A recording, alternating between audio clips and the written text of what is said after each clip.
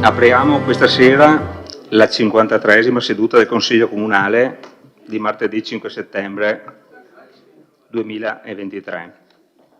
La seduta è aperta al pubblico e può anche essere vista in diretta TV sul canale televisivo La Tenda TV, visibile su internet. Passo la parola al segretario per l'appello.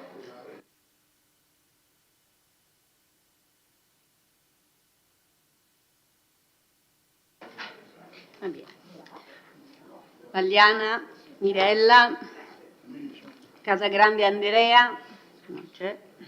Arriva tra mezz'ora. Dareggian Antonio. Arriva, sta arrivando. De Antoni Giulio, De Bastiani Alessandro, presente. De Nardi Barbara, Luz Marco, Gomiero Maurizio, sente giustificato. Miatto Antonio, presente. Fagotto Alberto, Parrella Roberto, Rasera Gianni, Rosset Mario, Salezze Silvia, Sant'Antonio Paolo, Presente. Tonon Roberto, Varaschin Gianni. Numero legale. Numero legale c'è. Passo, chiedo gli scrutatori, nomine degli scrutatori.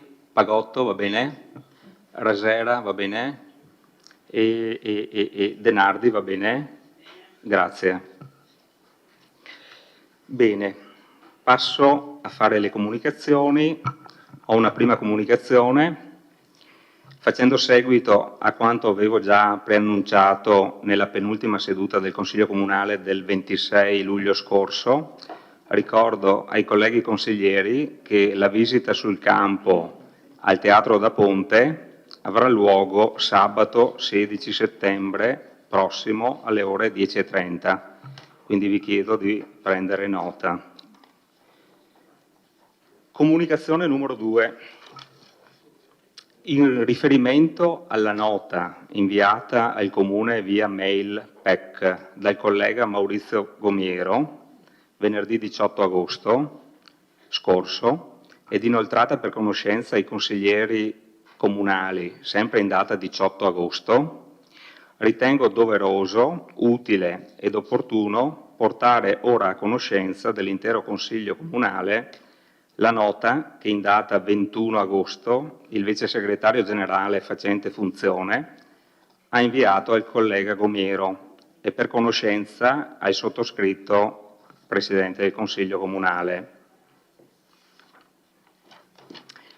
Oggetto: dimissioni da consigliere comunale, comunicazione di inefficacia. Con riferimento alla nota da lei inviata a mezzo PEC in data 18 agosto 2023, con la quale rassegna le dimissioni dalla carica di consigliere comunale, si rappresenta quanto segue. Il legislatore ha previsto dei requisiti formali particolarmente stringenti per la presentazione delle dimissioni dei consiglieri comunali, al fine di garantire certezza e veridicità, in considerazione delle potenziali e rilevati conseguenze delle stesse. In particolare si evidenzia che, ai sensi dell'articolo 38, comma 8 del decreto legislativo 267/2000, testo unico degli enti locali, le dimissioni devono essere presentate personalmente ed assunte immediatamente al protocollo dell'ente. Esse sono irrevocabili, non necessitano di presa d'atto e sono immediatamente efficaci. Dalla specifica disciplina contenuta nel TUEL, che indica sia gli effetti che delle modalità tassative per assegnare le dimissioni, si evince dunque che le dimissioni dalla carica di consigliere comunale non possono essere presentate a mezzo raccomandata, ovvero con posta elettronica certificata. Tali modalità di presentazione delle dimissioni non sono, infatti, idonei a soddisfare quanto richiesto dal richiamato articolo 38, come peraltro chiarito dalla giurisprudenza amministrativa e anche dal Ministero dell'Interno, Dipartimento per gli Affari Interni e Territoriali, con pareri numero 8557 del 18/5/2018 e del 12 agosto 2022. Pertanto, le dimissioni dalla carica di consigliere comunale, da lei trasmesse tramite PEC, non equivalendo a presentazione personale, sono prive di efficacia e, conseguentemente, inidonee a produrre effetti sotto il profilo dell'avvio del procedimento di surrogazione. Questa era la comunicazione. Ad oggi, pertanto, il collega Gomiero risulta essere a tutti gli effetti consigliere comunale in carica.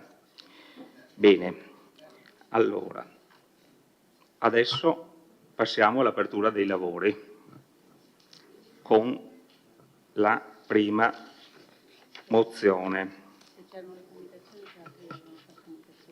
Altre comunicazioni che però non riguardino quello che ho comunicato io. Basta, andiamo avanti.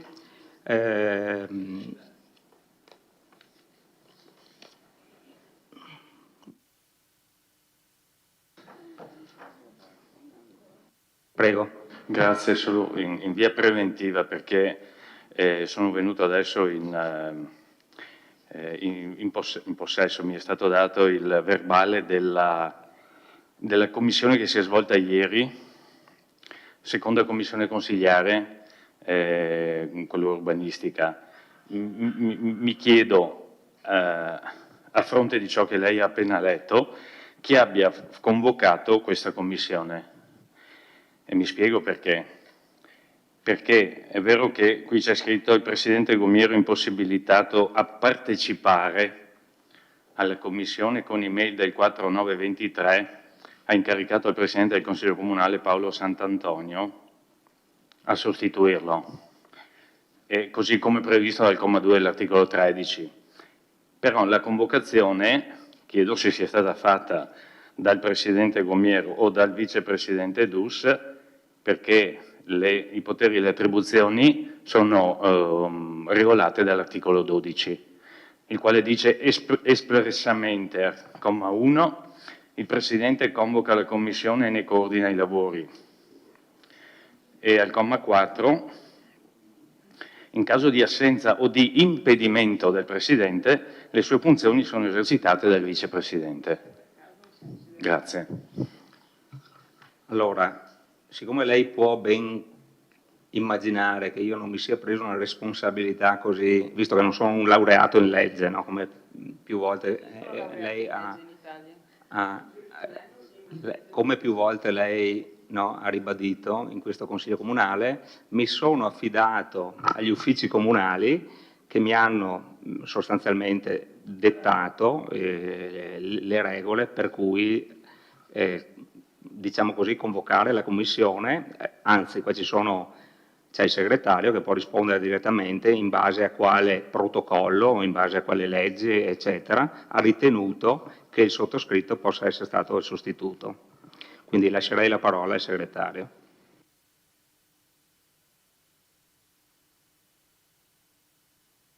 Non possono prevedere tutte le fattispecie che si possono provocare, che possono succedere. Ovviamente le funzioni sono dettagliate dal regolamento. Nel nostro caso avevamo l'impossibilità a convocare la commissione sia da parte del Presidente sia da parte del Vicepresidente, e sulla base della considerazione che i lavori di un Consiglio non possono essere frenati da impossibilità temporanee, perché se ci fossero state altro tipo di impossibilità la soluzione c'era, abbiamo proceduto a un'interpretazione estensiva, ritenendo che nel momento, applicando la norma che prevede che la Commissione per la prima volta, quando non c'è il Presidente, viene convocata, quando ancora non è stato nominato il Presidente della Commissione, quando ancora non esistono le commissioni, viene convocata dal Presidente del Consiglio.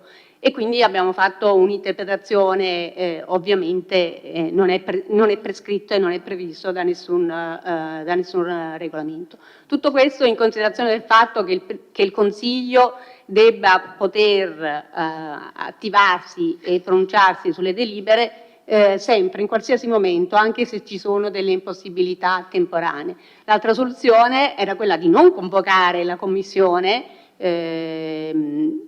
i punti potevano anche essere portati direttamente in Consiglio, non è la prassi che si è costituita a Vittorio Veneto, anche se il regolamento non prevede che tutti i punti all'ordine del giorno vengano trattati in commissioni obbligatoriamente, però l'obbligatorietà esiste per alcuni punti. Invece si è ritenuto che una commissione, una presentazione fosse opportuno e che quindi si facesse quanto era possibile per convocare la Commissione. Quindi questa è la valutazione che è stata fatta da me assieme agli uffici competenti. Bene, ringrazio segretario.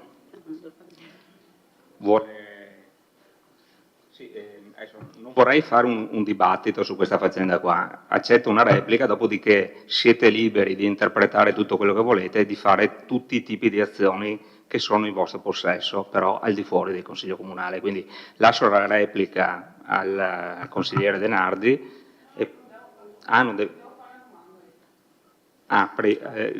Vuole fare? Prego.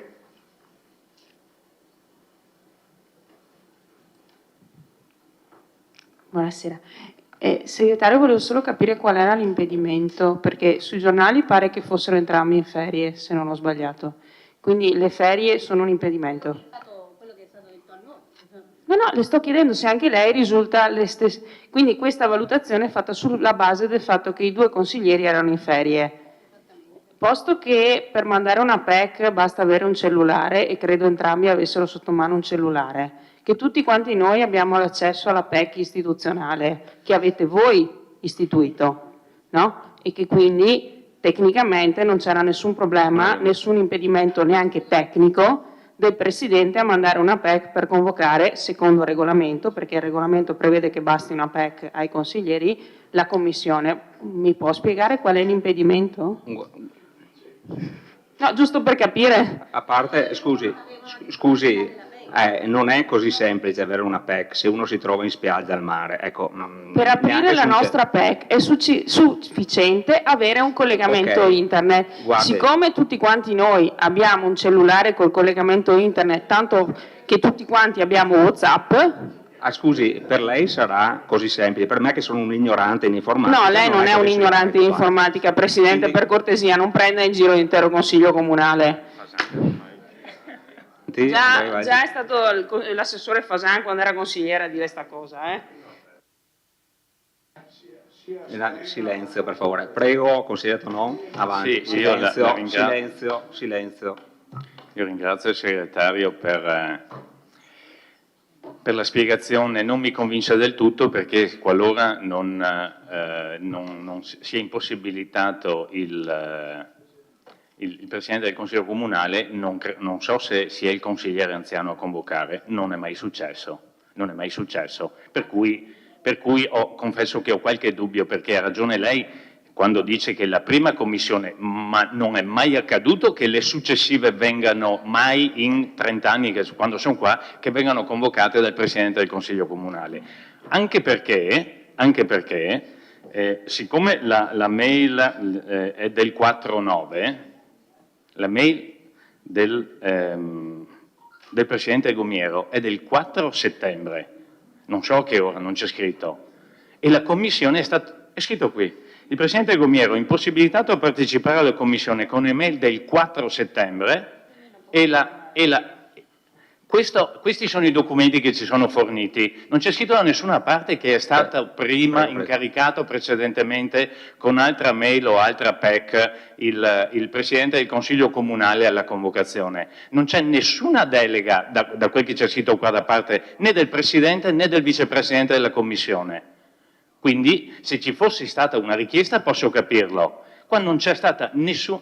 Allora, cortesemente, mi vengano fornite tutte le documentazioni scritte della richiesta fatta al Presidente Gomiero e alla sua rinuncia a convocare, al vicepresidente Dus e alla sua rinuncia, e le deleghe date al Presidente del Consiglio Comunale. Le aspetto via PEC, anche se non sono in spiaggia, per domani. Grazie.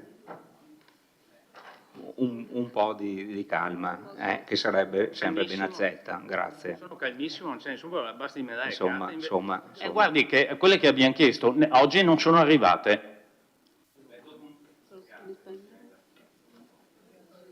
Prego, segretario. Sì, la nota che lei richiama, che ha richiamato e che si è inserita nel verbale si riferisce alla email con cui il consigliere Gomiero ha individuato come suo sostituto il Presidente del Consiglio all'interno della Commissione.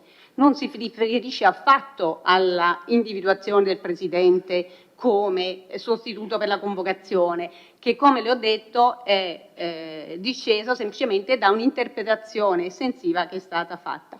Sono d'accordo con lei che l'altra ipotesi che abbiamo anche considerato poteva essere quella della convocazione del consigliere anziano. Abbiamo ritenuto che, riconosciuta la competenza in capo al Presidente del Consiglio per la prima seduta della Commissione, poteva essere maggiormente assimilabile. Bene, allora direi... Prego, consigliere Rossetto. Grazie Presidente. Io sì posso dire che su queste cose sono neofita. Abbiamo un avvocato in aula che ne sa sicuramente più di me. Ma siccome sento la parola interpretazioni, e interpretazioni non sono né norme né regole né leggi, adesso mi rivolgo a lei, segretario. Lei ci garantisce, almeno garantisce a noi, che il Consiglio Comunale è tutto a posto, possiamo andare avanti e non ci saranno altre conseguenze? Aspetto una risposta da lei, grazie. Ecco, non è una garanzia che posso dare io, che non so che cosa significa. Io garantisco dell'interpretazione che abbiamo fatto e in qualsiasi sede la difenderò. No, volevo puntualizzare una questione per il consigliere Tonon. Sia il Presidente che il Vicepresidente non hanno giustificato il loro impedimento con un'email, per cui non possiamo produrle i testi di queste email, perché sono stati contattati telefonicamente e telefonicamente hanno detto quello che le ho detto, che erano impediti a convocare le commissioni. Bene, grazie segretario. Procediamo con il punto numero 1 all'ordine del giorno. Allora,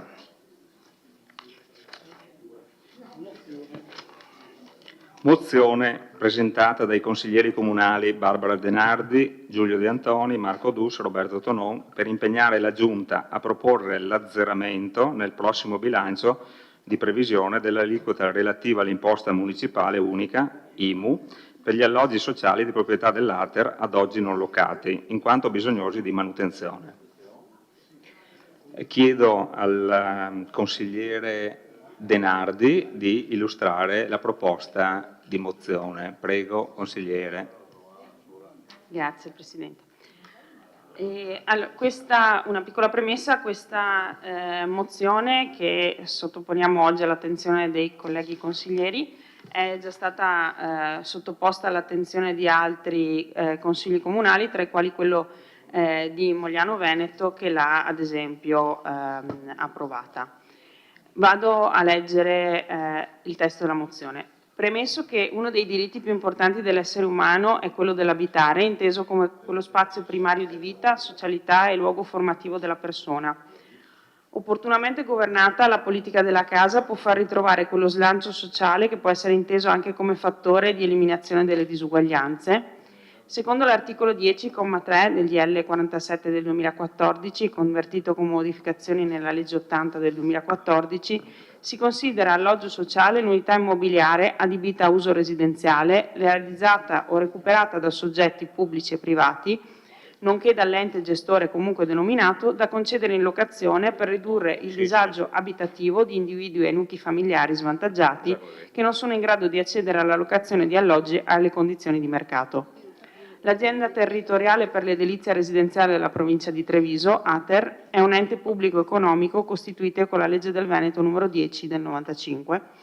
Attività tipico istituzionale dell'azienda è volta alla manutenzione e all'incremento del patrimonio dell'edilizia sovvenzionata concesso ai ceti meno abbienti in locazione permanente a canone sociale sulla base dei graduatori conseguenti a bandi pubblici comunali. Preso atto che con circolare numero 1 del 18 marzo del 2020 il Ministero dell'Economia e delle Finanze chiarisce il regime fiscale previsto in materia IMU sia per gli immobili posseduti dagli ACP sia per gli alloggi sociali, alla luce delle modifiche introdotte con la legge del bilancio del 2020, il legislatore ha mantenuto inalterato il regime fiscale già previsto in materia IMU, ribadendo che per gli alloggi regolarmente assegnati agli istituti autonomi per le case popolari o agli enti di edilizia residenziale pubblica, comunque denominati, aventi le stesse finalità degli IACP, istituiti in attuazione dell'articolo 93 del DPR 616 del 77, comma 749 dell'articolo 1, è prevista l'applicazione della detrazione di 200 euro e dell'aliquota ordinaria o di quella eventualmente ridotta deliberata dal Comune. L'articolo 1,754 della legge di bilancio del 2020 segna un'importante novità rispetto al precedente regime IMU. Si prevede infatti la possibilità di azzerare l'aliquota relativa agli immobili in questione che non erano o continuano a non essere assimilati all'abitazione principale. Inoltre tale facoltà di azzeramento dell'aliquota è suscettibile di essere esercitata per tutti gli immobili di proprietà di tali istituti, non solo per quelli regolarmente assegnati, ma ad esempio anche per quelli sfitti. Quello che dice questa circolare. La crisi economica e sociale in atto ha ulteriormente peggiorato le condizioni di disagio sociale e abitativo. Il progressivo sblocco degli sfratti e dei licenziamenti comprometterà ulteriormente le condizioni di intere famiglie e il loro accesso al reddito e quindi alla casa. L'azienda ATER possiede molti appartamenti sfitti che, se adeguatamente ristrutturati, potrebbero essere rimessi a disposizione delle amministrazioni e di conseguenza dei cittadini che ne hanno bisogno. Per essere ristrutturati, questi appartamenti hanno bisogno di ulteriori risorse rispetto a quelle che ATER sta già mettendo in campo. Il Consiglio Comunale delibera di impegnare il Sindaco e la Giunta a proporre l'azzeramento nel prossimo bilancio di previsione dell'aliquota relativa all'imposta municipale unica per gli alloggi sociali di proprietà ATER, a oggi non locati, in quanto bisognosi di manutenzione, siti nel Comune di Vittorio Veneto, quindi non assimilabili a abitazione principale, affinché le risorse liberate siano rivestite da ATER per rimettere in disponibilità ulteriori alloggi per i cittadini in difficoltà. Come vi dicevo appunto c'è almeno un altro comune in provincia di Treviso che ha deciso di perseguire questa strada. Leggevamo nei giornali in questi giorni che il vice sindaco ha stimato in circa 40.000 euro il fabbisogno conseguente da un'eventuale decisione di questo tipo, quindi sottoponiamo questa mozione ai colleghi consiglieri nella speranza che possa diventare un'iniziativa che, facendo sinergia fra il Comune e un'azienda che comunque è un'azienda pubblica e un'azienda regionale, sia possibile insomma migliorare la vita dei cittadini e ottimizzare le risorse investite sul territorio. Grazie. Grazie consigliere. Lascio la parola all'assessore Caldart. Grazie, buonasera a tutte e a tutti. Allora, è un tema di grande interesse, quello della casa, di cui abbiamo già avuto modo di discutere varie volte anche in Consiglio Comunale, per fortuna. E rispetto a questa proposta, premetto che io ho la delega del sindaco nella conferenza dei sindaci dell'ATER, quindi seguo diciamo, il tema, il problema, anche il bilancio dell'ATER in modo abbastanza dettagliato e regolare. Vorrei portare due tipologie di osservazioni alla vostra mozione, una di tipo tecnico e una di tipo politico. Allora, innanzitutto, forse è bene spiegare anche a chi ci ascolta il motivo per cui, giustamente, correttamente, voi chiedete l'azzeramento dell'IMU solo specificate sugli immobili sfitti. perché in effetti la normativa IMU prevede che nel caso di alloggi, chiamiamoli ATER, perché a Vittoria abbiamo l'ATER, non abbiamo altri enti, quindi di edilizia residenziale pubblica, quindi i nostri alloggi ATER occupati, questi vengono equiparati alla prima casa, quindi sono automaticamente esenti dall'IMU. Quindi il tema si pone eventualmente proprio su questa parte residuale di alloggi ATER, di proprietà ATER, ma sfitti, sui quali attualmente viene appunto applicata, come lei ha ben detto, l'aliquota IMU. C'è da dire una cosa, che il 1 luglio, il 2 luglio, il 7 luglio di quest'anno, il MEF ha firmato un decreto che dà un'interpretazione specifica alla legge di cui lei ha fatto riferimento, quella del 2019, chiamiamola quella sulla nuova IMU, specificando ciò che finora non era specificato, cioè in questo lasso di tempo veniva data la facoltà agli enti comunali, in questo caso, di individuare categorie per le quali potevano essere previste o diminuzione o azzeramento dell'IMU. Noi per esempio abbiamo il caso degli appartamenti dati alle giovani coppie con determinati prerequisiti. Questo decreto di luglio di quest'anno regolamenta, specifica le tipologie di casi per i quali è possibile appunto diversificare o anche azzerare l'IMU.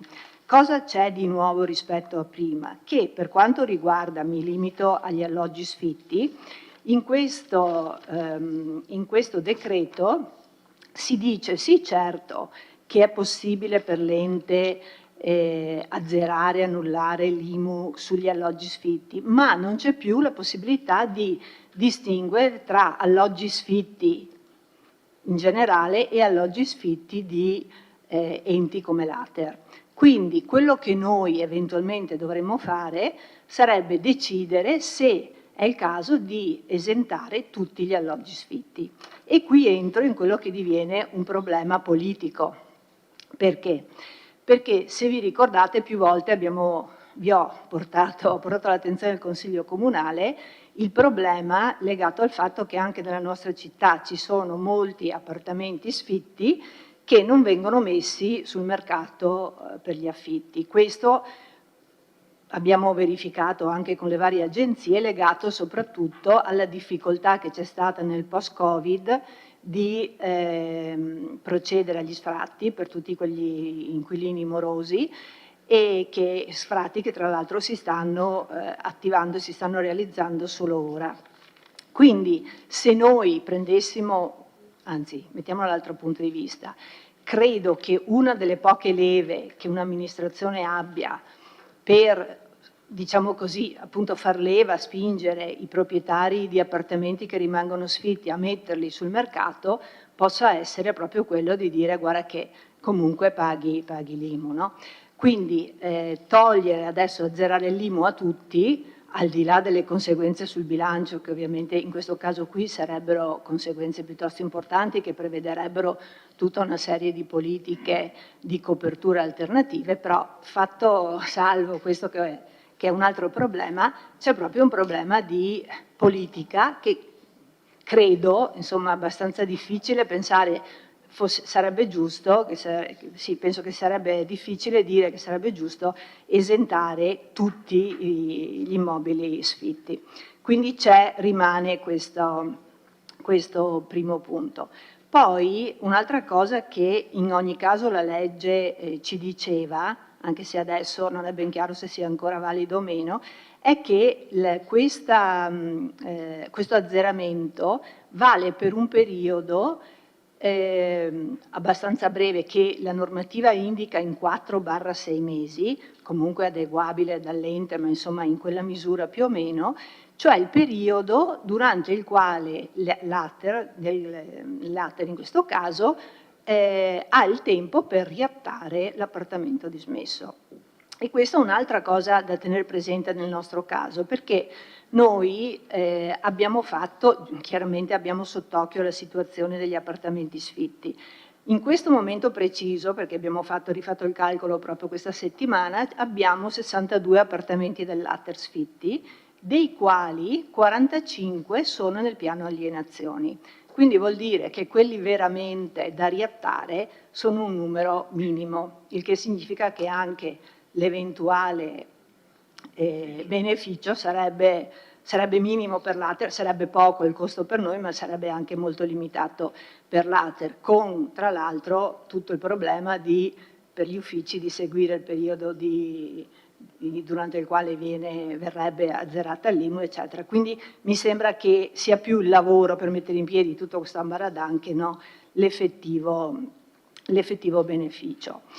Allora, cerchiamo visto che siamo insomma in tanti e che abbiamo anche delle teste e le conoscenze del nostro territorio abbastanza approfondite, cerchiamo anche di capire, e parlo soprattutto da componente della conferenza dei sindaci dell'Ater, che cosa sta facendo l'Ater e in che modo effettivamente si potrebbe supportare l'Ater dal punto di vista economico, finanziario, perché avesse più fondi. Certamente non sono queste piccole, ripeto, queste piccole azioni. L'Ater ha attivato da parte sua una politica di recupero di affitti e spese condominiali non versate. Tra l'altro abbiamo appena approvato il bilancio del 2020, ci hanno appena presentato il bilancio 22 approvato, e vi posso dire che da questo punto di vista il totale dei ricavi da canoni e morosità del 22 è di 9 milioni, in linea con quelli del 20 e il 21, però è aumentata la morosità. La morosità è passata dai 4 milioni del 20 ai 5 milioni del 22, il che significa che quest'anno hanno avuto 1 milione di entrate in meno sostanzialmente. Nonostante ciò, l'Ater ha fatto una grande politica sta facendo una politica di alienazione. Anche nella nostra città, insomma, avete sentito quanti sono ancora gli immobili nel piano alienazione e altri sono stati alienati. Comunque nell'anno appena finito sono stati riattati 16 alloggi che, per darvi un punto di riferimento, non so, Conegliano ne ha 15 e non so, Montebelluna ne ha avuti 6, quindi diciamo che siamo fra i comuni che più hanno avuto interventi sugli alloggi sfitti, perché ci sarebbe anche questo problema, cioè 40.000, 20.000, quello che è. In che modo viene automaticamente investito perché quei soldi vadano negli appartamenti da riattare a Vittorio Veneto? È chiaro che un ente grande come l'Ater, quando fa una previsione di lavori, lo fa con degli appalti, lo fa per lotti, quindi difficilmente riesci a rendere questo do ut des, no? Quindi anche questo è un elemento che a mio parere lascia un po' così dubbiosi su questa proposta. Peraltro dobbiamo anche considerare che noi come Comune siamo l'ultimo anello di una catena, siamo l'anello anche più debole, perché sopra noi, per esempio, cos'è che salta agli occhi in questo bilancio? Che se guardiamo le spese, le imposte, tasse e contributi che l'Ater paga, i soldi che spende, a fronte poi vi dico di che bilancio ha, comunque su 1,8 milioni di spesa, dove l'IMU pesa per 200.000 euro, l'IMU di tutti i comuni ovviamente, l'IRES per quasi 600.000, l'IRAP per 76, il fondo che restituisce alla Regione Veneto è di oltre $500.000 di euro. Allora ti viene sempre da chiederti perché il peso economico e anche gli impegni va sempre lasciato all'ultimo anello della catena, quando sopra c'è chi magari con potenzialità economiche e finanziarie maggiori della nostra dovrebbe forse intervenire, ed è qui che secondo me una politica che magari è già in atto ma che potrebbe essere migliorata anche di chi ci sta sopra, perché non siamo noi che possiamo migliorare la cosa, potrebbe intervenire anche sul discorso della morosità, perché tutta questa morosità cosa può fare veramente un comune? E ve lo dico cosa noi facciamo e quanto ci costa, perché è bene saperlo. Cioè noi l'anno scorso, quindi nel 2022, abbiamo speso, investito, pagato, chiamatelo come volete, per i soli utenti ATER, quindi non parlo di altre case di proprietà comunale, solo per gli ATER, 37.000 euro. Quest'anno, a luglio, con un numero maggiore percentualmente, no? Come mesi, però insomma che dobbiamo vedere come finisce, siamo già a 23.000 euro, quindi la nostra previsione quest'anno è di arrivare ad una spesa di 40-45.000 euro, il che significa che stiamo già contribuendo da parte noi in parte a risanare anche questa morosità. Quindi tutto ciò lo dico perché credo che proprio sia necessario non tanto dire questo intervento va a risolvere in piccola parte o a contribuire a risolvere un problema che l'ente a cui noi affidiamo tutto il discorso della casa porta avanti, perché è chiaro che l'ATER lavora per noi. Tra l'altro l'ATER, come vi dicevo, nel bilancio 2022 ha chiuso con un utile di esercizio di 1.082.000 euro, quindi non siamo in una situazione di deficit, facendo interventi e investimenti molto, molto importanti che poi se volete possiamo vedere. Ecco, spero di aver chiarito il senso della risposta, cioè al di là dei problemi tecnici che poi mi competono solo in parte, e delle conseguenze sul bilancio che eventualmente poi competono a tutti ovviamente, però c'è proprio vorrei un po' spostare l'attenzione dal tema specifico a un tema molto più ampio che va preso in considerazione da chi seriamente vuole amministrare. Grazie.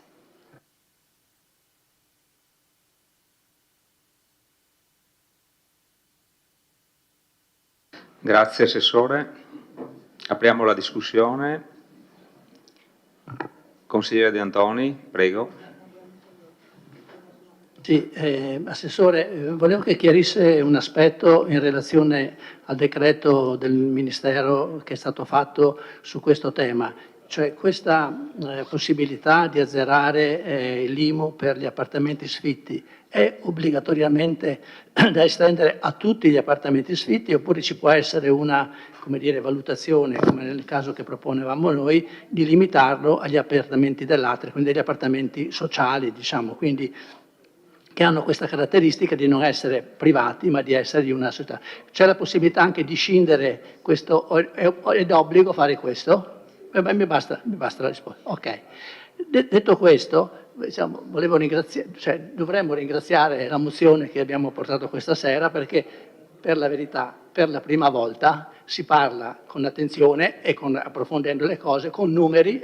Assessore, io sono stato presente a tutti i consigli da quando siamo qua, mai abbiamo parlato con questo approfondimento di questo tema, che è un tema importantissimo. Secondo lei no? Il tema, mi sembra strano che lei possa dire che il tema degli appartamenti, il tema che non si trovano appartamenti in affitto sia un tema non importante. È un tema importantissimo, esatto.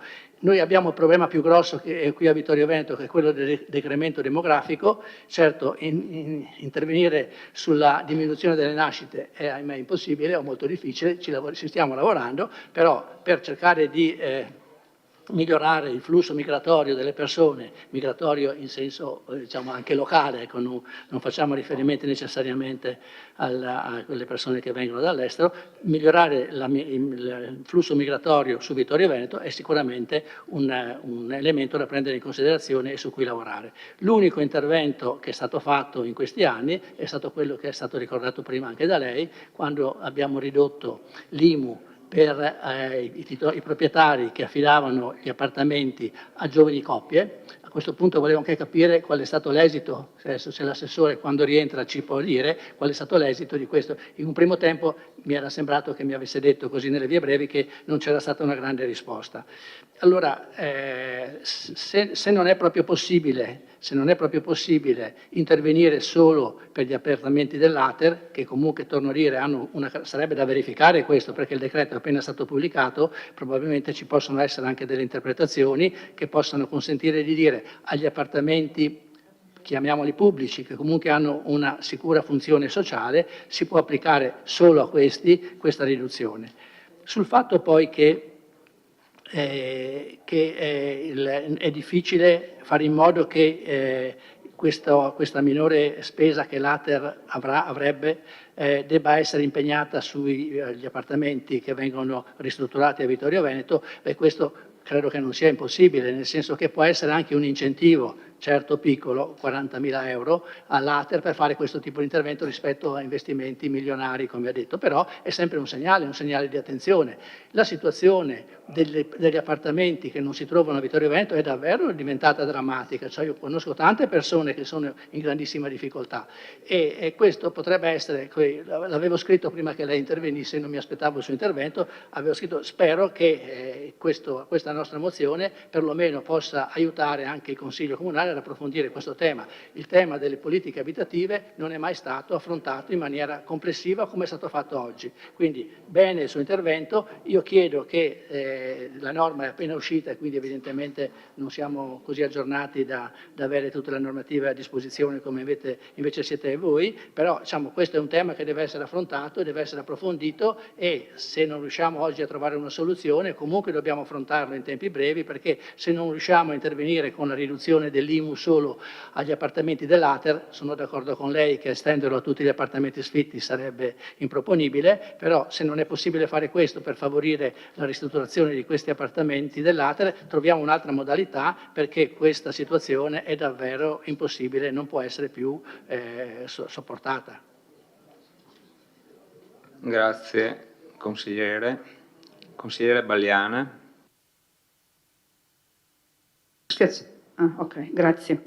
Buonasera. Allora, no, innanzitutto vorrei sottolineare che è stata già affrontata questa tematica nel Consiglio Comunale attuale, magari in risposta ad un'interrogazione, quindi non in una mozione, ma io mi ricordo che a febbraio dello scorso anno, su una mia interrogazione, c'è stato un approfondimento rispetto a questa tematica e l'assessore Caldart aveva riferito in aula una panoramica generale molto, molto precisa sui dati e su quello che è la situazione nel comune di Vittorio Veneto. Quindi è vero che non c'è mai stato dibattito, però insomma un primo tentativo, almeno i dati li avevamo avuti nel febbraio 22.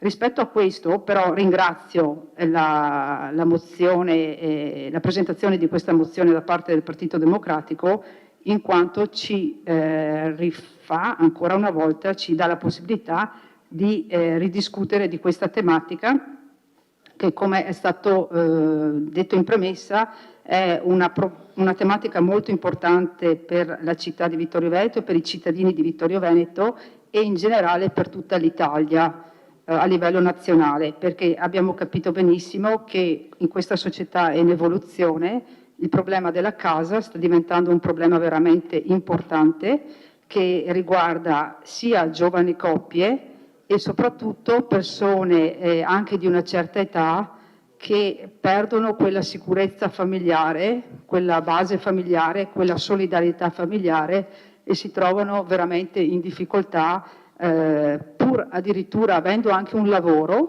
perché conosciamo persone che hanno un lavoro, però sfortunatamente, purtroppo ne conosciamo, devono riparare cioè non riescono nemmeno a pagare un affitto. Quindi questo problema veramente diventerà un problema sociale di fondamentale importanza, lo sta diventando e bisognerà trovare delle risposte. Allora, detto questo, e su questo mi sembra siamo tutti d'accordo, volevo invece sul discorso proprio specifico della mozione, innanzitutto capire la questione tecnica. In effetti se il Comune di Mogliano l'ha applicato, l'ha fatta prima, ecco, quindi chiudo la parentesi, e quindi diventa una questione tecnica. Invece per quanto riguarda l'impegno di Ater, ecco, rispetto alla panoramica che era stata fatta nel febbraio 22, adesso mi sorprende di sentire che Ater, oltre, chiedo conferma all'assessore, oltre ai 29 appartamenti che aveva messo in vendita, quindi a febbraio 22 ipotizziamo, adesso ne mette altri 45 in vendita all'inazione. Mi sembra di capire che su un ammontare di appartamenti di 217 stiamo calando rapidamente in termini di percentuale all'interno della nostra città. Ricordo che Vittorio Veneto aveva un numero molto alto di appartamenti Ater rispetto alla provincia. Quello che mi sembra di cogliere è che l'Ater, ma questa è una mia sensazione leggendo anche i giornali e la stampa locale, si stia un po' focalizzando sulle città di Treviso e sulla cintura della città di Treviso. Questa è una mia osservazione che sto notando, sta facendo dei grossi investimenti su quella zona là, e a discapito, dal mio punto di vista, di altre zone periferiche. Ecco, qua bisognerebbe, con l'aiuto di tutte le forze politiche, cercare che questi investimenti siano proporzionali anche nei territori anche periferici e non solo centrali della cintura di Treviso. Quindi chiedo solo all'assessore, magari non questa sera perché immagino non abbia i dati proprio, noi la scorsa volta ci aveva detto che erano in ristrutturazione 20 appartamenti, cioè 10 per il 22 e 10 per il 23, chiedo se sono stati sistemati. E poi mi aggancio a questa valutazione chiedendo praticamente anche la situazione degli appartamenti comunali. Scusate se esco un attimo da quello che è proprio il punto tecnico, ma visto che siamo in mozione, in discussione di una cosa importante, riguardo agli appartamenti comunali, ce n'erano 7 da Ponte, in via di assegnazione, non chiedo se sono stati assegnati, e ne rimanevano 5 in manutenzione. Poi ce n'erano altri 4 a livello di via Dalmazia della regione Veneto da sistemare in stato di abbandono, anche quelli non si sa, e poi gli 8 appartamenti in previsione al Piazzoni eventualmente, no?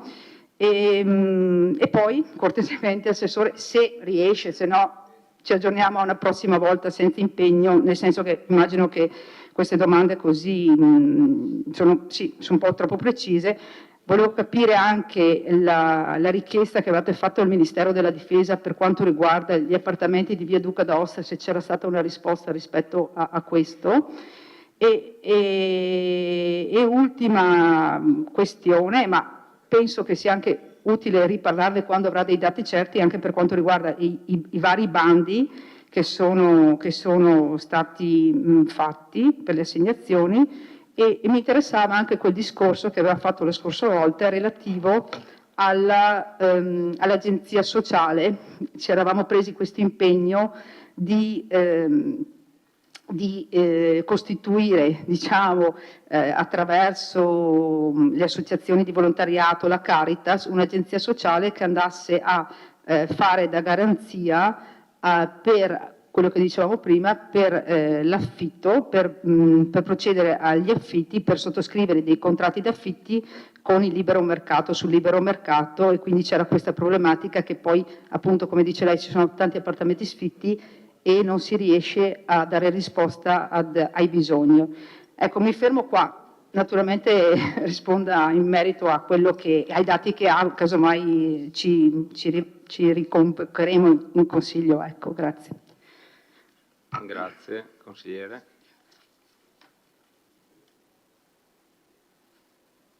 Le lascio la parola, ricordo che il primo intervento, prego.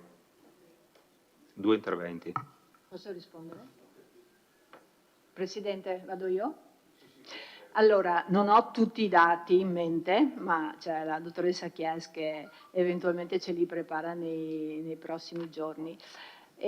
Allora, una cosa vorrei dire, cioè stando nel gruppo della conferenza dei sindaci dell'Ater, all'inizio mi ero resa conto che c'era chiaramente una grandissima focalizzazione su Treviso e sulla cintura, perché è anche capibile, perché hanno una valanga di richieste. Loro hanno questo grosso finanziamento, il PINQA del PNRR, che è di 9 milioni e mezzo, che riguarda soprattutto Treviso e in parte anche Monigo, mi pare che si chiami, un paese lì attorno. E certamente là stanno intervenendo, però io credo che essere presenti serva, nel senso che ti rendi conto, all'inizio capisci e dopo insomma qualcosa riesci anche a far presente. Per esempio il finanziamento di quasi 12 milioni che ha chiesto l'Ater sostanzialmente per l'efficientamento energetico, che però non vuol dire nuovi appartamenti, ma vuol dire efficientare e quindi diminuire anche per esempio le spese condominiali, che sono uno dei primi problemi che hanno gli utenti Ater. Prevede all'interno di questi 11 milioni e 8, prevede, non so quanto pesi, però insomma una buona parte, l'efficientamento energetico di 33 alloggi di 4 civici di via Buozzi, quindi insomma quello è parte o è appena partito, sta per partire. Poi, come vi ho detto, gli interventi sui nostri appartamenti, perché c'ho anche tutta i riatti degli alloggi sfitti, ve l'ho detto, nel 22 sono stati 16, poi non necessariamente sono perché si sovrappongono, cioè la gente entra e esce, no? Se noi oggi diciamo abbiamo 62 appartamenti vuoti, di 45 siamo sicuri che resteranno vuoti perché sono in alienazione, ma gli altri non è che siano quelli dell'anno scorso, perché la maggior parte sono stati assegnati, ma nel frattempo altri sono rimasti sfitti e quindi c'è la graduatoria che procede. Io vedo che l'ufficio casa lavora tutti i giorni con le assegnazioni perché è in divenire, poi abbiamo i 2 bandi, però per l'Ater è questo, poi l'altro, quello gli over 65 non sono di proprietà Ater. Ecco, quindi questi sono i dati, macro dati, poi nel dettaglio senza dubbio possiamo essere più precise. Grazie, Assessore. Consigliere De Bastiani. Grazie, buonasera. Allora, volevo fare solo un appunto riferendomi all'introduzione molto articolata che ha fatto l'assessore, nella quale ha iniziato sottolineando il fatto che questa amministrazione ha il tema della residenzialità pubblica molto a cuore. Allora io vorrei ricordare che all'inizio di questo mandato, penso nei primi 6 mesi, io avevo sollevato il problema di 3 appartamenti di edilizia residenziale pubblica o convenzionata del comparto Meschio, del comparto Piazza Meschio. Erano 3 appartamenti che, secondo la convenzione iniziale, ricorderete tutti quanti, dovevano essere appunto adibiti e indirizzati a una cessione che prevedeva appunto regole che riguardano l'edilizia convenzionale, e invece quel patto non è stato rispettato. Adesso stiamo parlando di 3 appartamenti e quindi magari uno dice vabbè 3 rispetto a... Però è un segnale molto, molto preciso e determinato. Quindi non mi sembra che questo rispecchi una grande attenzione per questo problema, soprattutto perché la risposta per quando ho sollevato questo problema è stata che quei 3 appartamenti erano finiti nel dimenticatoio. E forse il sindaco Miatto si ricorderà perché mi ha risposto lui, no? Però lo avete mandato voi, la maggioranza, voi consiglieri di maggioranza l'avete mandato nel dimenticatoio quei 3 appartamenti. Quindi mi sembrava che la risposta allora del sindaco era poco tecnica e per niente etica. Quindi forse non è vero che questa amministrazione ha così a cuore questo problema. I fatti dimostrano il contrario. I fatti. Grazie, consigliere De Bastiani. Altri interventi? Consigliere Denardi.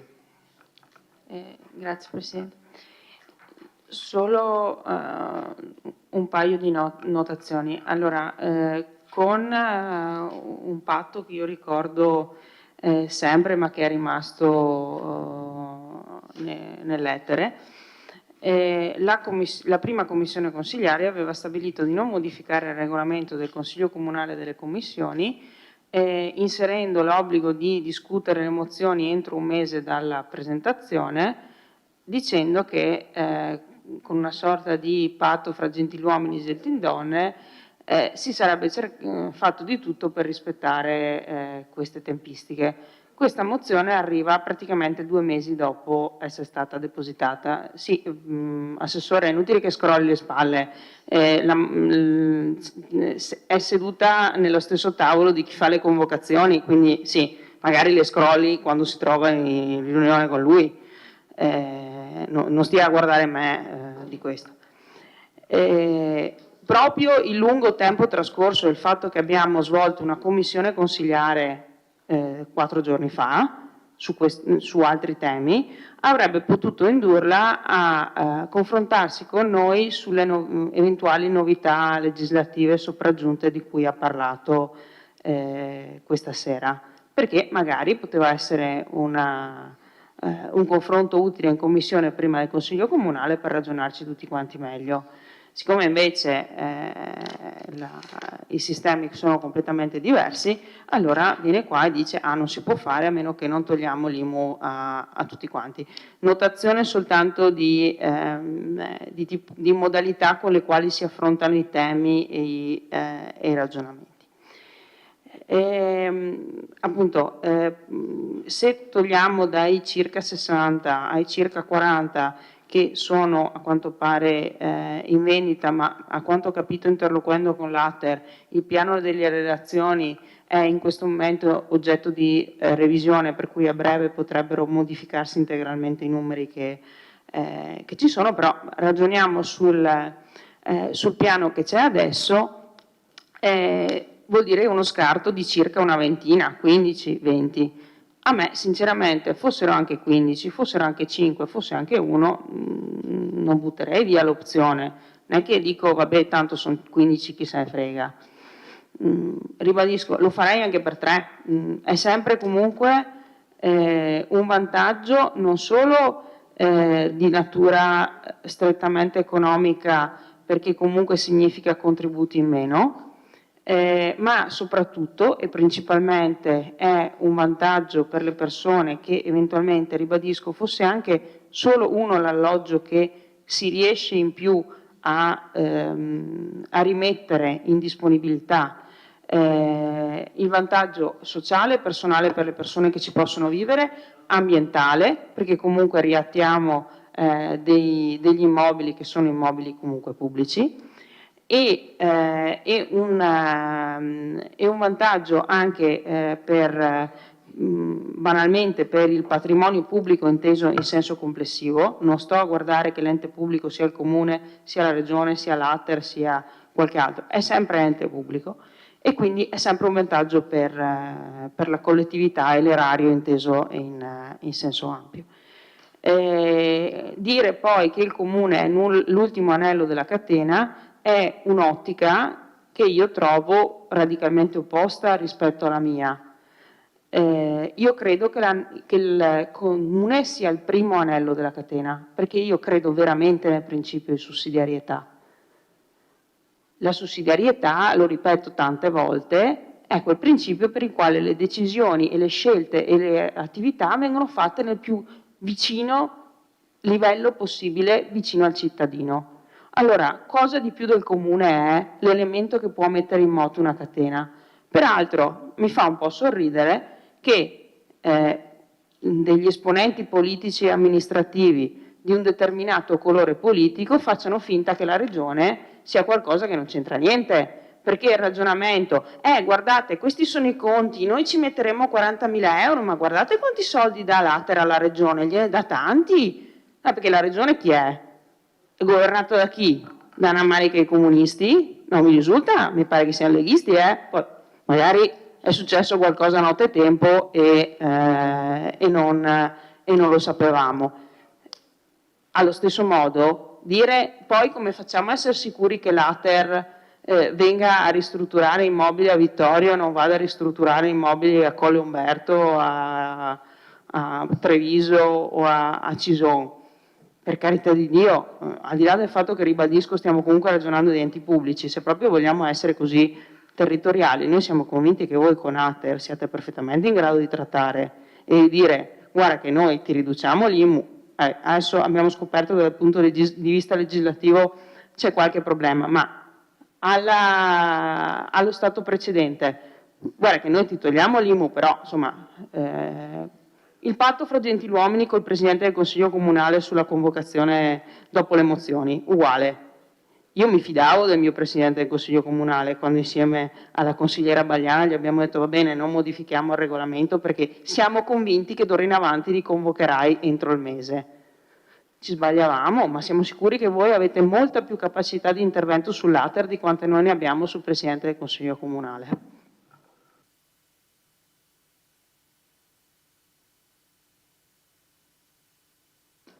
Consigliere De Bastiani.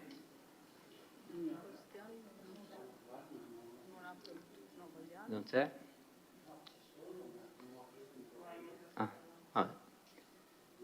Consigliere Bagliana. Grazie.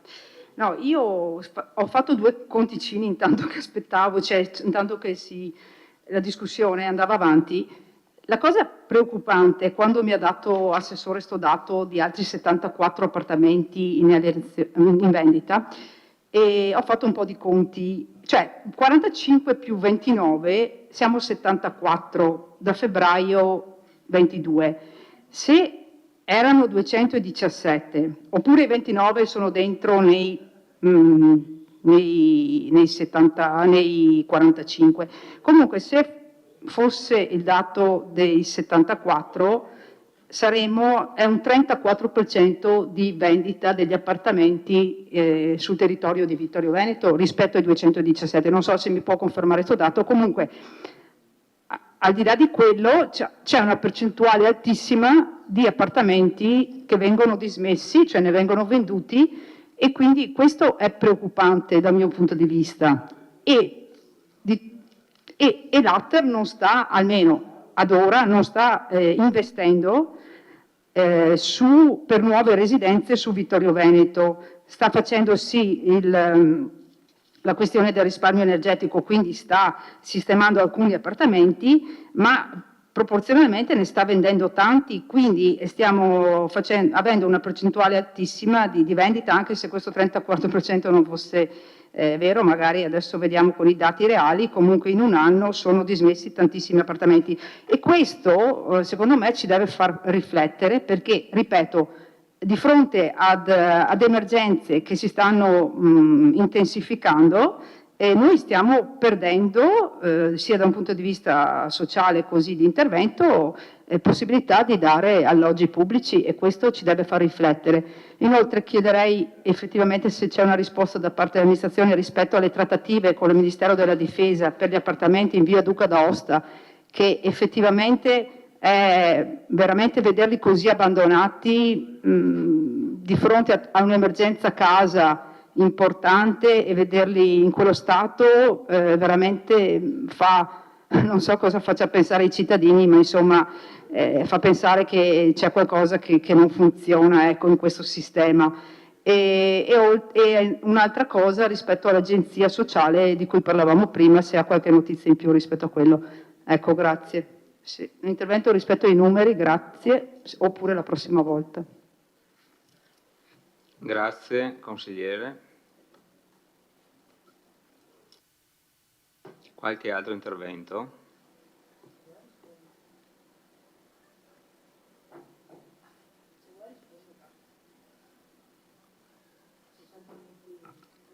intervento. Assessore, prego.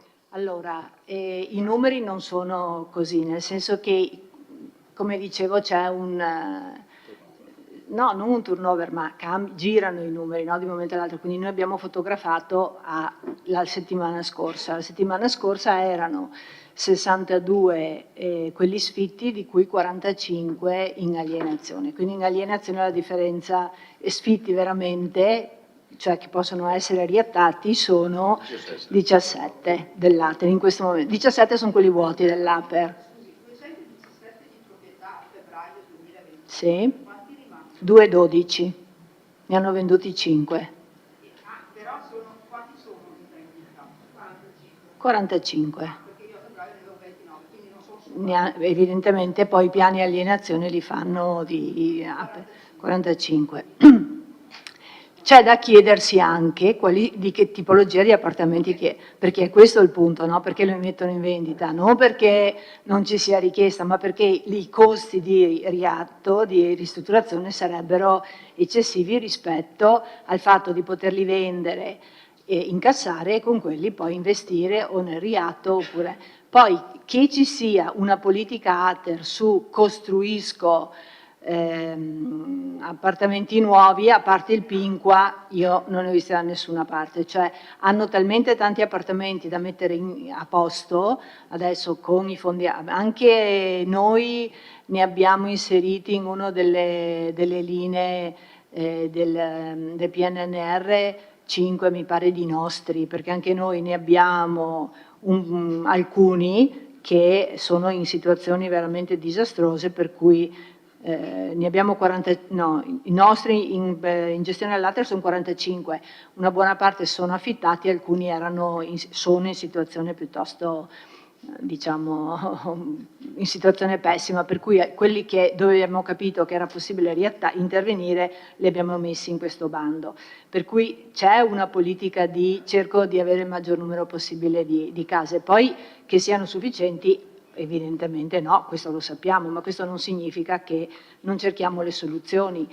Il tavolo di cui parla lei è andato avanti, nel senso che ci sono due gruppi di lavoro, uno politico e uno tecnico, e abbiamo fatto quest'estate una formazione e adesso ci sarà un convegno, è capeggiato da... come si chiama? La Fondazione di Comunità della Sinistra Piave, che ha investito proprio su Vittorio come territorio da analizzare, e vediamo adesso in questo convegno, dovrebbe essere in autunno, abbiamo venerdì la convocazione, quindi ci daranno anche i dati e vediamo anche da lì, perché è proprio un punto di partenza un tavolo nel quale si stanno studiando modelli che esistono già, perché non è che dobbiamo inventarci niente, ci sono modelli in altre regioni, noi partecipiamo a formazioni in continuazione, ma purtroppo la bacchetta magica non ce l'ha ancora nessuno. Grazie. Altre prenotazioni? Non vedo. Allora possiamo proseguire con la dichiarazione di voto. Ci sono dichiarazioni di voto? Dichiarazione di voto, consigliere De Antoni, prego. Ci rendiamo conto che alla luce di quanto ci ha detto l'assessore, ai sensi di quell'articolo del decreto del Ministero, diciamo, questa possibilità che era indicata nella nostra mozione non può trovare spazio. E quindi diciamo, l'idea è comunque di approvare questa mozione, ma come auspicio, se non altro, per approfondire sempre più queste tematiche e riuscire finalmente a dare una risposta a tutte le richieste che ci sono di alloggi. Quindi non so neanche io, cioè, non vorremmo ritirare la mozione e vorremmo solo considerarla, però ci rendiamo conto dell'impossibilità di realizzarla nei termini. Non so se possiamo aggiungere che la presente mozione costituisce un auspicio, un impegno per cercare di approfondire sempre più queste tematiche così importanti per la nostra realtà. perché mi rendo conto che deliberare favorevolmente una cosa che poi non può essere realizzata potrebbe essere, sì, diciamo, una cosa inutile.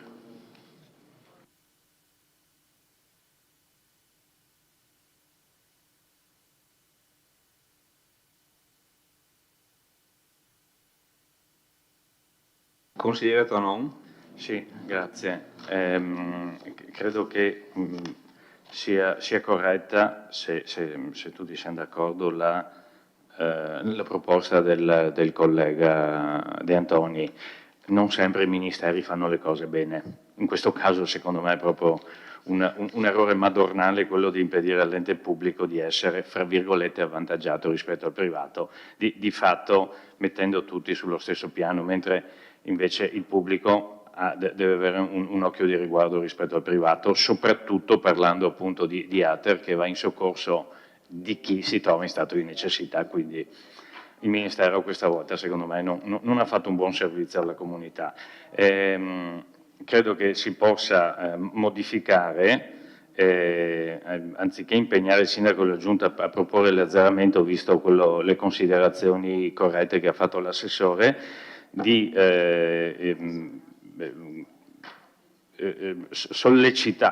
impegnare il sindaco e la giunta a chiedere agli organi superiori, in questo caso al Ministero, che venga data la possibilità cioè quello che abbiamo in sostanza chiesto, che se il Comune rinuncia a favore incassare l'IMU relativamente agli alloggi sfitti, ci sia il Comune, visto che è l'ente locale che teoricamente dovrebbe poter decidere le tariffe e anche chi esentare, che questo si possa fare in sostanza, cioè impegnare l'amministrazione a chiedere al Ministero, al Governo, credo al Ministero, la possibilità di pervenire a una decisione autonoma come ente locale, come fra l'altro dovrebbe essere. Grazie.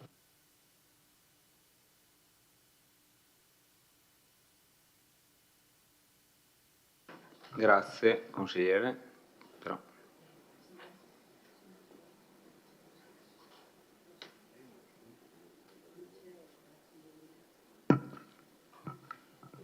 Non capisco se qualcuno vuole proporre qualche emendamento oppure...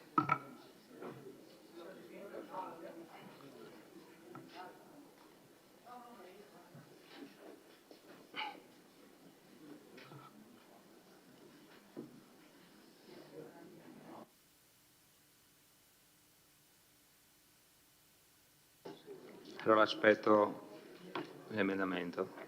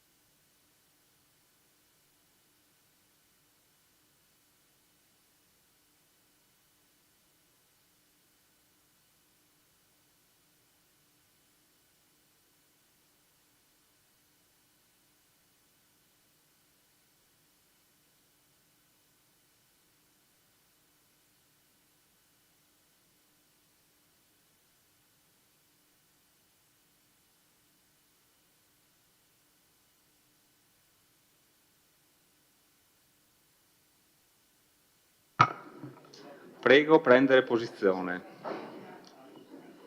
Allora, l'emendamento, chiedo un attimo di attenzione per vedere se...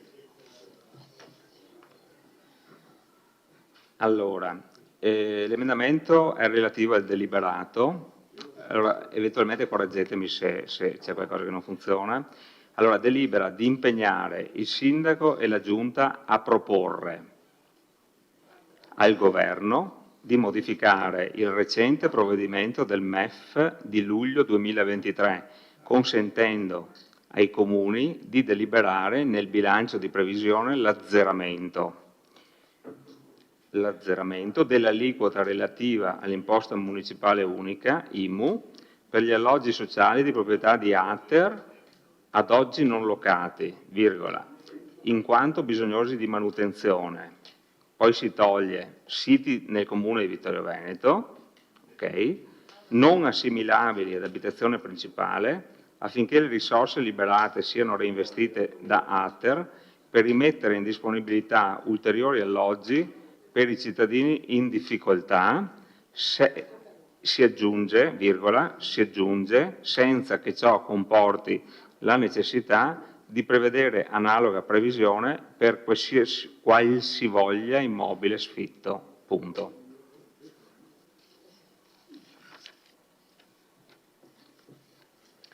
Mettiamo ai voti l'emendamento, un attimo che...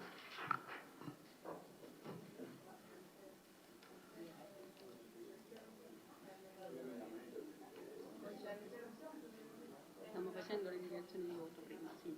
Se sono finite le dichiarazioni di voto. Sì, un attimo a questo punto che... Volete fare la dichiarazione di voto? Già fatta? No. Allora passiamo in votazione.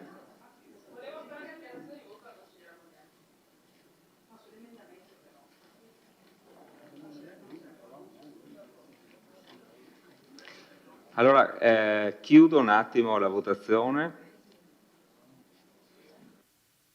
Prego, consigliere Bagliana.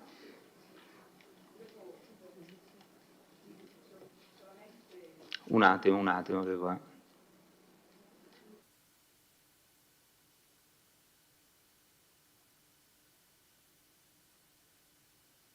Solviamo tutto che qua con l'informatica. Prego. No, una semplice dichiarazione del voto sull'emendamento, nel senso che lo sosteniamo, ma invitiamo la maggioranza voglio dire, a sostenerlo per il semplice fatto che per quello che abbiamo detto prima, cioè cercare una serie di modalità e di soluzioni per lavorare tutti verso un unico obiettivo. È per quello che dico, quindi io invito la maggioranza a sostenere questo emendamento che potrebbe insomma dare ulteriore forza agli obiettivi che ci siamo posti prima per i cittadini anche di Vittorio Veneto. Grazie. Grazie consigliere. Dichiarazione del gruppo Lega. Prego. Consigliera Bagliana, perché ci deve sempre tirare in ballo? Suggerisco, pensi per lei, noi bocciamo tutto quanto, l'emendamento e tutto quanto. Grazie. Consiglio, basta. Allora, grazie. Ora, se non ci sono altre dichiarazioni di voto, passiamo in votazione. Allora, apro la votazione dell'emendamento. Emendamento in oggetto. Il dispositivo emendato. Si vota la mozione così come modificata. Allora passiamo alla votazione finale della mozione così votata, emendata. Prego.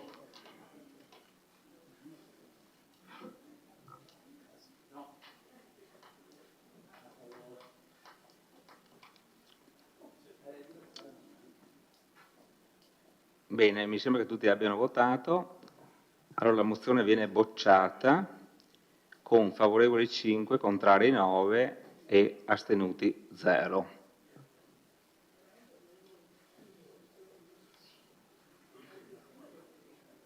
Bene, passiamo al punto numero 3 dell'ordine del giorno, regolamento trasporto scolastico, aggiornamento. Lascio la parola all'assessore Caldart per l'illustrazione della proposta di delibera. Prego.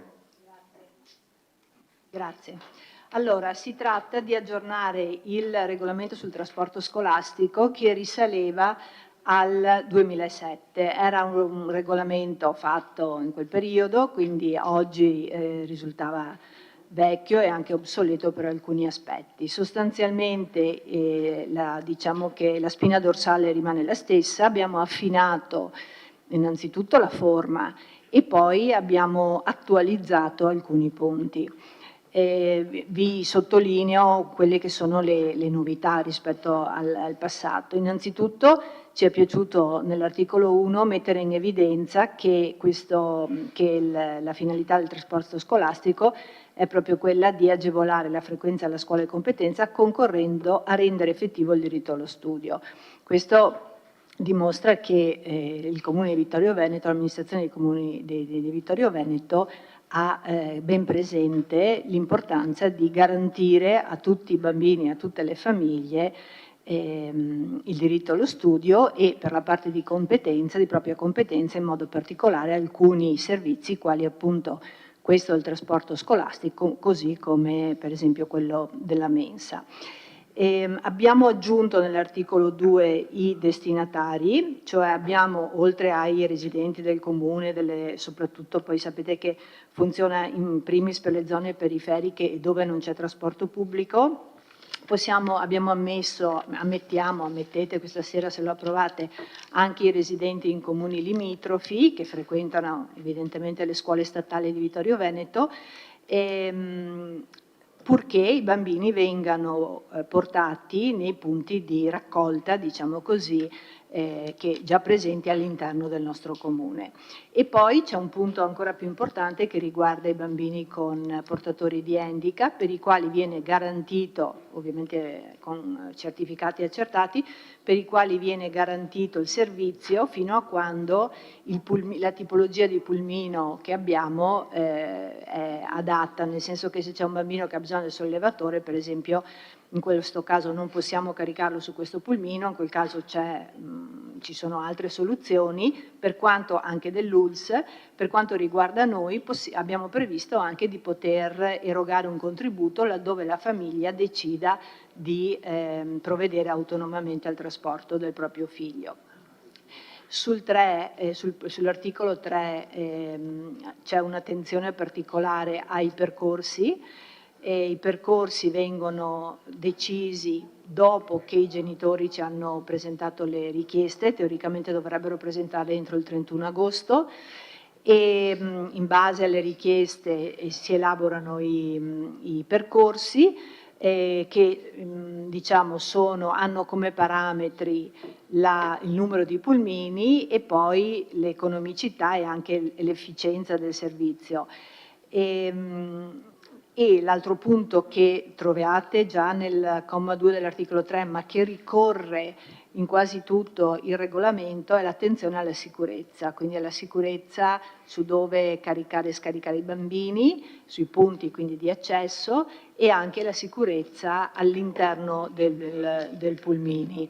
Anticipo già che è previsto l'accompagnamento per i bambini della scuola materna, mentre gli altri autonomamente hanno accesso al servizio. Inoltre abbiamo anche inserito per i bambini dalla quarta primaria in su, quindi quarta, quinta e medie, la possibilità, se i genitori li autorizzano, di salire a bordo e quindi poi di scendere a fine giornata senza essere accompagnati dai genitori. Questo è anche perché questo è un servizio educativo, è uno dei servizi educativi come lo è la mensa, quindi viene portata anche l'attenzione alla responsabilizzazione della famiglia in primis, ma anche poi dei bambini nel loro processo di crescita. e abbiamo un numero minimo di alunni di adesioni per attivare il servizio, che è di 5. Nel caso fossero minori, come è sempre successo anche in passato, si cerca di trovare soluzioni alternative. Quindi l'altra diciamo fil rouge che scusate, che collega un po' tutti gli articoli è quello dello spirito di collaborazione tra l'ente pubblico, le famiglie, la scuola e anche il gestore del servizio. Ci si iscrive articolo 4 ovviamente con un modulo online, fino ad oggi si faceva ancora l'iscrizione su carta. E vabbè, qui all'articolo 4 c'è il comma 3 dove dice che i genitori dichiarano consapevoli che il servizio potrà subire variazioni orari e percorsi per cause non dipendenti dalle scuole e il comune, cioè abbiamo messo alcune specifiche legate anche a casistiche che in questi anni si sono accumulati proprio per evitare contestazioni e per far chiarezza per tutti. Bene, poi qua, ecco, nel caso non è mai successo perché i pulmini sono piuttosto capienti, ma nel caso ci fossero più domande rispetto ai numeri, alla capienza del pulmino, ci sono anche i criteri per la graduatoria. L'accompagnamento, come vi ho detto, è solo per i bambini più piccoli. La responsabilità l'abbiamo esplicitata all'articolo 7, ma vi ho già parlato della responsabilità genitoriale e abbiamo specificato anche la responsabilità e il comportamento degli autisti, ovviamente, e dell'accompagnatore laddove ci sia. Un punto che abbiamo sottolineato è quello del comportamento degli utenti, perché purtroppo in questi ultimi anni abbiamo avuto casi anche di bullismo all'interno dei pulmini, di bambini che hanno anche, come si dice, rovinato e lordato, ma anche rotto alcune parti del pulmino, quindi viene chiarita la responsabilità genitoriale in questi casi. Poi il costo è stabilito dal deliberato anno per anno e il pagamento, come vi ho detto, viene predisposto attraverso il sistema Pago PA. Abbiamo il primo quadrimestre perché la scuola inizia a metà settembre e poi i 2 trimestri successivi. Chi si iscrive si impegna per tutto l'anno scolastico, nel caso in cui dovesse rinunciare può farlo, ovviamente comunicandolo per tempo, e la rinuncia vale dal trimestre successivo.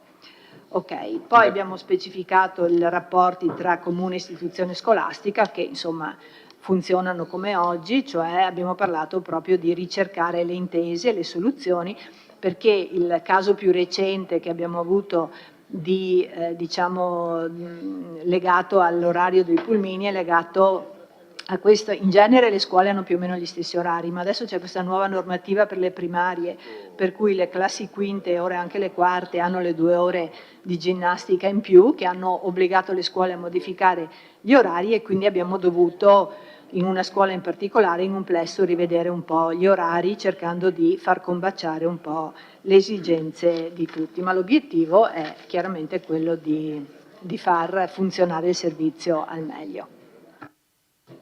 Grazie Assessore. Apriamo la discussione.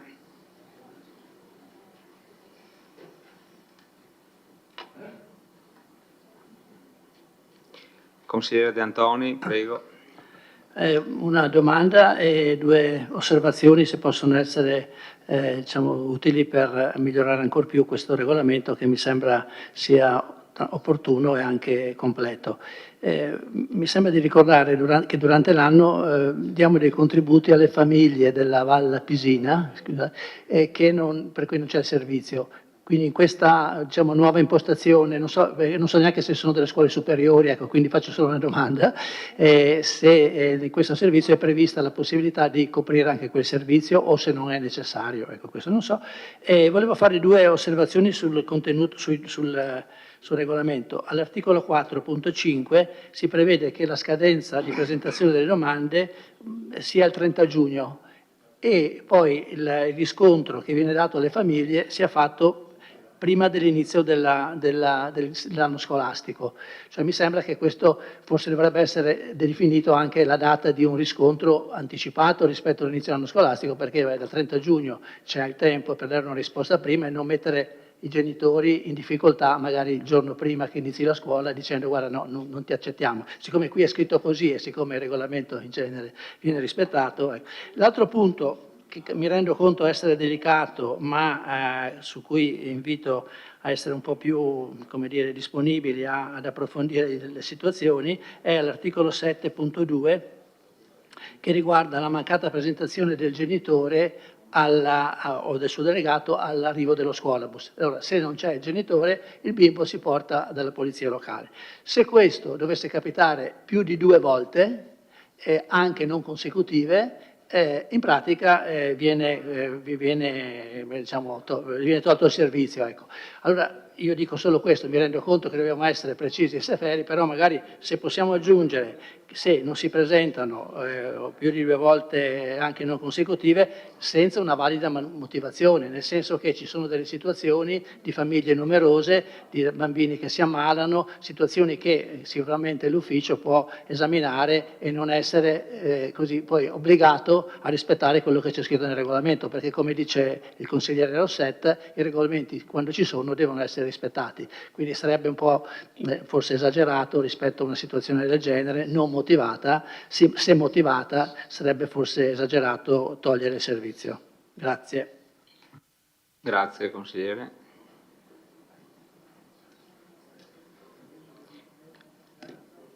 Qualche intervento?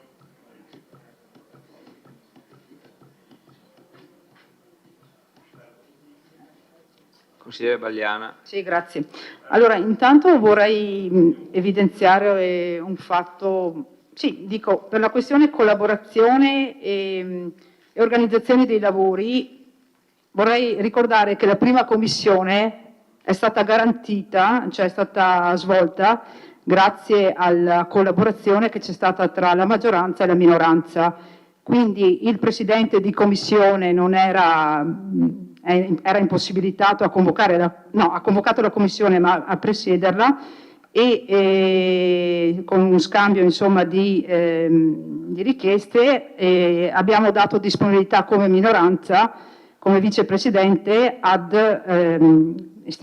affrontare, ad istituire la commissione. Inoltre c'è stata la presenza anche della consigliera Denardi che infatti la commissione si è svolta e quindi abbiamo potuto regolarmente vagliare il documento e questa sera il regolamento viene portato in discussione in Consiglio Comunale come d'obbligo rispetto a una valutazione di commissione, altrimenti questo regolamento non sarebbe stato possibile portarlo all'attenzione del Consiglio Comunale questa sera.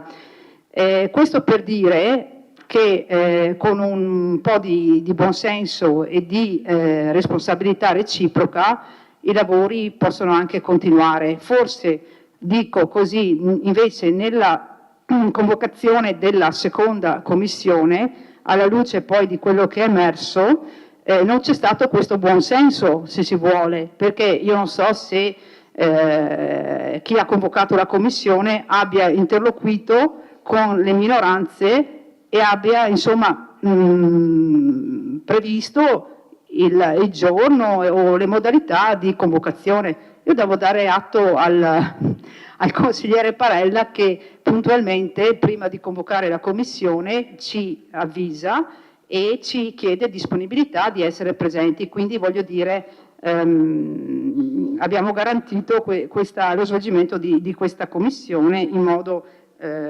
corretto e altrettanto non mi sembra sia avvenuto in seconda commissione. Detto questo, andando nel merito poi del regolamento, ecco, quando prima io chiedevo, scusi se ritorno Rosset di nuovo alla discussione, che quando chiedevo un invito alla maggioranza di provare a trovare dei punti di accordo anche su proposte che arrivano dalla minoranza, intendevo questo, cioè quando c'è l'idea di fare le cose e di raggiungere determinati obiettivi, che sono obiettivi nobili e condivisi anche perché sono gli obiettivi espressi prima anche dall'assessore Caldart, non vedo perché non si possa arrivare a una condivisione. Ecco, io intendevo questo come è arrivato in questo momento. Ecco. Vabbè, detto questo, Entrando nel merito del documento, la mia perplessità invece nasce quando lei, Assessore, parla della questione della sicurezza, quindi mettiamo al primo punto sotto attenzione la questione della sicurezza, cioè il dove scaricare i bambini, le modalità e soprattutto la sicurezza nel trasporto durante il percorso in pulmino, e questa mi trova assolutamente d'accordo, come mi trova d'accordo nel assolutamente richiamare i ragazzi o i bambini quando ci sono comportamenti veramente al limite della decenza, nel senso, appunto, sappiamo benissimo delle situazioni veramente anche gravi che si verificano. Quindi sotto tutti questi aspetti sono assolutamente d'accordo, però mi sto ponendo la questione relativa alla sicurezza quando i bambini scendono dal mezzo.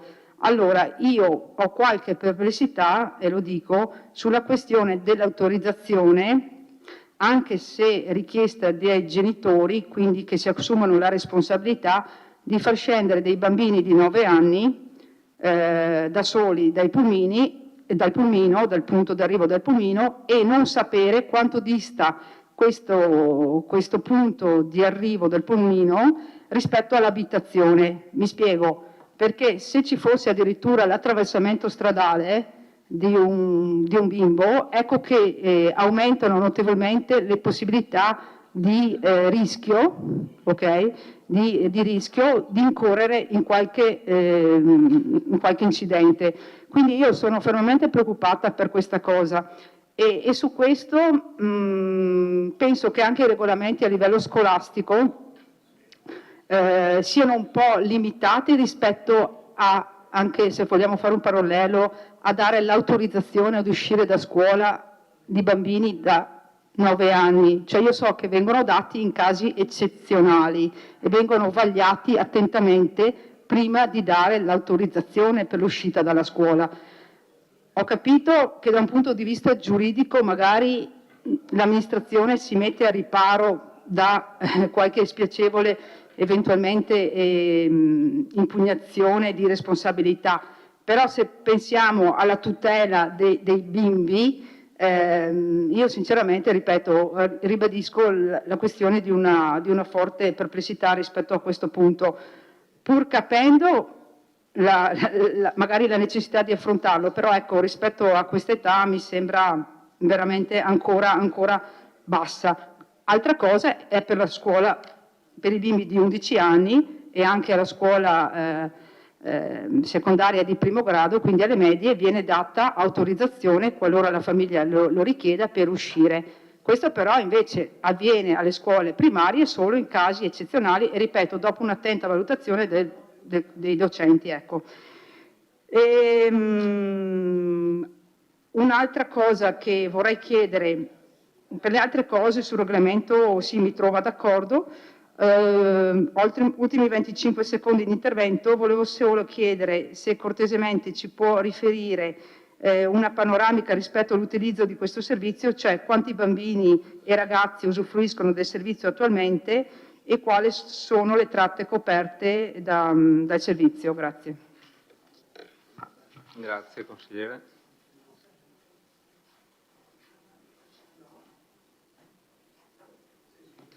Altri interventi, domande? Altrimenti lascio la parola all'assessore, al consigliere De Nardi, prego. Grazie. Vorrei solo far notare un paio di cose. Probabilmente l'assessore è stata tratta in inganno dal testo a fronte vigente e nuovo testo e dai grassetti che in alcuni casi sono proprio sbagliati come individuazioni delle modifiche apportate. Però abbiamo sentito l'assessore dire ci è piaciuto nell'articolo 1 inserire che il servizio di trasporto scolastico è finalizzato a agevolare la frequenza della scuola di competenza e rendere effettivo il diritto allo studio. C'era anche nel testo precedente. Sì, la differenza è tra rendere effettivo e salvaguardare. C'era anche prima. No, ma non l'abbiamo inserito, abbiamo cambiato un verbo, non abbiamo inserito il principio, è diverso. Se poi l'assessore vuole attribuirsi che ha inserito il principio, va bene, avrà inserito il principio, perché la differenza tra rendere effettivo e salvaguardare modifica radicalmente il senso del coso. Allo stesso modo non è stato inserito che il servizio di trasporto è possibile anche per gli studenti portatori di handicap, perché c'era anche prima. Il servizio di trasporto è previsto anche per gli studenti portatori di handicap, frequentanti le scuole dell'infanzia primaria e secondaria di primo grado del comune, che non esercitano di un particolare accompagnamento. Allora la modifica qui non è la possibilità per i portatori di handicap che c'era anche prima, la differenza è semplicemente tra la necessità di un particolare accompagnamento, ovvero la possibilità o meno che tali patologie siano tali da rendere il trasporto incompatibile con i mezzi ordinariamente impiegati. Questa è la differenza. Non è che prima per i ragazzi portatori di handicap fosse impossibile fruire del servizio e è un'innovazione inserita in questo momento. Allora, nessuno dice che non vanno bene le modifiche, però non attribuiamoci, io lo dico anche per me, nei confronti dei colleghi che hanno votato il regolamento nel 2007, tra i quali il consigliere Tonon, penso anche il consigliere Antiga, e non mi ricordo chi altro fosse in consiglio comunale nel 2007. Ho una memoria, ma non è così infallibile. Sembra che nel 2007, quando i due colleghi che ricordo essere stati presenti, non avessero previsto il servizio per i ragazzi portatori di handicap. Non è così. Non attribuiamo, nei confronti dei colleghi che hanno già votato, ma anche quelli che non sono più presenti in consiglio comunale, cose che non ci sono. Diciamolo. Si è deciso, poi chiunque valuterà se correttamente o non correttamente di limare la norma, ma non è stato inserito, c'era già prima, assessore. Grazie, consigliere De Nardi. Altri interventi? Assessore, prego. Allora, per quanto riguarda la richiesta sulla Valle Pisina, si tratta di un contributo che noi diamo a ragazzi che usufruiscono del servizio pubblico, perché non c'è l'autobus, lì c'è solo la corriera costa molto più dell'autobus e quindi noi copriamo la differenza. Sono ragazzi delle scuole superiori, non c'entrano con questo servizio. La data di comunicazione dell'accettazione alla famiglia, è vero, è scritto 30 giugno e stamattina c'era la coda. Cioè, la realtà è che abbiamo a che fare con i signori stamattina hanno detto siamo appena rientrate dall'estero, eccetera, cioè è una situazione fluida. Abbiamo messo 2 date per cercare di incentivare le persone a dare risposta entro, diciamo, prima dell'estate. Dopodiché, proprio perché ci sono continuamente, c'è anche quelle di stamattina, anche oggi è già scaduta, sarebbe già scaduta la tempistica, però cosa dici? No, non prendo la tua domanda. Quindi per poi formulare i percorsi bisogna per forza avvicinarsi. Però non è mai successo, ma né nei 23 anni che ci sono io e nemmeno credo nella parentesi dove non c'ero, di bambini che sono rimasti fuori da questo servizio, se sono bambini che vivono in zone periferiche dove non ci sono altri mezzi, eccetera, perché come dicevo i pulmini sono pulmini capienti rispetto al numero di richieste. Poi il tema della responsabilità genitoriale è un tema su cui potremmo stare ore a discutere, nel senso che non è che io mi impunti sulla quarta elementare, sulla quarta primaria.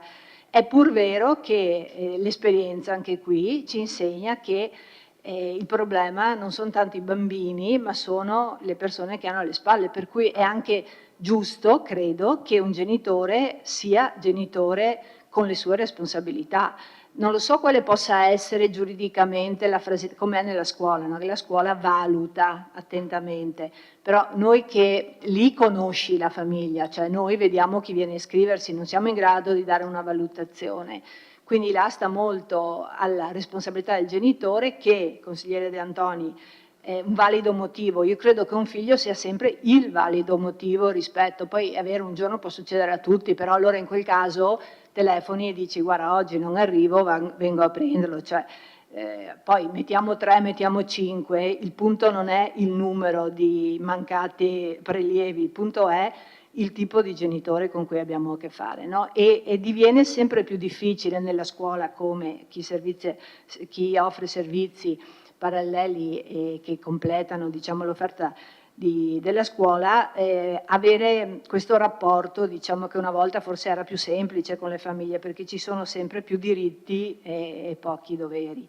Per cui sì, si può discutere 3, 5, a me non cambia nulla, così come il discorso che condivido in parte con quello che dice sulla responsabilità della della classe quarta.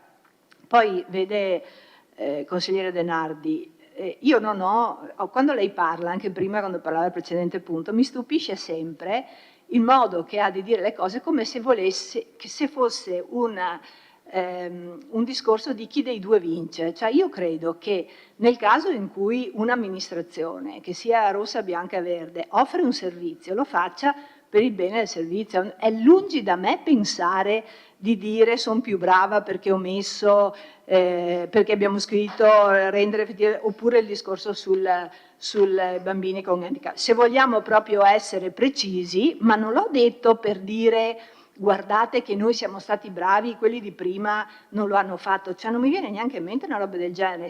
Infatti ho detto, ho detto proprio la spina dorsale viene mantenuta, abbiamo cercato di renderla meglio organizzata. Per quanto riguarda il discorso dei bambini del portatore di handicap, come giustamente lei ha detto, il servizio c'è. La cosa in più è quella di, laddove il bambino non possa avere accesso a quel mezzo perché ha un handicap che, come ho detto prima, per esempio richiede il sollevatore, se non interviene l'ULSS, che poi in questo momento ha avuto dei finanziamenti regionali ad hoc proprio per assistere i bambini portatori di handicap, sia nel trasporto che nell'assistenza scolastica, si può anche pensare, se la famiglia dice mi arrangio, di intervenire con un contributo. Quindi c'è, ma è migliorativa, ma non è per dire che il resto era sbagliato o non c'era. Cioè è l'approccio proprio, io mi scuso ma non ho questa mentalità di dire vinco io, perdono gli altri. Credo che chi lavora in un'amministrazione lo faccia per il bene comune. Comunque mi scuso se ho detto delle cose non corrette e mi pare di aver detto tutto. Grazie Assessore. Altri interventi? Non vedo interventi. Scusi Presidente. Mi ha chiesto quanti sono. Ad oggi, consigliere Bagliana, abbiamo 128 richieste, quindi i numeri sono più o meno, vero? Più o meno quelli dell'anno scorso.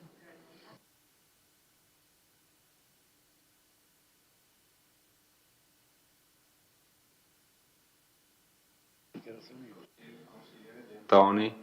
Sì, no, solo per dire che siamo tutti d'accordo, quando facciamo il regolamento però diamo almeno la possibilità di che ci sia una decisione discrezionale da parte degli uffici, l'esempio delle 2, perché così come è scritto è 2, è scritto anche 2 tra parentesi, 2 col numero e 2 tra parentesi, cioè sembra quasi, sono 2 e basta. Allora, un minimo di apertura, dando anche la possibilità all'ufficio di decidere, ma scriviamoglielo, perché sennò se non è la dottoressa Chies, ma è un'altra persona, dice c'è scritto 2, io non mi prendo la responsabilità, per dire. E analogamente sul discorso di prima, è vero, come mi ha detto, sì, evidentemente che le richieste arrivano anche all'ultimo, ed è vero, stanno arrivando anche oggi, sono arrivate anche oggi, ed è anche vero che i numeri consentono sicuramente di dare risposta a tutti, però pensare di dare a quelli che hanno fatto la domanda, che comunque vengono accettate, comunicarglielo prima e non aspettare il giorno prima, mi sembrerebbe un servizio corretto. No, c'è scritto sul regolamento prima dell'inizio dell'anno scolastico. Se si faceva un po' prima, basterebbe scrivere tempestivamente, per dire, ecco. No, ma però spero che non rida perché è una cosa corretta se vogliamo fare il regolamento, se no non facciamolo e facciamo al meglio. Scusi, se no.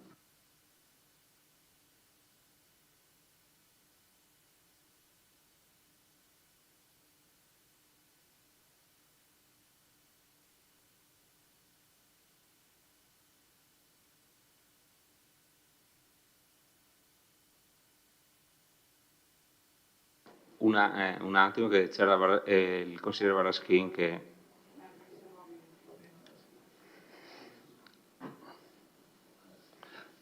Grazie Presidente. Niente, ho avuto la fortuna di partecipare alla Commissione e ci sembra un regolamento ben fatto.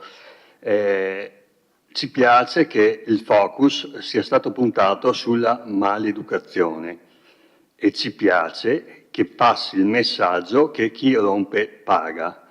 Invito l'amministrazione a promuovere questo che deve essere una regola. Chi rompe paga, e preannuncio già il nostro voto che sarà favorevole. Grazie. Ringrazio, consigliere. Consigliere De Antoni voleva... No.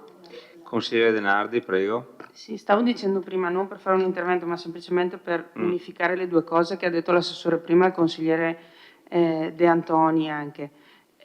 Si potrebbe unire i due ragionamenti in una modifica che dice: se tale situazione dovesse ripetersi per più di 2 volte anche non consecutive senza che il genitore telefoni per avvisare dell'inconveniente, del problema, dell'impossibilità di ritirare il figlio, il servizio sarà sospeso. Questo fa sì che da un lato il genitore sia stimolato ad avvisare che c'è un problema, sempre che ci sia un numero di telefono al quale telefonare e che risponda prontamente. Poi la dottoressa Chies ci spiegherà se è fattibile, ma l'ha detto l'assessore che bastava che telefonassero. E dall'altro siamo in grado di evitare questa mannaia che magari può succedere, che all'ultimo momento c'è il fratello che si sente male, per cui priorità tra 2 figli, io ne ho una sola, quindi non ho questo problema. Chi ne ha più di uno magari sa che deve intervenire in uno e magari lasciare un attimo l'altro. Grazie, consigliere.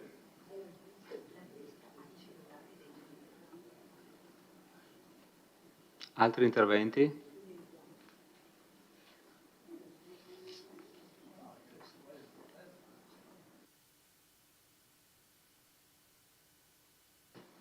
Se non ci sono altri interventi, proseguiamo con le dichiarazioni di voto. Prego. Solo per specificare che gli autisti hanno i cellulari di tutti i genitori, quindi in effetti hai anche già un motivo, una occasione in più per avvisare. Cioè, dopo è chiaro, può sempre succedere il caso sfortunato. Grazie, Assessore. Passiamo alle dichiarazioni di voto.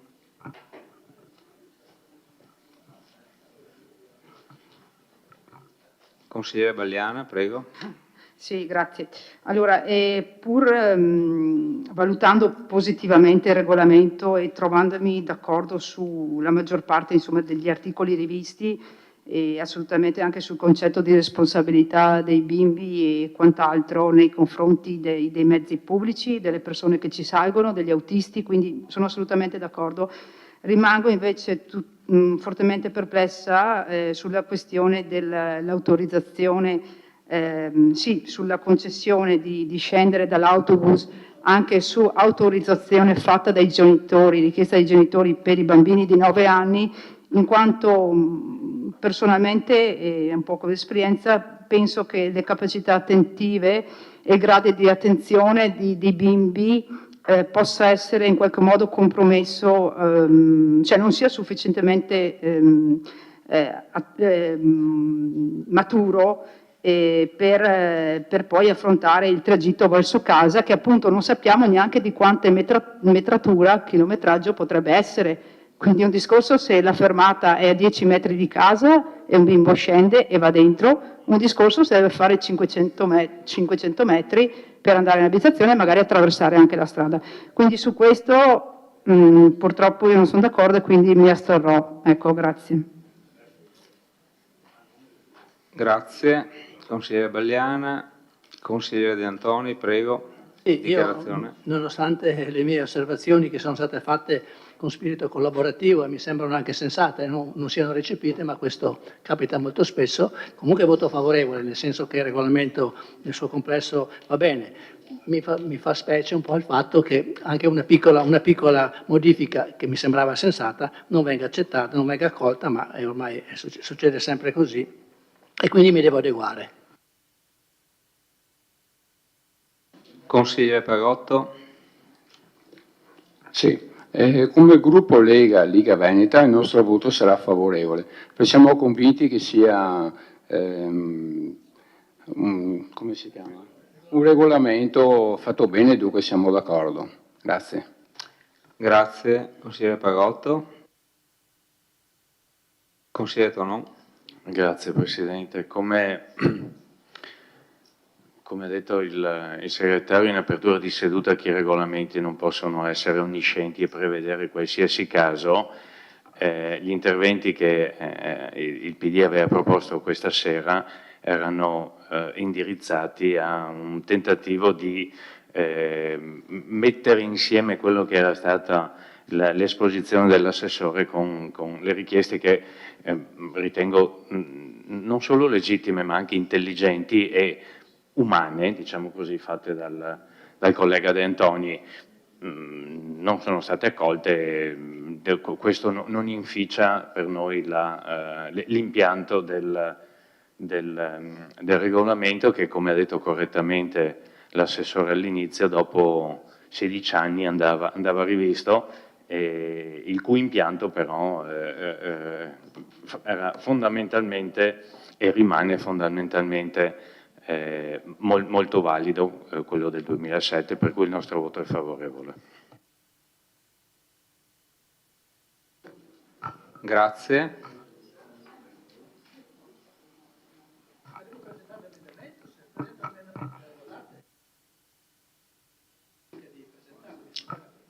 Ma diciamo che nessuno ha mai bloccato gli emendamenti, quindi se uno vuole scriverli si mette là come avete fatto prima e li fa, ma voglio dire, non vedendo nessuno che uno pensa di andare avanti, giusto?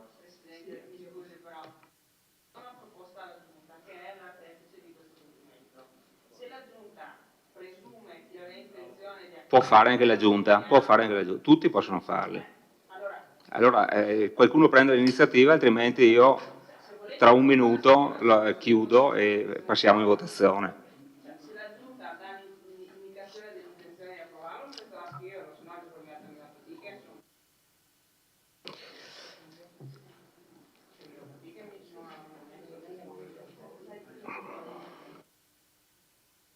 Bene, allora, visto che nessuno prende l'iniziativa, vado avanti io con la votazione. Apro la votazione. Prego.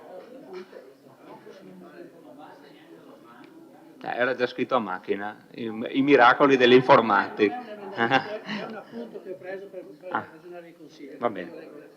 Penso che il segretario Osservazioni, poi punto 4, punto 5, articolo 4. Se può essere utile segnalando due possibili integrazioni. L'osservazione non è un emendamento. L'articolo 4.5 quello dei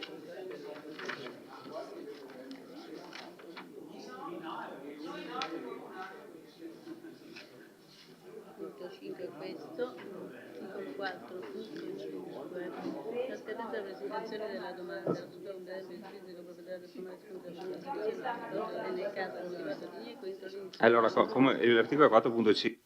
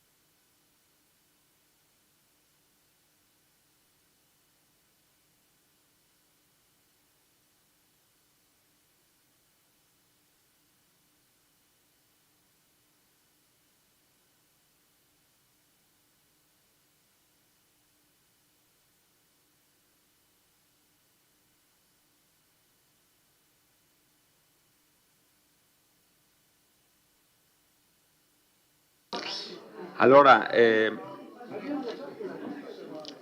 cortesemente scrivete l'emendamento in forma di emendamento, non di suggerimento.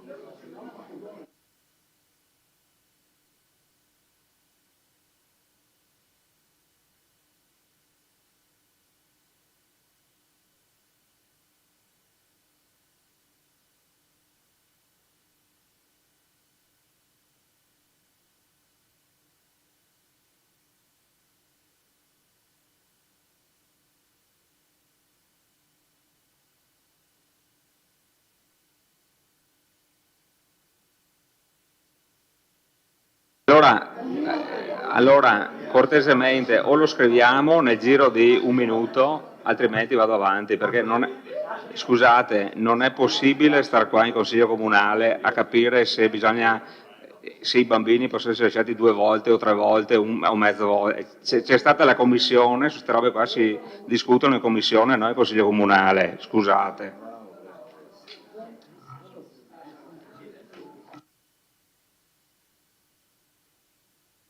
Ok, avanti allora. No, non c'è un emendamento. Andiamo avanti. Passiamo in votazione al regolamento. Apri votazione.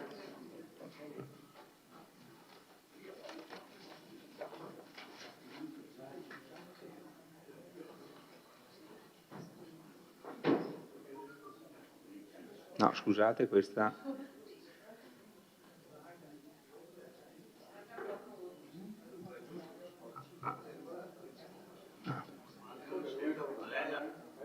Gli arancioni sono ancora hanno ancora da votare, gli arancioni. Parrella, perfetto. Bene. Allora, la delibera è approvata con favorevoli 12, contrari 0, astenuti 2.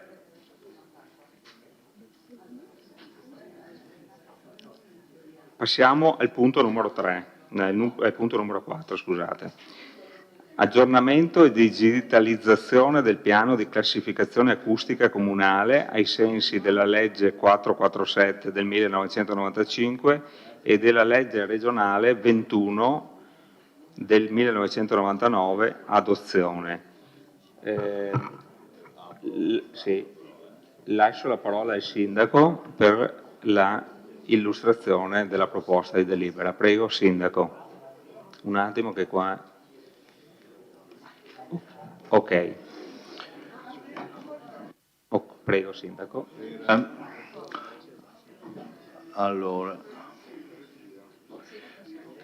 regolamenti e piani comportano tanto lavoro e si è indotti sempre a pensare di averli appena fatti, ma invece tutti ogni tanto hanno bisogno di una manutenzione, di un rinnovamento, visto il variare delle norme e delle condizioni in cui operano. È il caso questa volta del piano di classificazione acustica comunale che il Comune aveva, ne era dotato, ma risaliva al 2003, quindi un ventennio fa fu fatto. Aveva bisogno di essere aggiornato in base alla normativa intervenuta nel frattempo e grazie anche a un finanziamento arrivato dalla provincia siamo questa sera a chiedere al Consiglio il suo parere relativamente all'adozione, primo passaggio necessario per arrivare poi all'approvazione. Do la parola al dirigente ingegner Curti per l'illustrazione.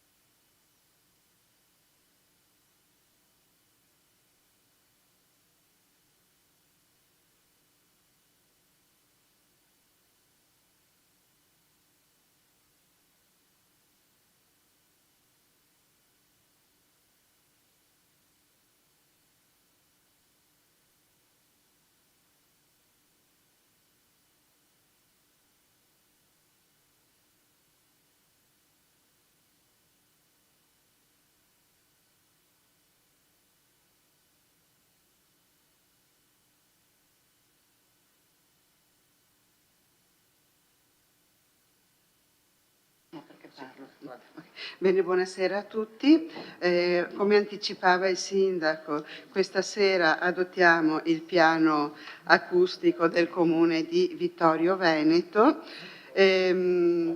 Innanzitutto desideravo presentarvi i tecnici che hanno redatto il piano, la DBA Ambiente col dottor Diego Carpanese, che purtroppo non è potuto essere presente, doveva collegarsi via internet, ma abbiamo verificato che abbiamo qualche problema a fare questi collegamenti. L'avevamo già fatto un anno fa per un discorso urbanistico, per cui a questo punto vi manda i suoi saluti, ma non potrà essere presente con noi. I collaboratori del dottor Carpanese, Alina Pirau, giusto? E Alessandro Lazzarin, che poi ci illustreranno la parte tecnica. Io non entrerei tanto a fare introduzioni, l'unica cosa che devo dire prima di iniziare l'illustrazione tecnica e quindi la discussione è che abbiamo fatto un approfondimento sulla normativa di adozione e approvazione di questo piano, che è una normativa per la verità non chiarissima, e quindi propongo nel deliberato al punto 6, laddove si parla proprio della procedura della pubblicazione del piano dopo l'adozione, di togliere la pubblicazione sul bollettino ufficiale della Regione Veneto, perché da un approfondimento abbiamo verificato che non è necessario e quindi sarebbe un adempimento in più che non ha senso fare. Per il resto, per tutti gli aspetti tecnici, io passo la parola a chi ha redatto il piano e che quindi ce lo illustrerà tecnicamente per poi poterne discutere. Vi lascio direttamente, anzi ti lascio il posto. Scusate perché sono un po' distratta, stasera volevo anche ringraziare la collega, l'architetto Pozzomon, insieme alla dottoressa Bisio, che in questi 2 anni di lavoro hanno seguito tutto il lavoro come ufficio, quindi è anche giusto perché c'è il lavoro dell'ufficio ambiente dietro. Grazie. Se ti vuoi avvicinare. Buonasera intanto. Allora, il piano acustico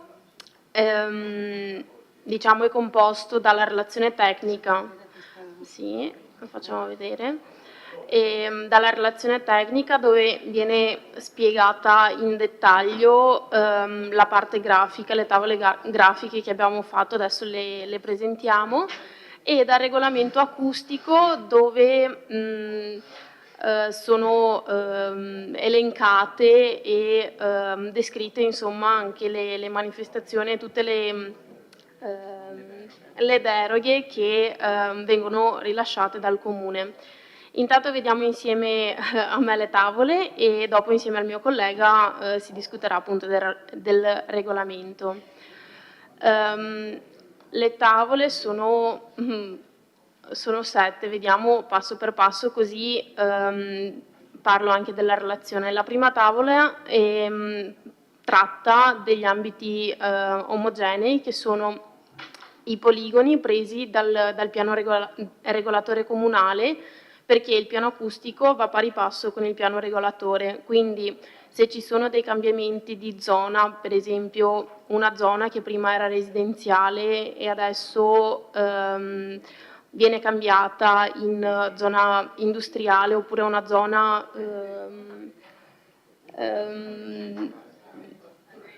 agricola, ecco, non mi veniva, una zona agricola viene cambiata viene classificata diversamente, bisogna cambiare anche il piano acustico perché si cambiano anche le classi. Allora, nella prima tavola vediamo appunto questi ambiti territoriali che sono appunto i poligoni del PRG e sono numerati, ci sono qua dei numeretti e questi numeretti vengono descritti in dettaglio nella relazione. C'è una focalizzazione sul centro abitato e ogni poligono del centro abitato viene calcolato, la classe del poligono del centro abitato viene calcolata in base al punteggio delle attività terziarie produttive sull'ettaro e anche della popolazione residente.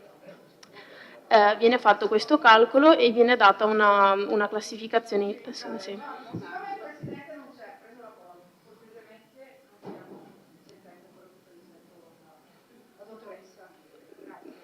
Grazie.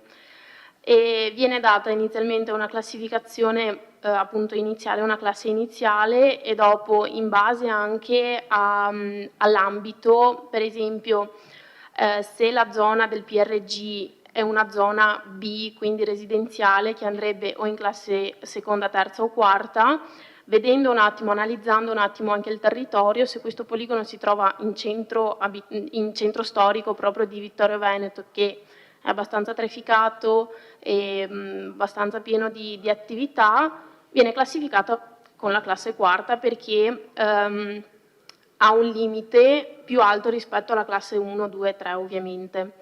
E faccio un passo indietro, le classi acustiche, non l'ho detto, sono 6, dalla più bassa che è la classe 1, che comprende le zone da tutelare maggiormente come i complessi scolastici, gli ospedali, le case di riposo e anche le ZPS, alla classe sesta che è la zona esclusivamente industriale. Quindi in questa tavola qua è soltanto illustrativa. E passo direttamente alla tavola sintesi che comprende sia la classificazione acustica che le fasce stradali, adesso parliamo anche di queste. Come potete vedere la ZPS, la ZSC è stata messa in classe 1 perché è a protezione naturalistica. La maggior parte del territorio di Vittorio Veneto è stato messo in classe terza perché agricolo, con case sparse oppure i centri abitati dei piccoli quartierini sono sparsi, quindi non con presenza di attività o molto trafficati, quindi una zona abbastanza tranquilla, ed è stata messa alla classe terza. Il centro di Vittorio Veneto alla classe quarta, il quartiere di Ceneda è stato messo in classe seconda, come anche l'intorno dell'ospedale, della casa di riposo e del complesso scolastico, e la zona industriale, è stata messa in classe sesta, mentre le zone più sparse sono state, le attività sparse sono state messe in classe quarta. La DGRV 4313 del 1993 è la legge regionale su cui appunto vengono fatti i piani acustici e dice che tra le classi non ci devono essere salti di classe. Quindi tra la classe 1 non può toccare con la classe 3 o 4, ma ci deve sempre essere la classe diciamo intermedia, quella che segue. Quindi tra la classe 1, che vediamo qua se riesco a zoomare, un secondo solo, ok. Tra la classe 1 di questo complesso scolastico c'è questo bufferino di giallo, che sarebbe la classe seconda, questo perché c'è questo obbligo, insomma, di che le classi non si devono toccare. E passando invece alle strade, le strade vengono classificate come locali, F locali, quelle più, diciamo, quelle che abbiamo trattato a Vittorio Veneto, sono le F locali, le CB, che sono le provinciali, le provinciali statali che vengono classificate come extraurbane secondarie, l'autostrada, e c'è la variante della strada statale 51, sì, la variante della statale 51, che essendo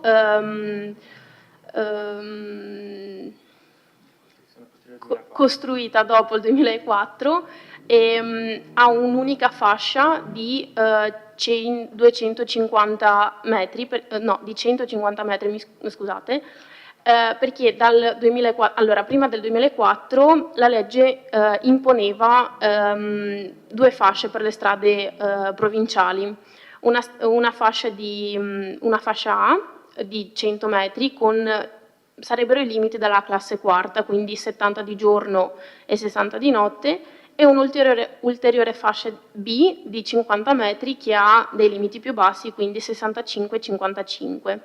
Dal 2004 in poi si è deciso di fare un'unica fascia sia per le CA che diventano C1, quindi le extraurbane primarie diventano C1, mentre le extraurbane secondarie diventano C2 con sempre un'unica fascia.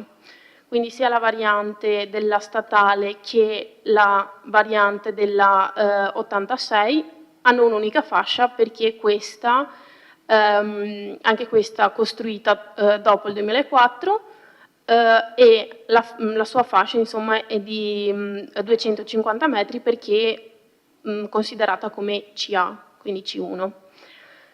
L'autostrada invece, anche questa ha due fasce, una di 100 metri e l'altra di 150, e valgono sempre gli stessi limiti delle strade provinciali, e abbiamo anche la fascia della ferrovia con sempre fascia A 150, quindi limiti 70-60, e fascia B fascia A 100 e fascia B 150, 65-55. Come vedete, qua per la variante questo è un esempio abbastanza chiaro, per la variante della strada provinciale 86 la fascia viene troncata. Questo perché all'interno del centro abitato, questa delimitazione qua tratteggiata è il centro abitato, le strade vengono declassate, quindi non sono più extraurbane ma passano come strade locali. E all'interno del centro abitato la strada ha un'unica fascia di 30 metri che però non viene disegnata, e nel centro abitato la strada prende i limiti della classe. Quindi in questo tratto qua avrà i limiti della classe terza, andando più avanti prenderà i limiti della quarta e così via.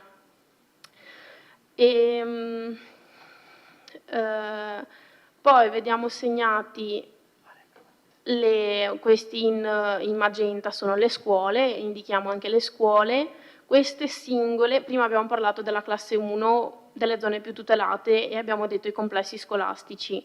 Complessi scolastici perché sono più unità appunto scolastiche insieme e quindi hanno una maggior tutela, diciamo, mentre le scuole singole prendono la classe circostante.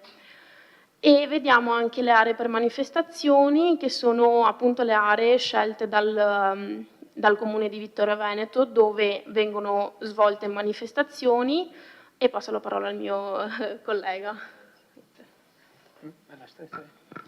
Buonasera.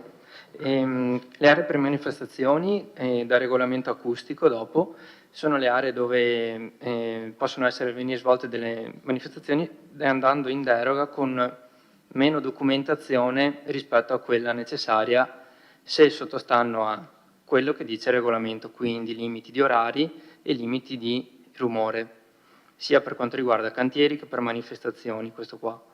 Se si segue il regolamento acustico si hanno due tipologie di deroghe che sono più veloci da fare e si possono dare fino a 5 giorni prima dell'evento, sia della manifestazione che del cantiere.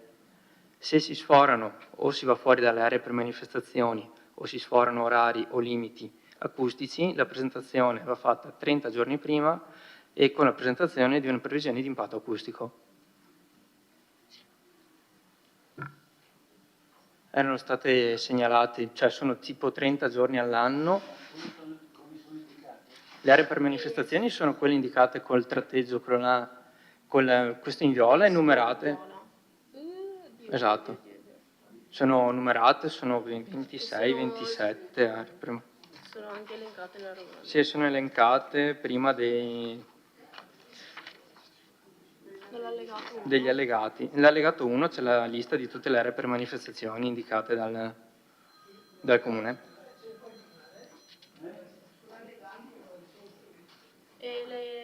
Quante sono 20? Adesso le vediamo insieme, un attimo solo.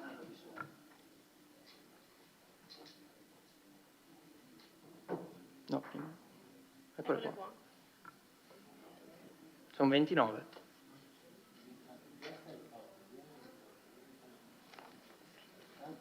Qua sì.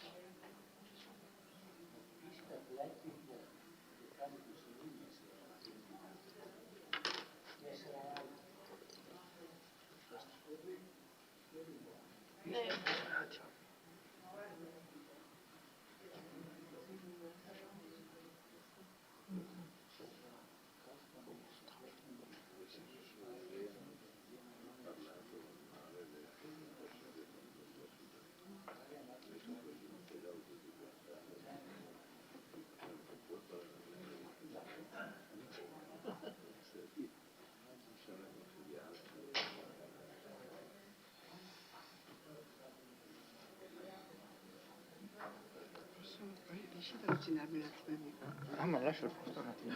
No, è inutile che ci alziamo in ok. continuazione.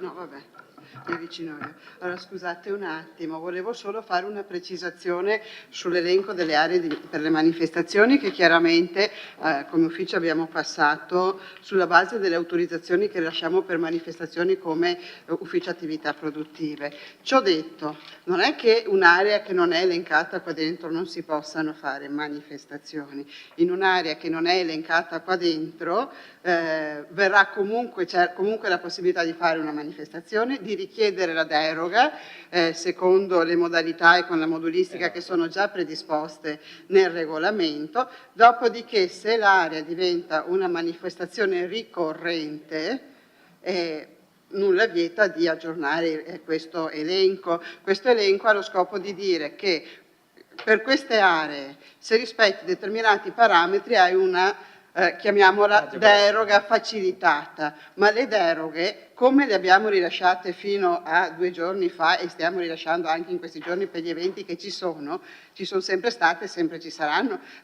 C'è della documentazione forse un po' più impegnativa da produrre, che peraltro chi fa manifestazioni ormai da anni già sta producendo, proprio perché questo non si fa altro che recepire una normativa vigente, e quindi tutte le aree che eventualmente non fossero indicate qua dentro, vuoi perché ci siamo dimenticati di trasmetterne uno, piuttosto perché è un'area dove quest'anno qualcuno decide per la prima volta di fare un evento, lo farà con una deroga ordinaria, a meno che poi non rientri anche lì nel rispetto di tutti i parametri dove manco serve, insomma. Ecco. Quindi non è che quelli che non sono qua non si possono fare eventi o manifestazioni. Volevo fosse chiaro, scusate, questo passaggio.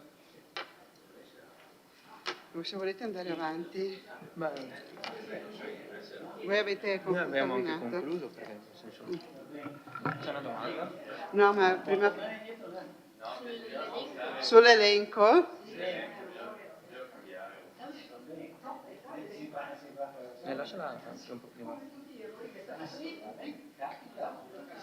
Qual è il problema, scusate? Ho messo la pista di atletica a Serravalle invece a Costa. Ah, beh. L'elenco di Serravalle invece a Costa. Ah, beh. Allora non faremo più eventi. Niente, bisogna spostare. La pista di atletica diventa Serravalle. Sì, è Costa il quartiere. Noi lo spostiamo, tanto dobbiamo... Ringraziamo, ci scusiamo per questo errore. Sì, no, infatti guarda, tanto dobbiamo... Mettete, chiudo un attimo l'illustrazione che hanno fatto i tecnici. No, ma... Allora, un attimo, tanto per procedere, perché sennò qua tiriamo avanti fino a metà. Finiamo la presentazione e poi domande e risposte. Grazie. No, in modo disordinato però, vorrei in modo ordinato, se possibile, grazie. Quindi continuiamo con la presentazione fino alla fine e poi domande e risposte. Grazie. Allora, come cartografia vi è stata mostrata la cartografia cosiddetta di sintesi, che poi di fatto è la cartografia su cui andremo a lavorare come uffici, nel senso che è quella che contiene le classi acustiche delle singole parti del nostro territorio e contiene tutte le fasce delle infrastrutture stradali e ferroviarie, come spiegava prima la progettista, come si dice, esterne al centro abitato, mentre all'interno del centro abitato queste fasce vengono a sparire perché sono assorbite dalla classe acustica della singola zona. Per quanto riguarda il regolamento, ora diventa un po' complesso, secondo me, illustrarlo tutto articolo per articolo. Quello che è importante dire è che noi precedentemente avevamo un piano del rumore che risaliva Roberta se sbaglio, al 2003, che però era solo una zonizzazione, quindi a noi mancava il regolamento. Il regolamento ci permette di disciplinare un po', ma intanto di far chiarezza e di riportare in un unico testo quello che già è contenuto comunque nella legge quadro sull'acustica, nel senso che i limiti delle varie classi e quant'altro non sono stati scelti dal Comune, derivano e discendono direttamente dalla legge quadro del 95, quindi non c'è stato in questo alcun tipo di scelta discrezionale. Così come non è stato molto discrezionale poter scegliere il tipo di classe da affidare alle singole aree, perché deriva da calcoli, come ci spiegavano prima, e deriva dall'obbligo che abbiamo di non avere un salto di più di una classe tra due zone contigue. Quindi, come diceva prima, se io ho una zona prima in classe prima può confinare solo con una zona in classe 2, una zona in classe 4 può confinare con la classe 3 o con la classe 5, non potrà mai confinare con una classe 2 perché non è possibile questo salto. E infatti avete visto poi quei buffer che sono stati illustrati che consentono un passaggio, diciamo così, graduale tra zone a protezione diversa. Molte delle cose contenute nel regolamento, in realtà, indipendentemente dal fatto che ancora non avessimo un regolamento approvato, già le applicavamo, perché le deroghe sono all'ordine del giorno e la collega, l'architetto Pozzobondo dell'Ufficio Ambiente lo può confermare, ne rilasciamo parecchie, sia per le attività temporanee, diciamo di carattere ricreativo, e che sono poi le aree che abbiamo visto, ma ne rilasciamo molte anche per attività di tipo produttivo, per i cantieri banalmente, che richiedono le deroghe che possono essere o sul livello sonoro o sugli orari in cui poter lavorare. Quindi per il resto poi è un'applicazione di quello che prevede la norma. Ci sono alcune scelte, banalmente ricordavo in commissione ieri sera, c'era la deroga per i fuochi d'artificio che va chiesta, ma abbiamo pensato di metterla dentro in automatico per Sant'Augusta, perché Sant'Augusta non è una cosa che capita per caso a Vittorio Veneto, capita tutti gli anni e quelle caratteristiche, quindi valeva la pena che fosse già codificata all'interno del regolamento, a meno che poi un giorno si decida di non fare più questa festa, rivedremo. Ma visto che c'è, era inutile che ogni anno facessimo chiedere una deroga. Altre situazioni, non parlo dei fuochi perché la norma poi è anche molto più delicata, quella dei fuochi d'artificio, andranno valutate di volta in volta come già stiamo facendo.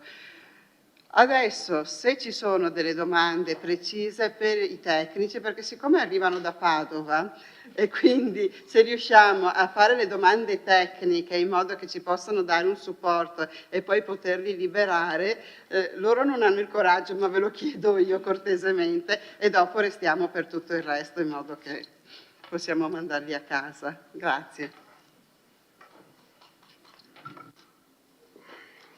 Consigliere De Nardi. Grazie. Ho visto prima, se non ho letto male, l'area per manifestazioni via Madonna della Salute. Sbaglio? M24, è questa qua. Posto che conosco un po' l'area, non riesco a capire che manifestazioni vengono fatte lì. Perché è il pezzo di stradina davanti all'osteria. Cioè, io posso capire su in santuario dove adesso gli ultimi anni col Covid magari non è fatto, ma tradizionalmente per tanti anni sono stati messi i capannoni, ma su in santuario, non giù. Via Madonna della Salute è quella che parte da davanti all'osteria e va su in santuario. Ma lì non è segnato, cioè, è attaccato alla rotonda sul disegno?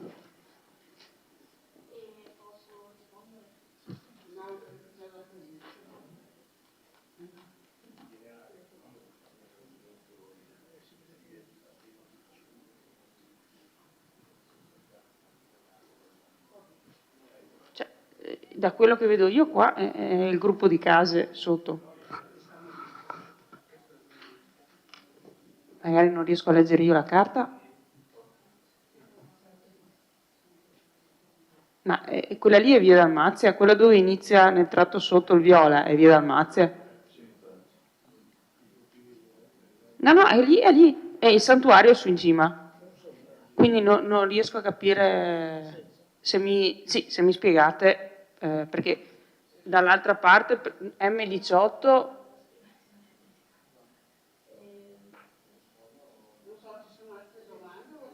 e l'M18 non ho capito cos'è, se mi dite. M18. Ah, via Spalato. Sarebbe la chiesa di Costa? La chiesa di Costa? No. No, è attaccata a via Madonna della Salute. Sì, è la chiesa di Costa. Perfetto. No, capisco molto di più quella perché tante volte la sagra viene fatta lì, invece che... e poi il pane viene fatto là. È quella di prima che non capisco.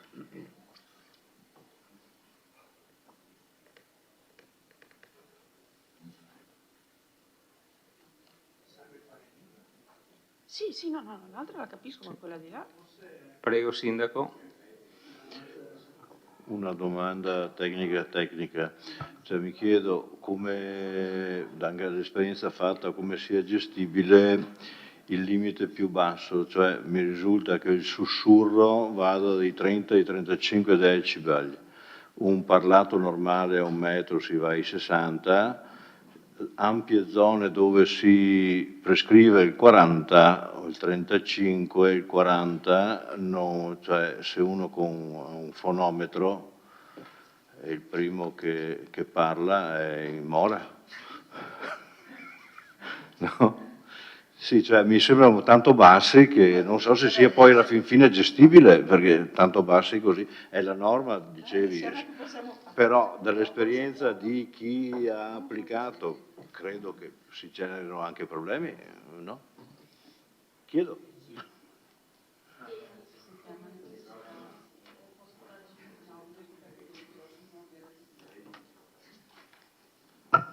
Consigliere Tonon.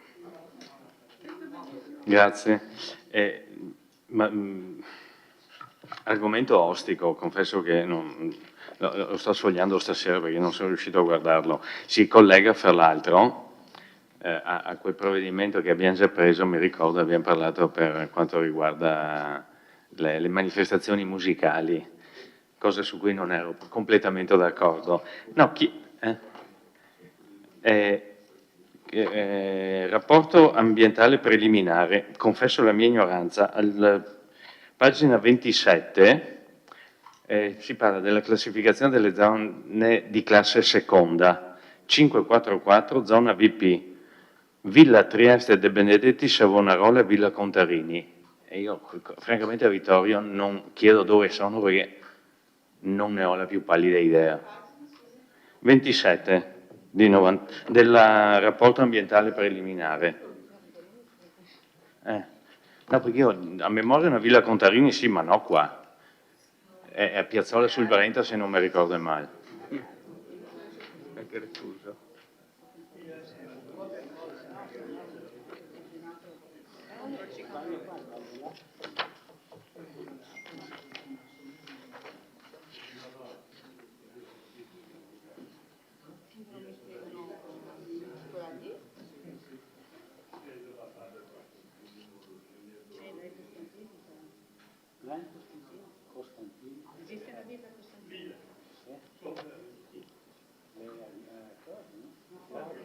Abbiamo scoperto che abbiamo una dépendance. Ok, altro? O... Sì, no, sì, basta. No, nel senso non so dove sia. Allora, consigliere Bagliana. Allora, io volevo capire una cosa da parte dei tecnici. Non ho ben capito, cioè voi avete rilevato, cioè le classi come vengono formate, cioè nel senso dai rumori già esistenti o viceversa, cioè se ho una zona residenziale, quella rientra in una classe ben definita dalla normativa, immagino, no? Quindi come la zona industriale, quello volevo capire, o è viceversa, prima avete rilevato i rumori e avete inserito quella zona in una classe, o viceversa una zona residenziale deve corrispondere a una determinata classe? Questo è un concetto secondo me importante per capire anche le cose. Poi invece volevo entrare nel merito della delibera, ma non so se farlo adesso o lo faccio dopo, perché ci sono dei rilievi fatti dall'ARPAF e da altri enti e vorrei insomma evidenziarli, non so, magari le facciamo anche dopo, non lo so, chiedo, non lo so. Facciamo dopo. Allora io con questo riterrei chiuse le domande, perché sennò domande ce ne sono a migliaia, ecco, e poi passiamo alla discussione della delibera. Siamo qua per deliberare se approvare il piano, non per studiare il piano. Presidente, cosa vuol dire che le domande sono migliaia? Allora significa che semplicemente gli approfondimenti sarebbero da fare nelle commissioni. Se poi sì, vabbè. Allora stiamo qua tutta la notte a chiedere il decibel e il... Allora, dico solamente che per una buona condotta dei lavori, perché altrimenti dobbiamo fare un consiglio comunale per ogni punto, no? Perché domande ce ne sarebbero a migliaia. Penso che sia un po' di buonsenso approfondire gli argomenti prima, penso, e qua approvare il lavoro fatto, non scoprire qua il lavoro fatto e... Allora, va bene, io la commissione l'ho fatta ieri, un po' di domande le ho fatte e mi sento tranquillo di poter votare, tutto qua. Allora andiamo avanti con, con le domande.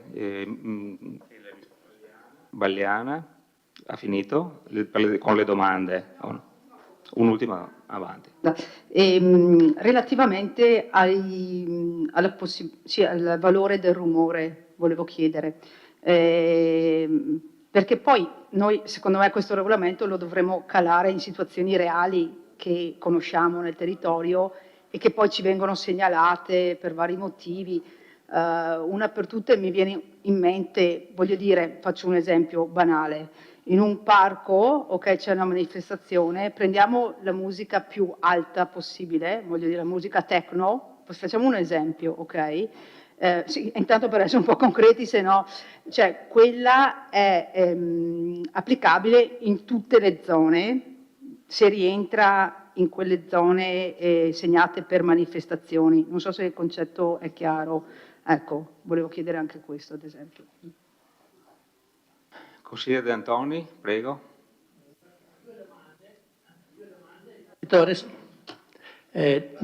Due domande in merito alle osservazioni che ha fatto l'ARPAF. Non voglio portare via l'intervento alla consigliere Balliana, però mi sembra che sia giusto che i professionisti rispondano come diciamo, hanno fatto fronte alle due osservazioni importanti che ha fatto l'ARPAF, una sulla zona industriale, in particolare nella zona di via Rovarè, dove quell'area è stata considerata di classe acustica 6, mentre l'ARPAF dice se ci sono abitazioni quelle classi non possono essere accettate.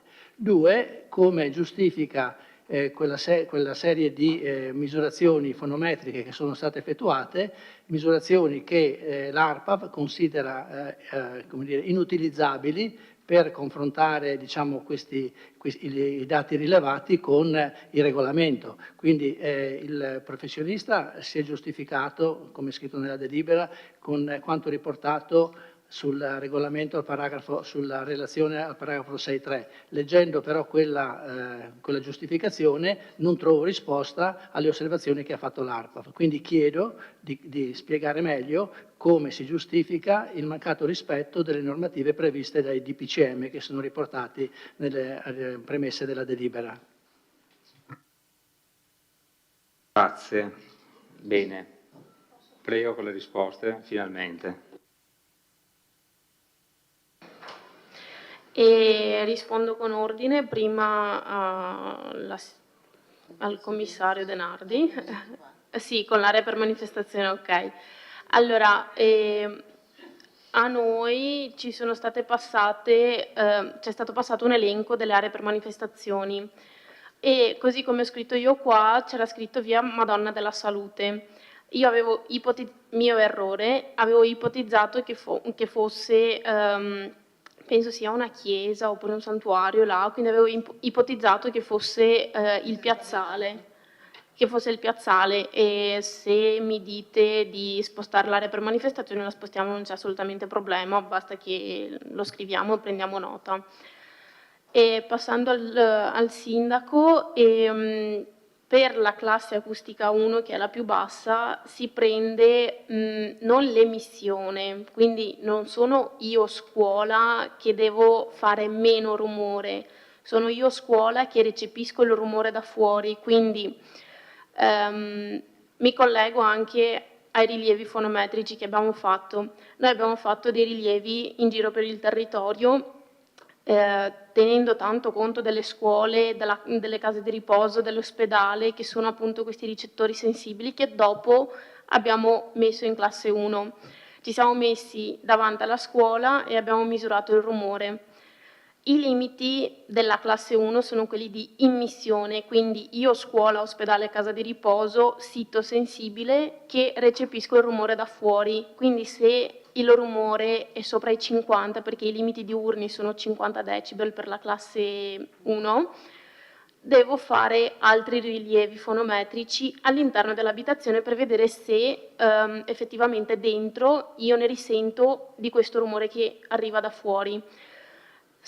Ci sono state alcune scuole che, dove fuori si superava questo limite, quindi abbiamo fatto le misure dentro, ci siamo messi in contatto con la dottoressa Bisio oppure anche con la dottoressa Pozzobon, abbiamo fatto le misure dentro e abbiamo visto che le misure dentro le scuole rispettano perché sono più basse di 40 come deve essere. Così anche per la casa di riposo, l'ospedale, però non era questo il caso, perché rispettava già fuori. Quindi nella classe più bassa, diciamo, è l'esterno che deve rispettare per me che sono tutelato. E prima, quando ho presentato le fasce, mi sono dimenticata di dire che quando ci sono le fasce stradali, il limite viene preso dalla fascia, non dalla classe acustica. Quindi, come abbiamo visto prima,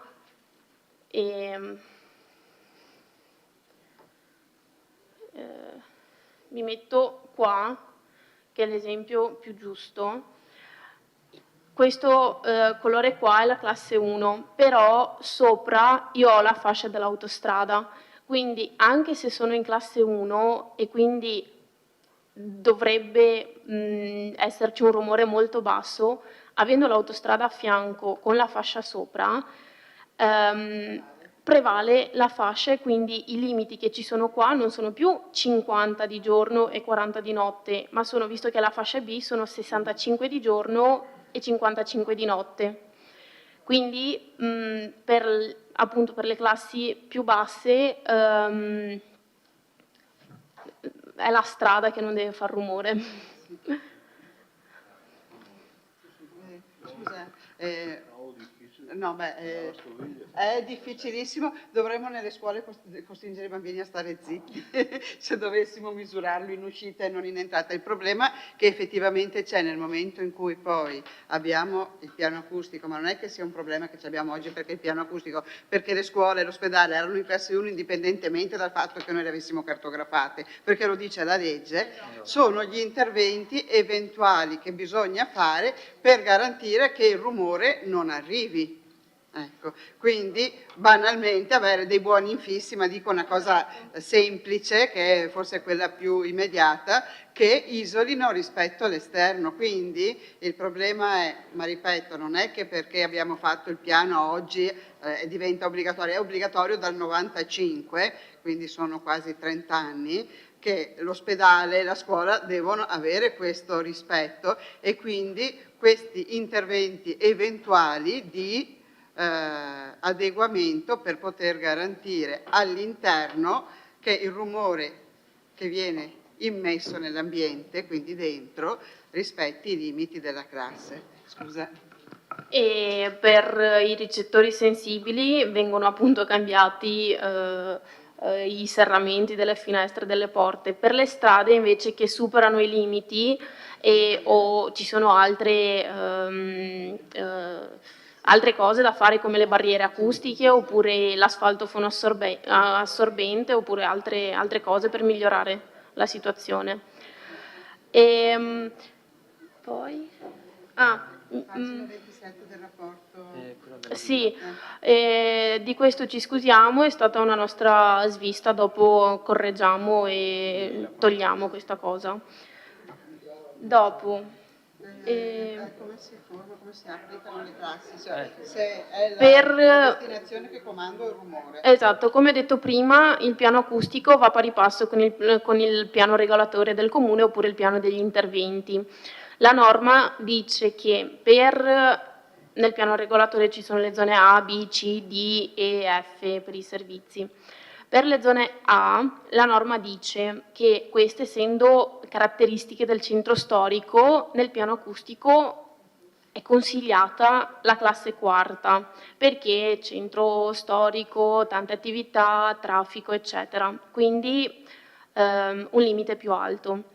Per le zone residenziali, che sono le B e le C, la classe acustica va dalla seconda alla quarta, perché ci possono essere delle zone residenziali, diciamo, sparse in mezzo a una zona E, quindi essendo circondato da zone agricole è inutile mettere la classe quarta perché non c'è questa necessità, non si fa tutto questo rumore.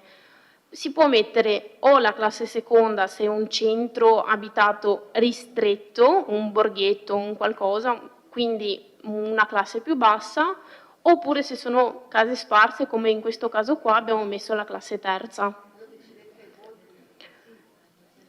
La norma dice che vanno dalla classe seconda alla quarta, quindi abbiamo fatto anche, esatto, si valuta anche l'ambiente circostante. Per la zona D, che sarebbe l'industriale, se è esclusivamente industriale come a Vittorio Veneto, la parte sotto via Rovarè, si mette in classe sesta. La classe quinta se ci sono delle abitazioni in prossimità della zona industriale, mentre la classe quarta, come abbiamo detto, il centro storico oppure le attività, anche se è zona D, però sono delle attività produttive sparse, è più opportuna la classe quarta, perché non c'è questa necessità della classe quinta, mentre i servizi prendono un attimino la classe circostante. Mi collego all'ultima domanda dei rilievi fonometrici. Allora, la norma dice, l'ARPA dice giustamente che 10... Un po' di silenzio in aula, grazie. Un po' di silenzio. Hello? Un po' di silenzio.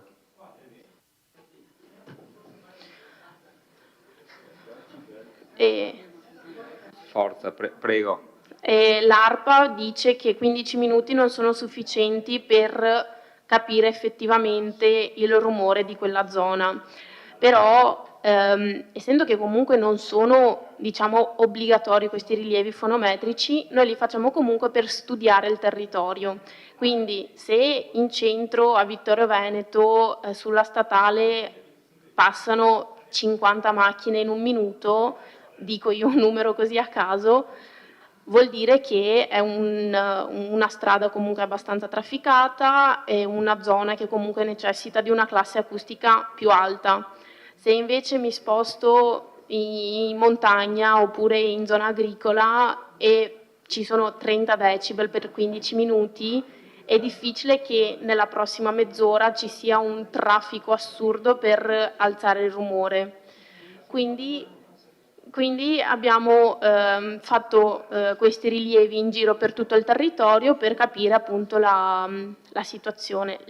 Di questi rilievi, quelli più che ci servono di più, diciamo, sono quelli, come ho detto prima, in prossimità delle scuole, degli ospedali, delle case di riposo, per capire se la strada rispetta i limiti oppure no.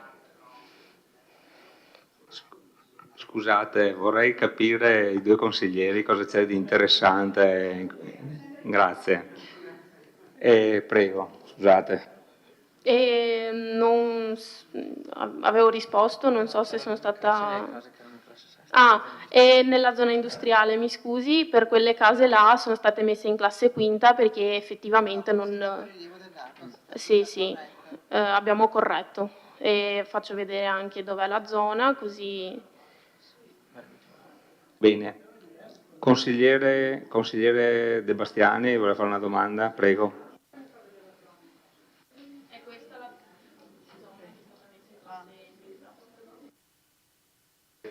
Prego. È questa la zona, questa L rovescia, che è stata cambiata in classe quinta a seguito correzione ARPO. Prego, consigliere. Ecco, non è neanche una domanda, io faccio un intervento, adesso non so se Dia pure il via agli interventi. Vabbè, allora aspettiamo. Prego, la domanda.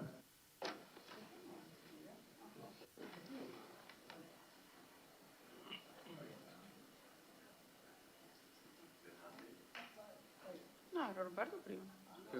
Domanda Prego, consigliere Denardi.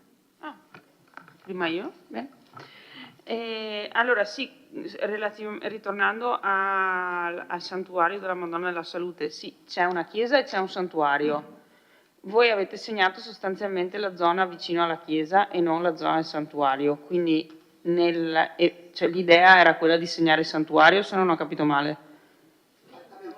Avete segnato la chiesa? Sì. No, era solo per capirmi, cioè effettivamente era quello. Volevo solo capire nei rapporti tra privati, quindi siano essi due vicini di casa, la ditta che fa dei lavori o qualsiasi altro elemento, nei rapporti fra privati come si inserisce e che effetti ha questo nuovo impianto sostanzialmente. Ora, consigliere Tonon, giusto? Grazie, se non ho visto male la cartografia, chiedo, però può darsi mi sia sfuggito, come mai siano inserite le due ex scuole come scuole, cioè la Zanette che non è più scuola da poco e la ex Pazienza dove c'è la sede della Lidl, se non ho visto male, scendendo un po', e non ho visto invece inserita ecco là, quella lì c'è la Zanette, quella sulla destra, e un po' più in basso, se scende un po', cioè eccola lì, c'è la sede dell'ex Pazienza, è lungo la strada, quella che è in basso a sinistra adesso, quella là, che non sono più scuole. Invece mi pare di non vedere la Sauro di San Giacomo. Cioè, non ho visto che sia segnata come scuola. Peccato non ci sia il consigliere Gomiero. Beh, però c'è Rosset che difende i colori. È impegnato. Chiudo un attimo, consigliere Tonon. Sì, ho finito, grazie. Lascio la parola al consigliere Rosset. Presidente, grazie. Volevo fare una domanda a chi ha elaborato questo piano. E allora, mi riferisco all'articolo 18. Manifestazioni in luogo pubblico o aperte al pubblico. Nel punto 2 vediamo che sono stati messi dei limiti delle giornate in cui si possono fare manifestazioni, non vedo limiti nelle manifestazioni rumorose a carattere temporaneo in luogo pubblico. Domanda mia è, in una piazza pubblica io posso fare manifestazioni 365 giorni all'anno o ci sono dei limiti delle giornate? Grazie. Grazie consigliere. Facciamo che siano esauriti gli interventi di domande e così chiudiamo e partiamo con la discussione poi dei lavori. Allora, mi permetto di rispondere anche perché gestisco da più di 20 anni questo tipo di situazione. Quando parliamo di un numero di giornate, non è... Mi avvicino, scusate. Eccomi. Sì. No, è perché devo essere registrata, se no se parlo a voce libera mi sentite meglio, che ne ho abbastanza. Allora, sì, per questioni acustiche io inquino. Per quanto riguarda il limite di giornate, non è riferito al singolo luogo, alla singola manifestazione. Cioè, io sono un'associazione che decide di fare un evento in Piazza del Popolo e faccio 10 giorni di festa. Non è che per tutto l'anno restano 20 giorni in Piazza del Popolo. Dopo è chiaro che sta anche agli uffici e all'amministrazione concordare questi eventi. Non è che possiamo avere 365 giorni di festa in Piazza del Popolo, forse anche sì, cioè è da valutarsi, no? Però il numero di giornate è riferito alla manifestazione o al richiedente, al bar che fa eventi nel suo plateatico, perché sia non che non se ne possano fare di più, perché sia considerato temporaneo, quindi con la normativa degli eventi temporanei il massimo è 30. Se superi quello diventa una cosa strutturale e quindi entri in una gestione, in una normativa diversa. E questo è effettivamente il discrimine, non che si possa o non si possa fare. Per quanto riguarda i rapporti tra privati, il regolamento acustico c'entra e non c'entra, nel senso che il regolamento acustico è uno strumento di tipo amministrativo, per cui se noi riceviamo una segnalazione di disturbo, di rumore e quant'altro, interveniamo solo ed esclusivamente con l'ausilio di ARPAV. Se il vicino di casa passa la notte a rompere le scatole perché urla con la moglie, non è detto che io riesca a fare uscire ARPAV, a parte che appunto ci vuole una denuncia al comune, però il privato che è disturbato si può difendere in sede civile, e avvocato lei lo sa sicuramente meglio di me, e a quel punto non ha neanche bisogno di ARPAV, può chiamare qualsiasi tecnico competente in acustica a fare delle misurazioni, cosa che non possiamo fare noi del comune perché noi possiamo avvalerci esclusivamente sotto il profilo amministrativo e quindi per poter fare un'ordinanza di ARPAV, noi non possiamo avvalerci di altre strutture, quindi anche se ci dotassero del fonometro di ultima generazione, io e l'architetto non possiamo uscire a fare misurazioni, può uscire solo ARPAV. No, ma guardi, è vero perché sfugge questo e sfugge anche che ARPAV ha, credo, 2 tecnici che si girano tutta la provincia e fanno spesso le misurazioni anche di notte, quindi bisogna prenotarli di anno in anno. Sì, no, devo dire che io negli anni ho avuto sempre un ottimo rapporto e un'ottima collaborazione, ma quelli sono poveri e sono chiamati in tutta la provincia da tutti e 94 i comuni della provincia di Treviso. Padova ci saranno i loro, ma questi sono. Noi non possiamo chiamare loro a fare misurazioni, perché non avrebbero, nel momento in cui avrebbero un'ordinanza, alcun tipo di valore. Per il discorso delle scuole adesso verifichiamo, perché può darsi, siccome forse non abbiamo detto, questa cosa è nata comunque più di 3 anni fa, poi un po' Covid, un po' tutto si è rallentata. La Zanette 3 anni fa era frequentata, ad esempio. No, beh, quella sicuramente. Quello sicuramente, quindi faremo una verifica un attimino più attenta dei singoli punti, assolutamente.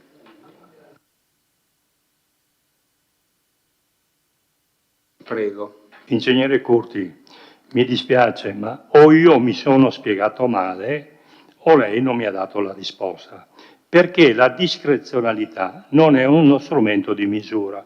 Allora, facciamo un'ipotesi. Il consigliere Pagotto fa domanda e fa 10 giorni di manifestazione, poi lascia 2 giorni liberi e poi il consigliere Parella fa altri 10 giorni e poi faccio io altri 10 giorni e poi fa il consigliere Rasera 10 giorni, arriviamo a 250 giorni. La discrezionalità, le ripeto, lei mi ha parlato, adesso che è registrata la cosa, mi ha parlato di 30 giorni. L'ha detto a microfono, e quindi voglio sapere con precisione quanto è ammesso. Ci sarà un numero, se no a questo punto qui non vale niente. Grazie.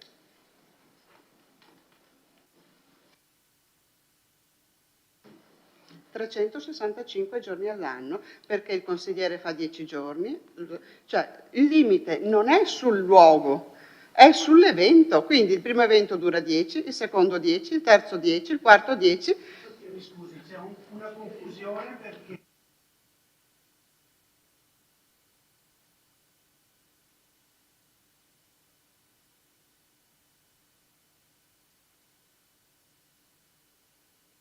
Non vedo la prenotazione.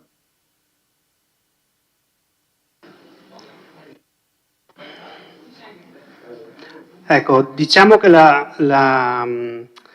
il problema nasce perché i punti sono due. Il primo riguarda le manifestazioni su area pubblica, il secondo è destinato ai pubblici esercizi e alle aree come plateatico esterno dei pubblici esercizi e manifestazioni dei pubblici esercizi. Questo crea confusione che magari non capisce Mario. Il consigliere Rosset, scusi. Diciamo che allora su area pubblica ci sono i 10 giorni di limite, mentre per quanto riguarda i pubblici esercizi ci sono i 30 giorni di manifestazione che si possono tenere durante l'anno solare. Basta, questa è la differenza. No? Giusto? Ok? No. Bene, grazie consigliere Rasera. Sì. Allora,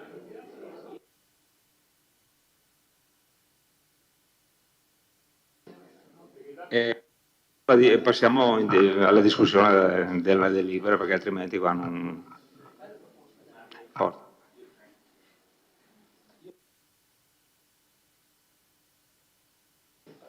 No, avrei una proposta perché l'ho detto all'inizio, io non sono riuscito se non a sfogliare velocissimamente qualcosa, ma l'argomento è ostico.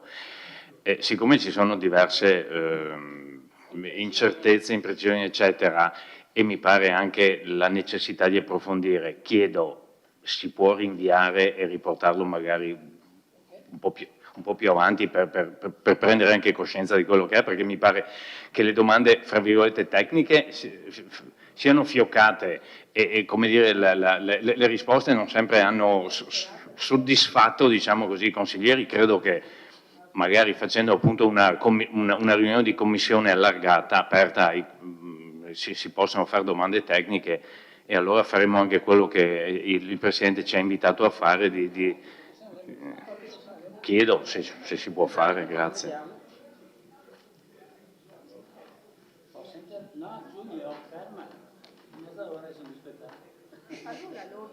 E le Luca continua a saltarti.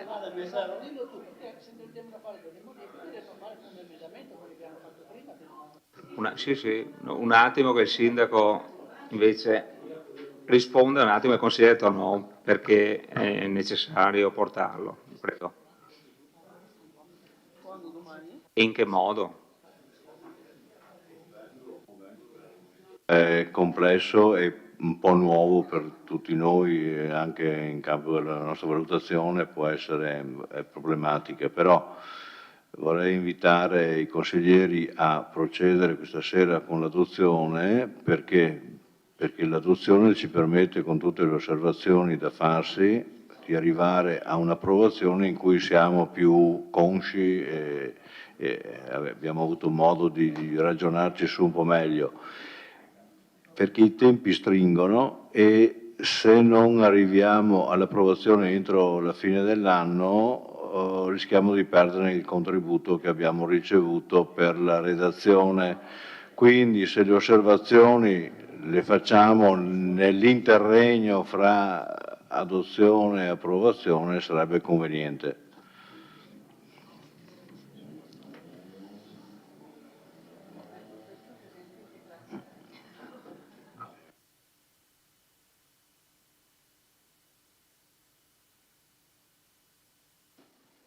Fa parlare me, non fa parlare me. No, signor Sindaco,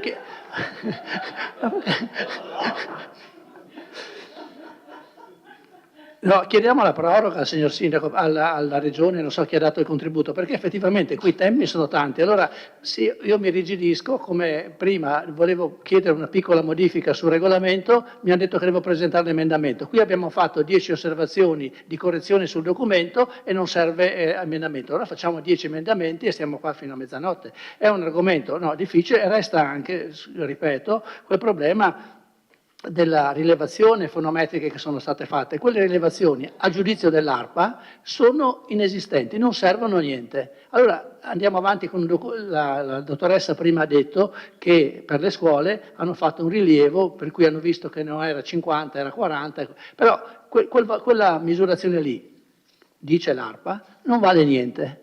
Allora, costruiamo questo piano, finalmente, un bel piano, molto complicato da capire, su una base che rischia di crollare. Mi sembra che sia un errore. Abbiamo speso dei soldi, hanno avuto un impegno grosso gli uffici e i professionisti.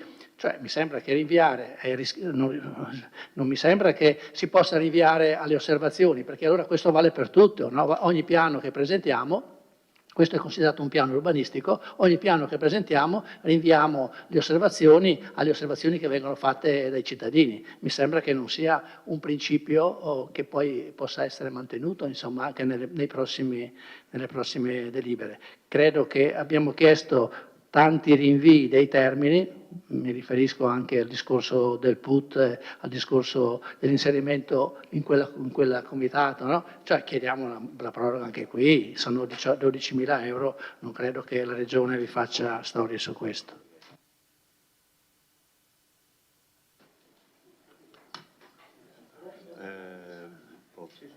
No, non è la Regione ma è la provincia che mi dicono gli uffici abbia già prorogato e quindi è difficile che conceda ulteriori proroghe. Possiamo fare tutte le nostre osservazioni, abbiamo tempo per farlo. Allora a questo punto andiamo avanti con la discussione e un'altra domanda, no, adesso domanda. Un'altra domanda, ultima, basta. Prego, consigliere. No, vorrei capire se noi facciamo consiglio comunale fra 10 giorni, i tempi ci sono o non ci sono? 30 più 30. 30 più 30 fa 60. Se facciamo fra 10 giorni è il 15 settembre, 15 ottobre e 15 novembre. Quindi non è entro il 30 di dicembre, 31? Sì, però adesso io non voglio fare polemiche, però ogni volta sistematicamente si arriva qui dicendo no, ma abbiamo fretta perché ci scade il finanziamento, abbiamo fretta perché qua, abbiamo fretta per quella, dopo che i tecnici ci hanno appena detto questa cosa è qui che gira da 2 anni perché sapete c'è stato il Covid. Allora, e non è la prima volta che succede, Sindaco, perché la stessa identiche scuse sono arrivate in seno alla famigerata delibera, proposta di delibera poi ritirata relativa al Teatro da Ponte, in cui gli uffici si sono tenuti settimane per ragionare, poi i consiglieri comunali avevano 4 giorni. Allora, a me va bene una volta, 2, 3, 4, anche 5 e anche 10, però soprattutto lo hanno rilevato i colleghi anche di maggioranza, sono emersi determinati errori, perché sono stati riconosciuti come tali e apprezzo il riconoscimento degli errori. Sono stati rilevati alcuni dubbi anche da parte di maggioranza. Io ricordo che proprio qui, un mese e mezzo fa, abbiamo approvato il PAT dopo aver fatto una riunione di commissione solo ed esclusivamente su quello, a parte quella obbligatoria, ma una aggiuntiva solo ed esclusivamente per analizzare bene le cose e individuare eventuali dubbi, errori o quant'altro. Credo che quella strada si possa tranquillamente percorrere. Per quanto mi riguarda posso anche dire che fra una settimana siamo qua in Consiglio Comunale per rivalutare la cosa, anche perché mi piacerebbe vedere un elaborato grafico che prende atto e approvare un elaborato grafico che evidenzia le correzioni che sono state richieste e riconosciute come errori.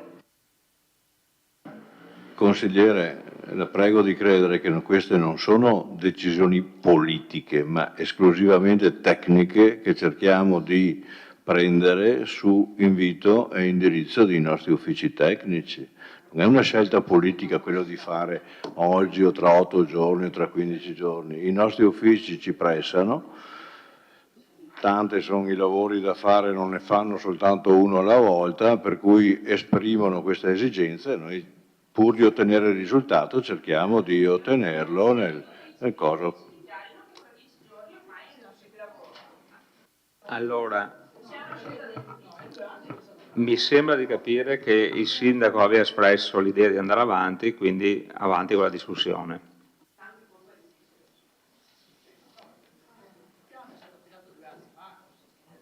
Ci sono prenotazioni? Prego, primo intervento De Bastiani. Forza. Grazie. Beh, intanto complimenti a chi ha redatto questo piano, perché è un lavoro, si vede, non indifferente, che credo abbia richiesto un notevole impegno. Probabilmente c'è anche un problema dettato dal fatto che mi sembra di capire che questa azienda siete di Padova e quindi non potete conoscere nel dettaglio quello che conosciamo, che conoscono gli uffici di Vittorio e che conoscono i consiglieri comunali. Secondo me c'è un vizio di fondo, e mi rivolgo al Presidente. Allora, questo vizio di fondo che non è di adesso, è sempre stato. Cioè, viene convocata, indetta il Consiglio Comunale e il giorno dopo viene convocata la Commissione. Io non credo che dalle altre parti funzioni così.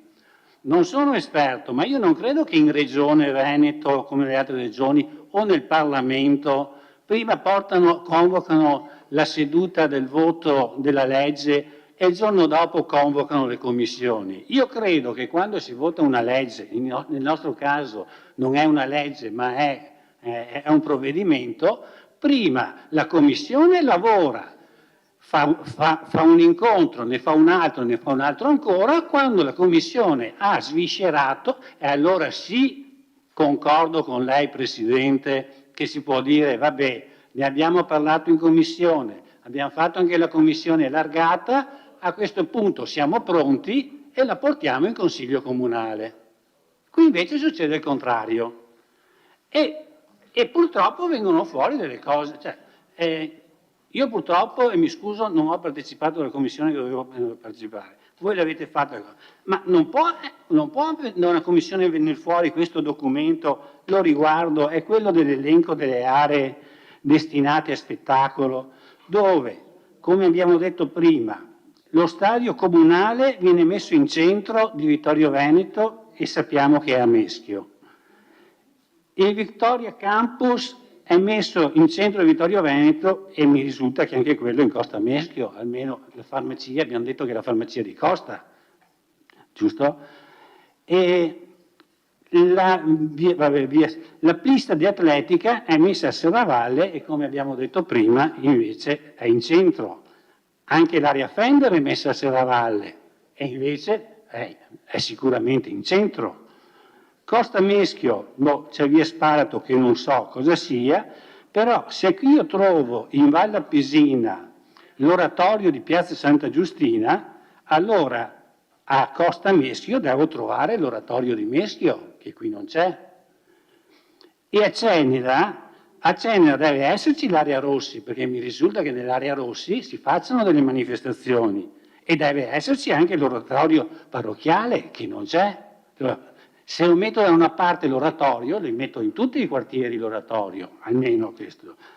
A San Giacomo di Veglia, e qua qualcuno me lo spiegherà, come area destinata a spettacolo a carattere temporaneo, c'è la chiesa parrocchiale di San Giacomo. Allora, che si facciano spettacoli, cioè che si facciano cerimonie, ma che si facciano spettacoli all'interno della chiesa di San Giacomo non mi risulta. Oppure, se metto la chiesa parrocchiale di San Giacomo, allora metto le chiese, tutte le altre chiese, metto la chiesa di Meschio, metto la chiesa di Santa Giustina, metto... In Val dei Fiori, vabbè, qui conosco non a fondo, conosce bene e quindi potrebbe spiegarci, no, Fasan, via Campato, però in Fadalto non vedo la Piana degli Alpini. La Piana degli Alpini non è un luogo... È via? Ah, vabbè, io la conoscevo come Piano degli Alpini. Quindi dico, vabbè, questo è, cioè, non è votabile, come minimo dovrebbe essere emendabile, no? Dovremmo rifare tutto l'elenco e votare l'elenco giusto, non credo. Io sinceramente ho forti perplessità, chiedo se si può convocare la riunione di capigruppo per guardarci un attimo ad occhio e vedere come andare avanti, perché mi sembra veramente che stiamo forzando. Io capisco tutte le esigenze temporali e cose, ma insomma a tutto c'è un limite. Se siete d'accordo, se il Presidente ce lo concede, adesso io non so come sia la prassi, io andrei di là un attimo a parlare tra di noi.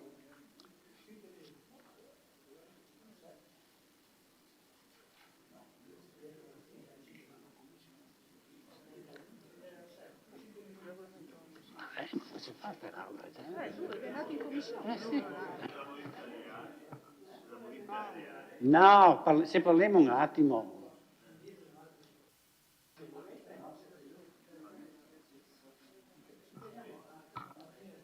Allora, possiamo andare 3 minuti, però non di più, e poi ricontinuiamo.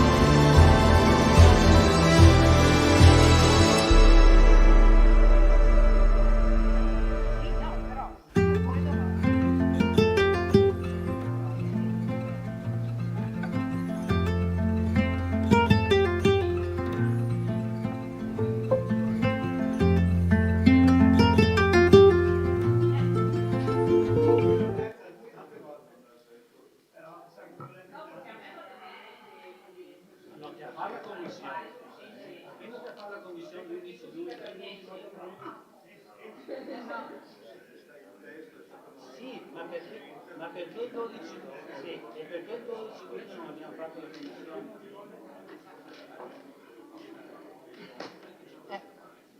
L'abbiamo convocata e di no.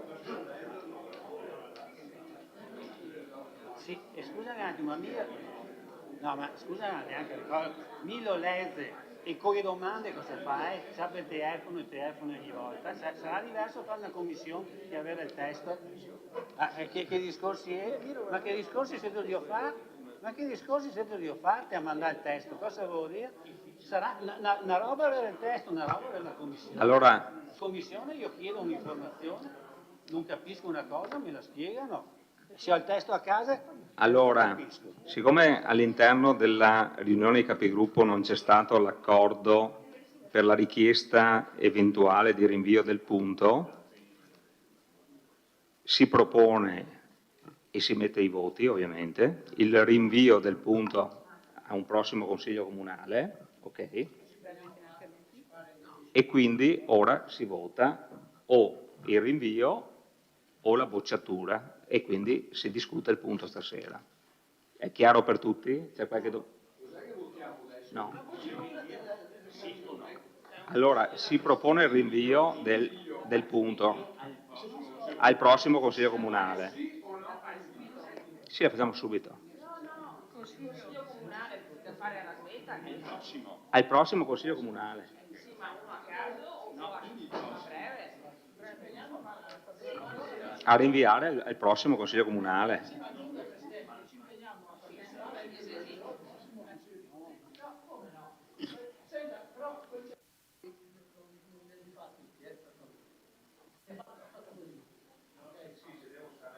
A sentire tutti quelli che mi stanno parlando in questo momento, finire, no?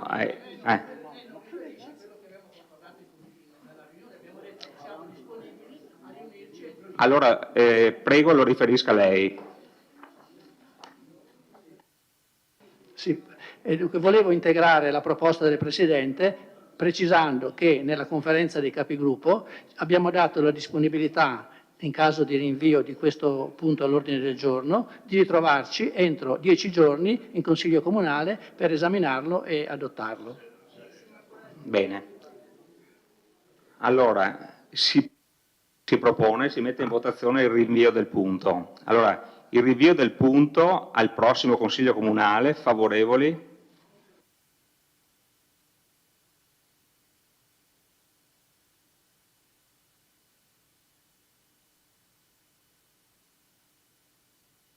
Dove è andato?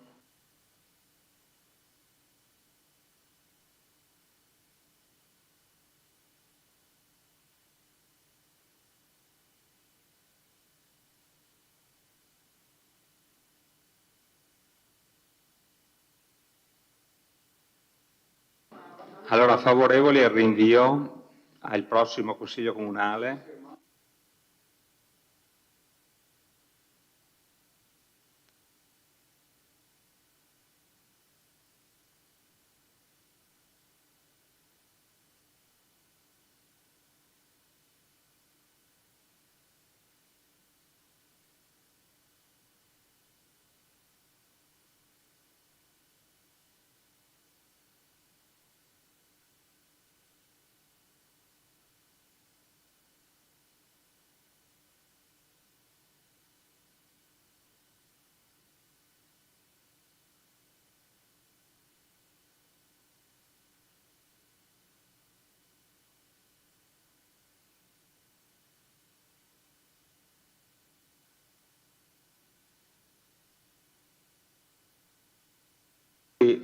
Favorevoli al rinvio 5, contrari 8, il che significa che continuiamo con la discussione del punto.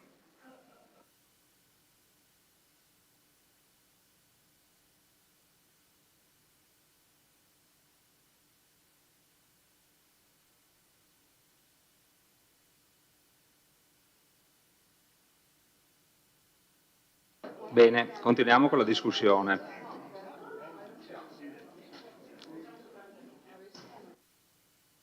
C'è qualche prenotazione?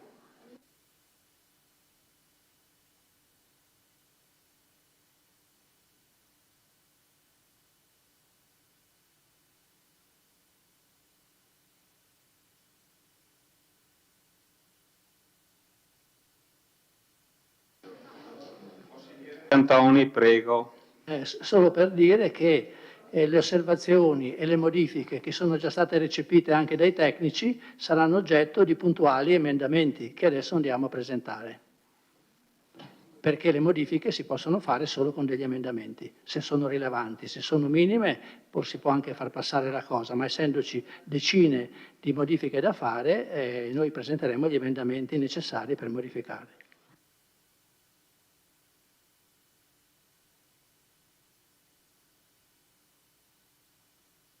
Quanto pensate di prendere?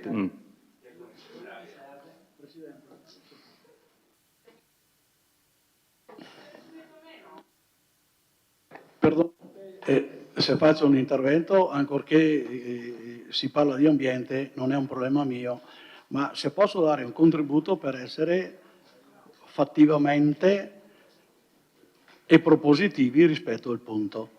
Io penso che se stasera chiudiamo così e domani mattina, se volete, aprite le commissioni e lavorate tutti i giorni della settimana e alla fine si produce un documento che diventano osservazioni e necessariamente vanno nel documento.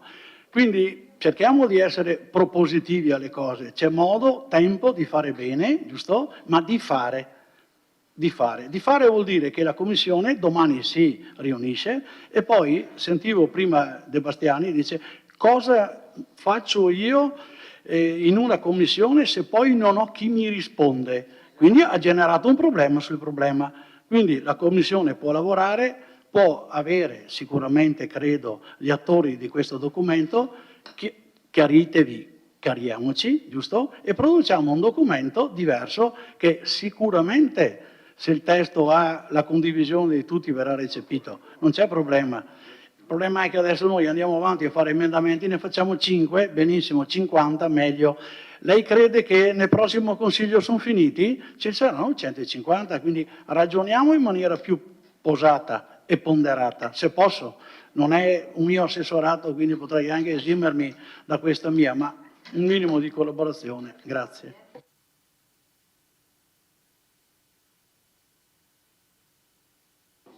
Consigliere Tonon, prego. Grazie.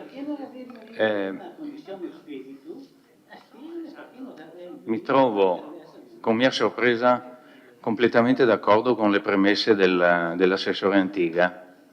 Nel senso, se vogliamo essere seri e lavorare e fare, però le conclusioni che trae evidentemente non ricorda bene qual è la funzione del consigliere comunale, che non è di fare le osservazioni nei 30 nei giorni delle esposizioni e nei 30 successivi per presentare le osservazioni. La funzione del consigliere comunale è quella di vedere se quando viene fatta la commissione, fra l'altro credo fosse la seconda volta in 4 anni e mezzo che lei era presente in commissione, a proposito, aprite la commissione, lavorate, seconda volta in 4 anni e mezzo, complimenti.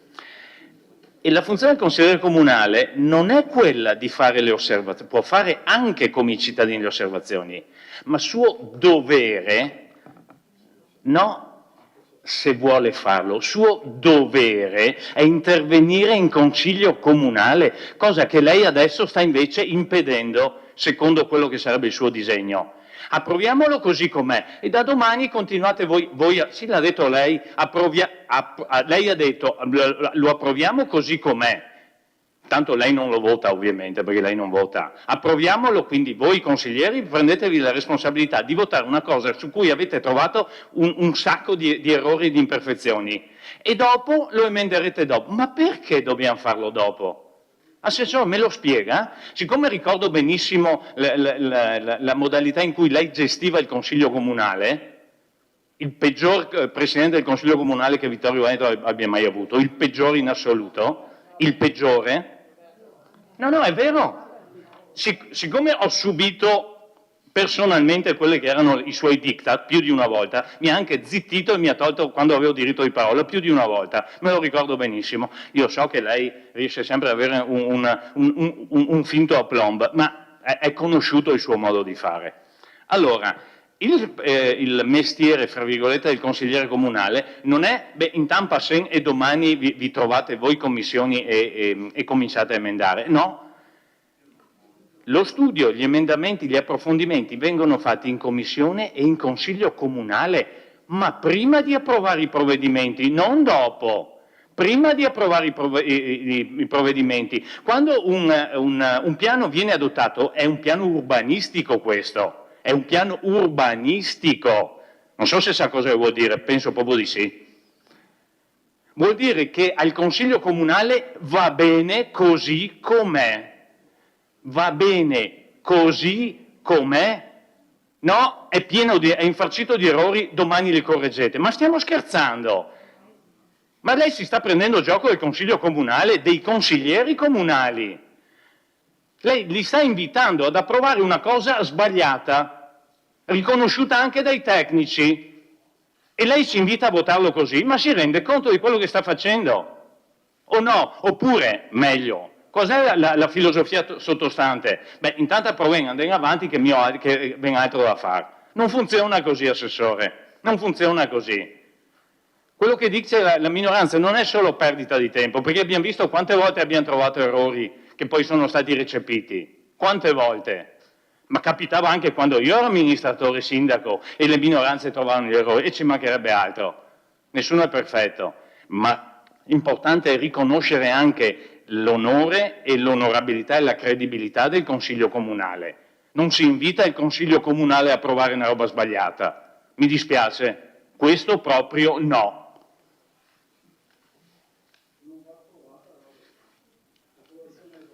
Chiedo scusa, ad approvare un provvedimento, in questo caso l'adozione, approvare un provvedimento, in questo caso l'adozione, palesemente sbagliato. Allora, consigliere Tonolo ringrazio, consigliere De Antoni, prego. Sì. No, richiamo tutti i consiglieri a un attimo di tranquillità e di calma, dall'alto della mia età, che penso sia la più alta di tutti. C'è sempre stata disponibilità e collaborazione, quindi Assessore Antica, sono disposto anch'io a ragionare con calma, però in questo caso esaminiamo tutti i pro e tutti i contro, cioè quali sono i problemi che avete suggerito, sollevato. Il problema è che entro il 31 dicembre il piano deve essere approvato. Siamo al 5 di settembre, ci convocate il Consiglio tra 10 giorni, il 15 di settembre, 30 giorni di pubblicazione, il 15 ottobre, 30 giorni di osservazione, il 15 novembre, abbiamo un mese e mezzo per mettere a posto le carte e mandarlo e dire alla provincia che abbiamo fatto il piano. Le modifiche non sono 2 o 3 piccole modifiche, sono tante le modifiche e abbiamo detto tutti che il documento era molto impegnativo e abbiamo fatto molta fatica a capire come funzionava. Restano ancora dei problemi abbastanza importanti. C'erano i tempi anche per portarlo prima in Consiglio Comunale, perché i pareri dell'ARPAV e della provincia sono di maggio. Quindi capisco che ci sono tante cose da fare, però c'era anche il tempo per farlo. Adesso non potete costringerci a fare una cosa in 448 quando effettivamente i temi e i problemi che sono stati sollevati sono numerosi. Penso che anche per l'ufficio sia difficile poi correggere le cose che abbiamo detto, perché non so se devono aspettare la registrazione per capire tutte le cose che sono emerse. I tempi ci sono assolutamente per adottare con calma il documento, per esaminarlo prima, per approvarlo e poi per fare le pubblicazioni e presentare il tutto entro il 31 dicembre alla provincia. Nel caso poi si potrebbe anche chiedere una proroga, ma non la chiediamo. Mi sembra che l'arroccamento della maggioranza sul fatto che stasera si approva ci costringa a chiedere che tutte le osservazioni che abbiamo fatte siano oggetto di un emendamento. A questo punto vedete voi con l'orario, vediamo cosa dovete fare domani pomeriggio alle 18, perché ho scoperto adesso che il prossimo Consiglio, se non riusciamo a finire questa sera, sarà domani alle 18. Mi spiace anche per tutti i dirigenti, che era sulla convocazione ma non l'avevo letto, e neanche tu l'avevi letto, tant'è che te l'ho detto mi sembra, quindi lasciamo stare. No? Ecco, allora signor Sindaco, signor Presidente, cioè tenete conto di questa situazione, mi sembra che non sia niente di offensivo né di, non so, che possa essere criticato, il fatto che di fronte a un problema che c'è accettate di rinviare l'esame e l'adozione a una delibera, a un consiglio da fare entro 15 giorni, 10 giorni, cioè saremo presenti, ci dite quando, già stasera, si può già sapere la data e ci impegniamo a essere presenti e a portare nel frattempo tutte le modifiche e le osservazioni che sono state e sono emerse oggi.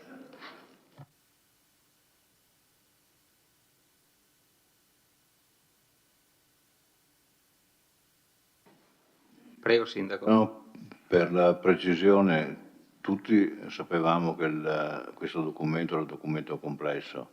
Ho fatto una ricerca e ho visto che per informare i consiglieri sono state fatte due invii, mi risulta 11 luglio e 8 agosto.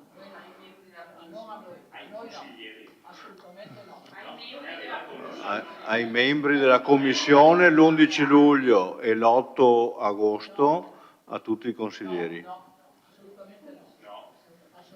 Sicuro?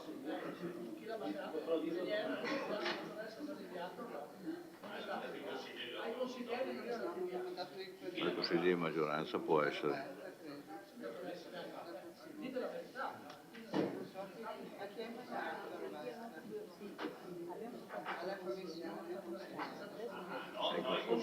La commissione consigliare Quindi se sospende ai membri della commissione. Va bene. se No, non facciamo... ma per dire sia dei consiglieri ma che la commissione. abbiamo votato. Se per caso diciamo dei consiglieri e la commissione? I consiglieri sono già in commissione. Ho capito, ma sono rappresentati in commissioni i capigruppo i consiglieri? No, proprio. La minoranza in commissione non c'è, peccato. In commissione la minoranza non c'è, peccato. No, i capigruppo consigliari non c'entrano con la rappresentanza della minoranza. Lei ha appena detto i capigruppo consigliari. Allora, scusate un attimo, perché sennò... Allora, verifichiamo un attimo questo invio o meno.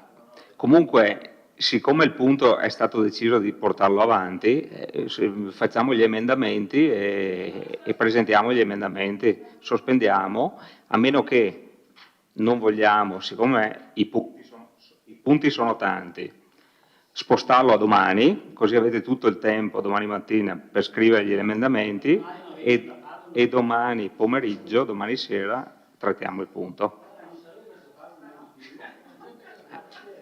Se no, voglio dire, lo trattiamo ora. Cioè, non è che ci sono tante scelte, Ma ne è stato registrato? No, facciamo gli emendamenti, sospendiamo un attimo e facciamo gli emendamenti. La parola, prego.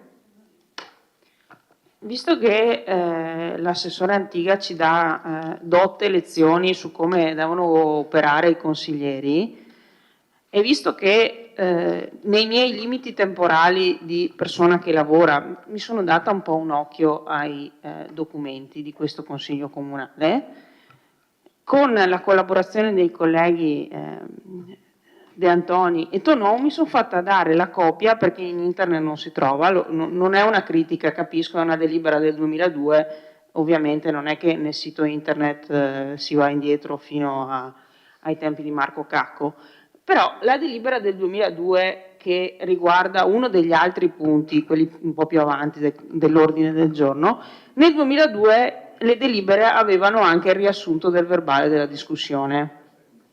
Il segretario generale, non l'avvocato Denardi, il segretario generale del comune del 2002, e lei era consigliere comunale all'epoca, interviene a un certo punto nella discussione e dice: il consigliere Carnelos, nell'esercizio tipico delle sue prerogative consigliari, quale diritto soggettivo pubblico, avrebbe dovuto presentare degli emendamenti, e invece lui ha scelto di fare le osservazioni. Quindi io, a detta del segretario, in questo momento, se seguissi la sua idea, farei una cosa sbagliata. Andiamo a ritrovare il segretario del 2002, chi era? Lo conoscete? Lo sentiamo per capire se ha cambiato idea nel frattempo e ha ragione lei, e quindi invece di fare gli emendamenti in consiglio comunale devo mettermi a fare le osservazioni dopo? Grazie per i consigli che ci dà, Assessore Antiga, sono pregiatissimi e correttissimi. Grazie. Consigliere D'Arè. Ma penso che sia ora di andare avanti con l'ordine del giorno. Se ci sono emendamenti li porta avanti, si va al voto e si va avanti finché abbiamo esaurito, anche perché i colleghi hanno detto che domani lavorano.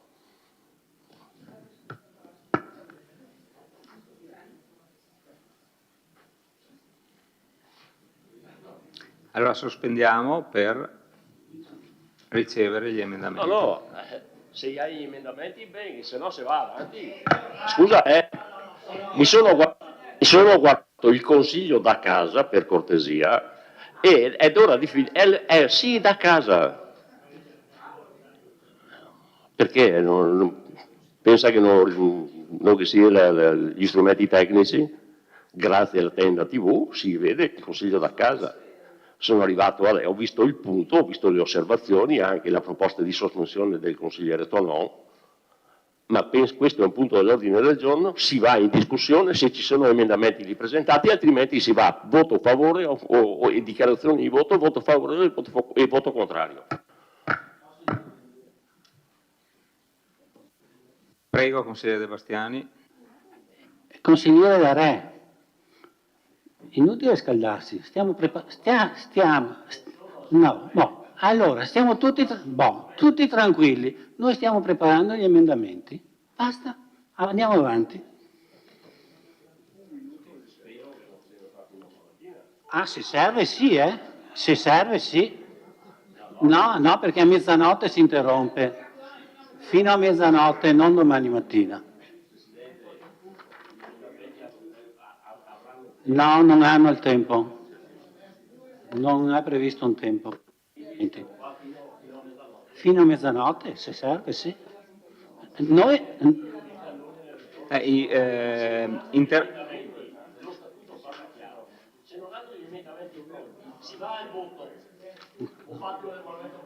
Mi dice l'articolo di questo... Qua abbiamo il segretario. Mi dice l'articolo.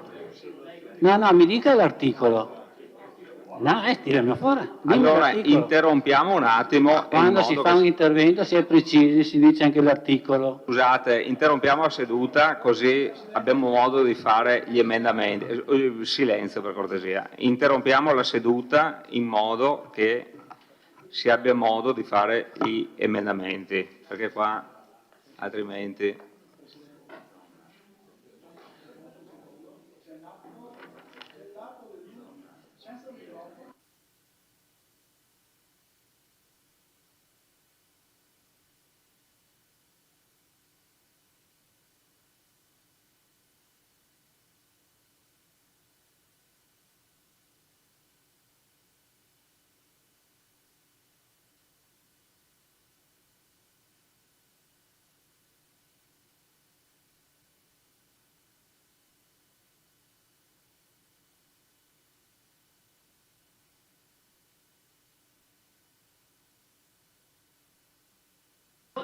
Scusate, invece di sbaruffare, scriviamo gli emendamenti cortesemente. Silenzio in aula.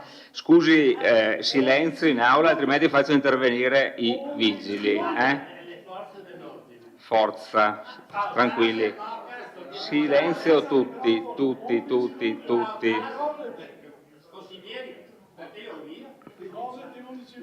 Deve andare a fare un intervento. Ma lei, assessore del cosa interviene che non ha neanche sua competenza? Perché te lo spiego. Stia zitto, ma per favore.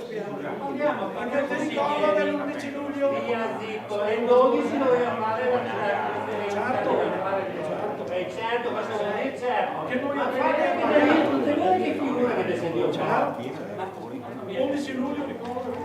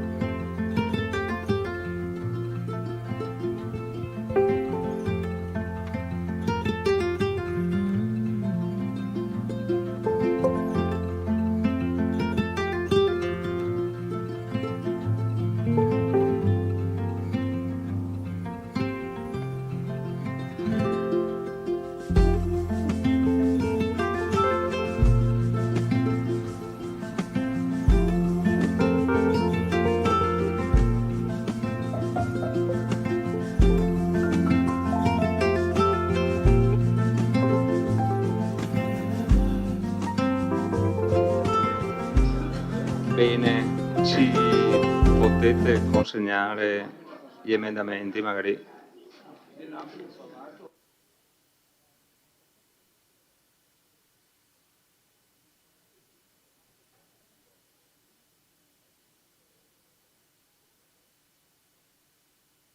Possiamo avere gli emendamenti che vediamo un attimo se serve il parere?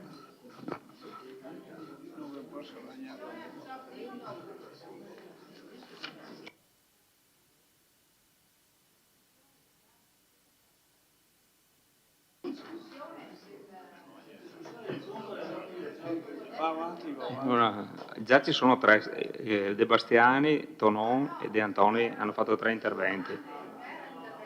No. Eccoli qua gli emendamenti.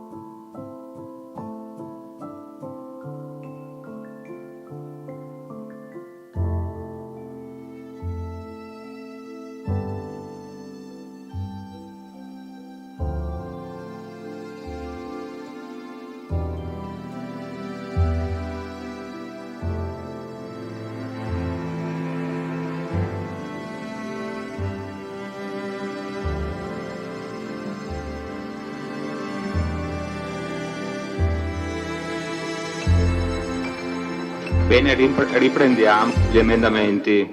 Forza. Allora, ho lasciato gli emendamenti che avete consegnato all'ingegner Curti, che li leggerà, e poi... Cosa? Allora, per cortesia, veloci, se vogliamo finire veloci.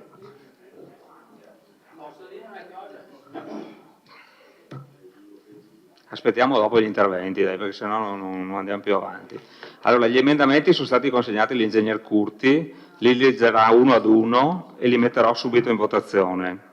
Uno ad uno.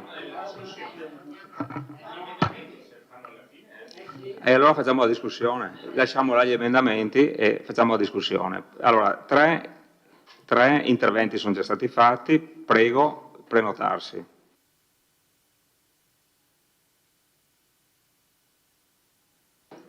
Consigliere Bagliana.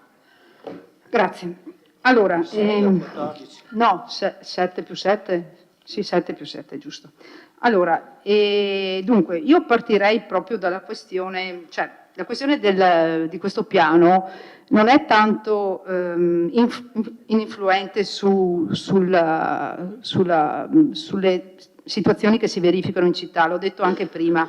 Sempre più spesso ci sono eventi o altre situazioni o lamentele da parte dei cittadini o da altre persone che evidenziano alcuni aspetti inerenti appunto ai rumori che si determinano o per situazioni di attività produttive o per situazioni di attività ricreative di vario tipo, addirittura sportive, ma anche ricreative generali di musica e quant'altro. Quindi quello che andiamo a approvare, dal mio punto di vista, non è proprio una cosa così influente.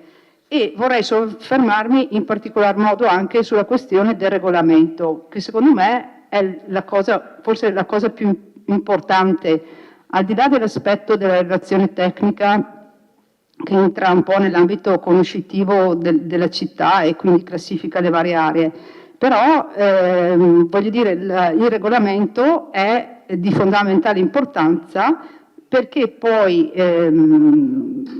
disciplina quelle che sono poi le attività consentite con dei limiti di legge a livello acustico e quindi secondo me il regolamento andrebbe un po' vagliato e andrebbe letto con attenzione.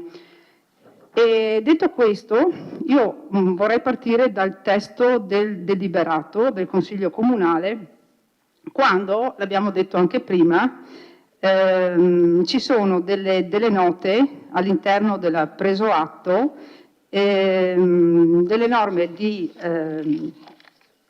ARPAF, in cui verso la fine di pagina 1 cita così, in riferimento, no, questo è il parere espresso dalla provincia di Treviso, no? E dice, in riferimento alla nota inviata dal Comune di Vittorio Veneto pervenuta alla provincia di Treviso nell'8/5 del 23, relativa all'aggiornamento in corso del piano comunale di classificazione acustica e il successivo parere di ARPAF del 15/5/23, richiamando il precedente parere inviato dallo scrivente il 4 aprile 23, ai sensi dell'articolo 3 della legge regionale 21 del 99, cioè norme in materia di inquinamento acustico, in attuazione della legge 447 del 95, si comunica che nel piano in oggetto non risultano incongruenze con i piani di classificazione acustica dei comuni contermini. E fin qua ci siamo.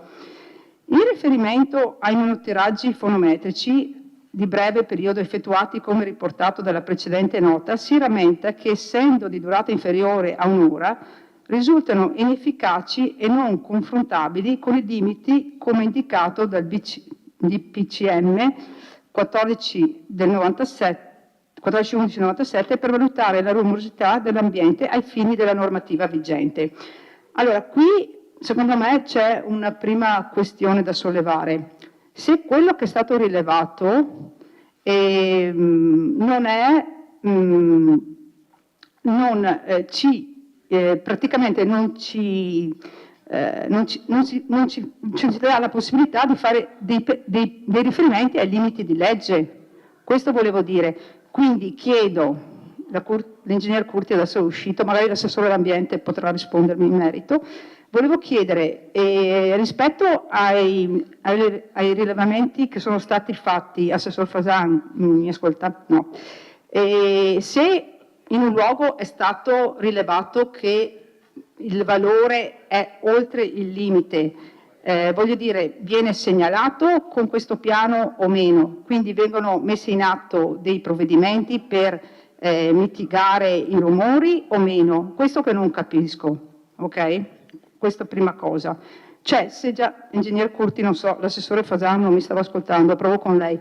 Io volevo capire se da queste prime valutazioni dell'ambito conoscitivo, se sono state emerse, ho visto, prima ha fatto l'esempio della scuola, però in altre situazioni magari prendiamo una questione commerciale o musicale, io non so se sono stati fatti dei rilievi anche durante la sera, se fossero emersi dei valori fuori dei limiti, però voglio dire, direttamente questo regolamento metteva in atto o fa sì che ci siano delle ordinanze o quantomeno delle segnalazioni, delle osservazioni e quindi ci sia una prima ricognizione e un primo, come si può dire, una prima valutazione e quindi un intervento diretto dell'amministrazione. Poi gli altri due pareri dell'ARPA li ha citati prima il consigliere De Antoni, quindi non ritorno nel merito.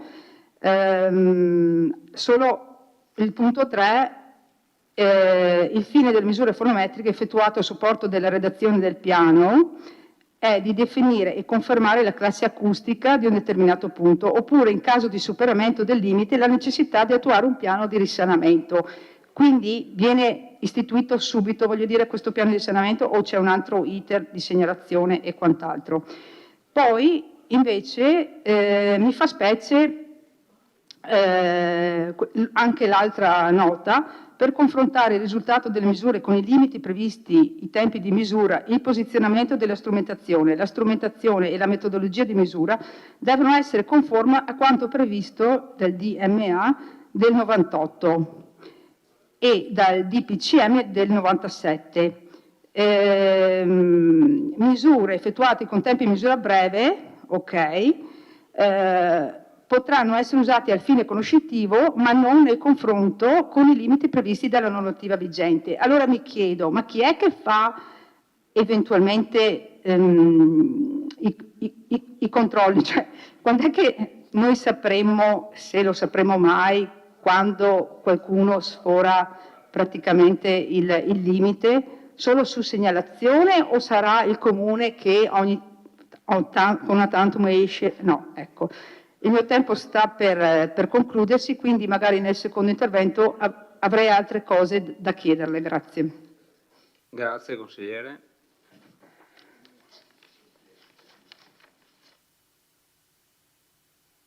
Consigliere De Antoni per il secondo intervento.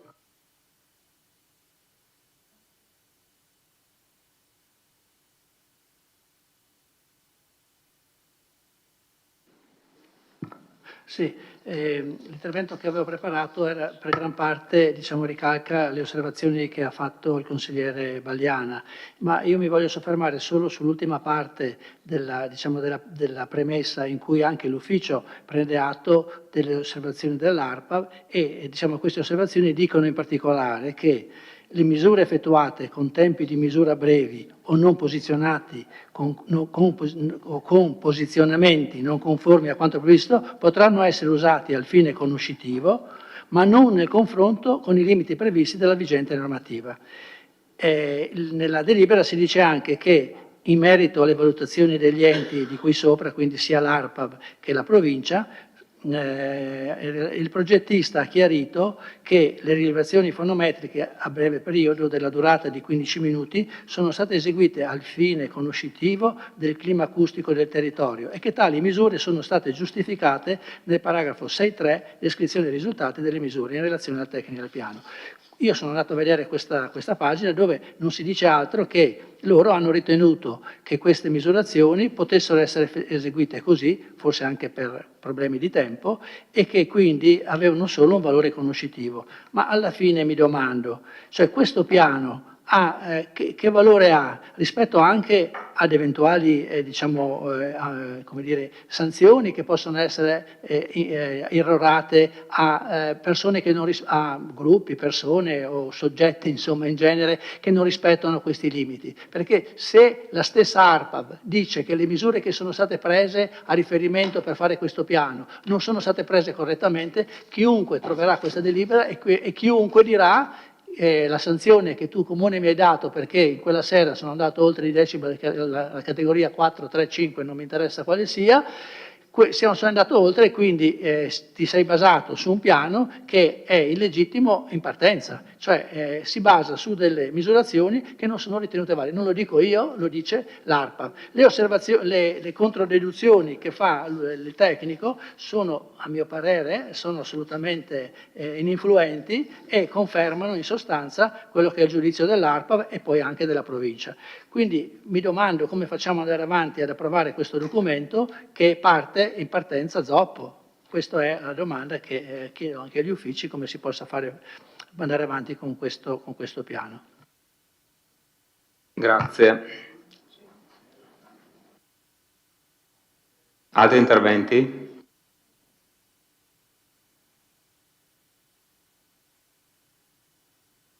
Se ci sono degli interventi, faccio rispondere all'ingegner Curti.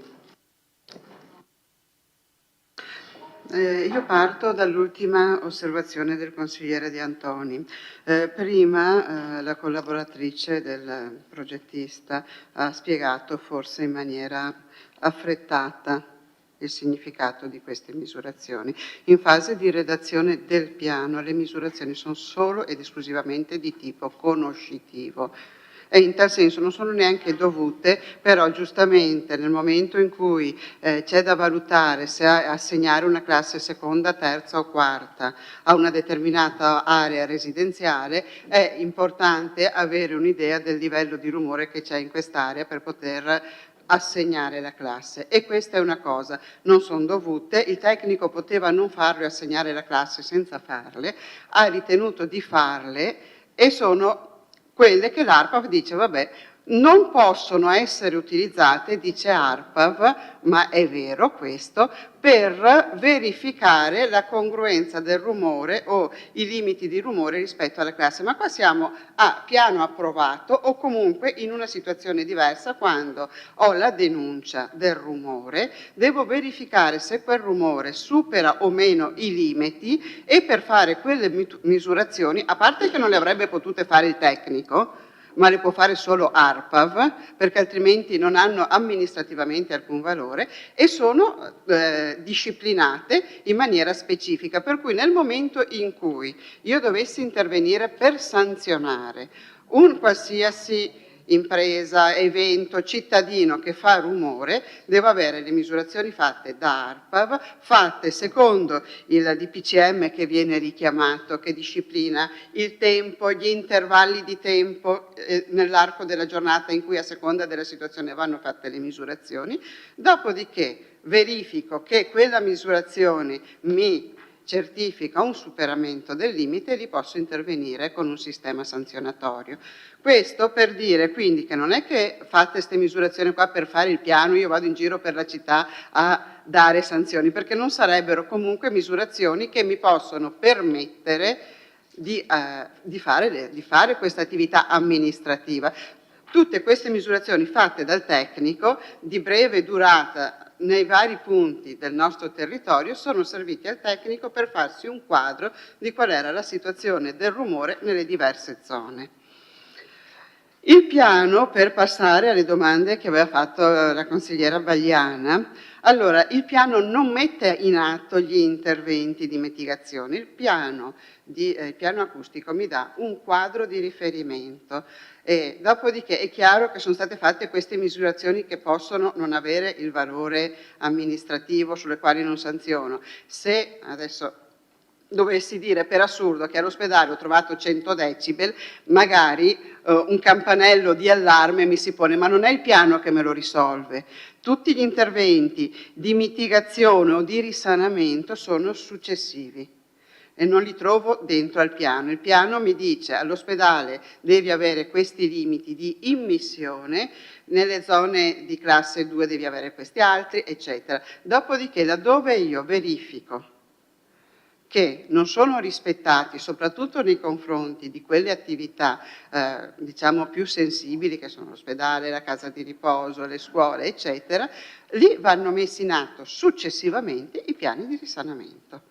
Quindi sarà poi un impegno dell'amministrazione, così come facciamo i piani di adeguamento o miglioramento sismico piuttosto che di efficientamento energetico, dovremo anche fare i programmi di risanamento acustico laddove si dovesse rendere necessario.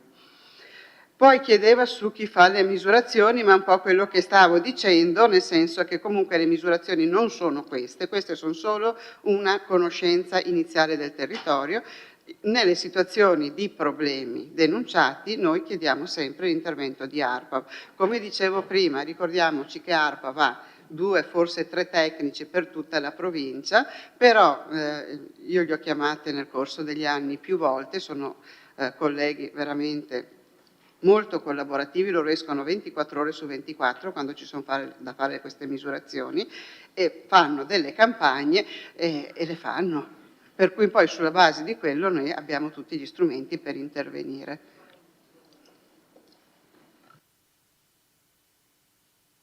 Grazie. Altri interventi?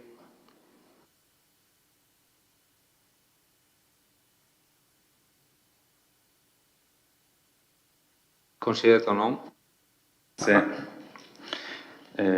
Qualche richiesta di approfondimento su qualche articolo del regolamento, perché poi, a parte le varie zonizzazioni, è sul regolamento che cittadini, qua si parla anche di fabbriche, parrocchie, associazioni, eccetera, si devono confrontare. Parto da una definizione che non trovo, mi spiego. Si parla all'articolo 26 l'utilizzo delle macchine da giardinaggio e si fissano alcuni orari, posto che poi mi chiedo come mai siano diversi da quelli per esempio dell'utilizzo di strumenti musicali, da quello dell'autolavaggio, eccetera. Cioè, sono sempre orari diversi e mi piacerebbe capire la ratio, se c'è una ratio. All'articolo 26,4 c'è scritto: non vi sono limitazioni all'uso di tali macchinari nei luoghi isolati in cui non può essere generato disturbo al vicinato. Allora, guardando nelle definizioni, luoghi isolati non c'è. E allora volevo capire cosa significa luoghi isolati, perché l'unica definizione che troviamo è luogo pubblico o luogo aperto al pubblico. E quindi in modo che coloro che non si trovano in luoghi isolati sappiano se possono o meno utilizzare fuori di quegli orari le macchine da giardinaggio. Legandomi alla questione degli orari, la domanda è per gli impianti di autolavaggio. L'impiego di macchinari, visto che qualcuno ha passato anni a... Ah, ecco, no, ma per capire come funziona... No, a me non interessano i decibel, ma gli orari, perché ci sono gli orari diversi. L'impiego di apparecchiature rumorose, articolo 30, aspiratori, lavaget, eccetera, nell'ambito dei sistemi di autolavaggio localizzati nelle zone residenziali o in prossimità delle stesse e più in generale lo svolgimento di dette attività. Ma allora è ovunque? È ovunque? Non c'è scritto. Sì, ma allora perché andiamo a scrivere localizzati nelle zone residenziali o in prossimità delle stesse o in generale lo svolgimento di tali attività? Cioè, no, emendamento, è da cassare questo articolo scritto così, non merita un emendamento. Doveva essere scritto semplicemente l'impiego di apparecchiature rumorose nell'ambito del sistema di autolavaggio, appunto, vanno dalle ore alle ore nei giorni. Davvero ogni tanto ho l'impressione che siamo il paese degli azzeccagarbugli, perché nelle zone residenziali o vicino a quelle o comunque ovunque di fatto. Non ho mai visto un articolo scritto così. E comunque dice, lo svolgimento di dette attività, anche self-service, è consentito nei giorni feriali dalle 8 alle 21 e nei festivi dalle 8 alle 23. Domanda, perché nei festivi 2 ore in più? Anche qui c'è una ratio, e se c'è, qual è? Perché io non la scorgo. Anzi, mi spiego, siccome c'è scritto altrove che nei giorni festivi gli orari sono ridotti, per esempio, nel giardinaggio lunedì, sabato 8-12, domenica e festivi 9-12. Allora, nel giardinaggio meno, nell'autolavaggio aumentiamo di più. Perché? Punto di domanda. Gradirei avere una risposta. Altra domanda. Centri estivi, articolo 32. Il rumore all'interno delle aree scolastiche, eccetera, è sempre autorizzato in deroga ai limiti stabiliti dal piano comunale, come si chiama, classificazione acustica, senza necessità di specifica concessione. Poi c'è scritto, l'utilizzo dei sistemi di amplificazione o diffusione elettroacustici in esterno è autorizzato in deroga ai limiti stabiliti dal piano senza necessità di specifica concessione se sono rispettati gli orari 8, 12, 15, 19, eccetera. Ciò significa che senza nessuna necessità di permesso e quindi del tutto in deroga possono utilizzare qualsiasi livello di decibel. Cioè, quello che in un concerto non è concesso, qui è concesso. Domanda. Anche qui. Qual è la ratio? Punto di domanda. Gradirei risposta, grazie. Consigliere Bagliana, secondo intervento. Sì, grazie. Allora, ho capito le spiegazioni che mi ha dato l'ingegner Curti, però ho ancora delle difficoltà per... Cioè, io non ho capito. Questi che hanno messo, gli indici che hanno messo, non sono dei limiti, praticamente. 5 minuti, sì. No, praticamente non sono dei limiti, cioè sono solo limiti, cioè sono solo indici conoscitivi, non sono indici di legge da rispettare, quello che non capisco io.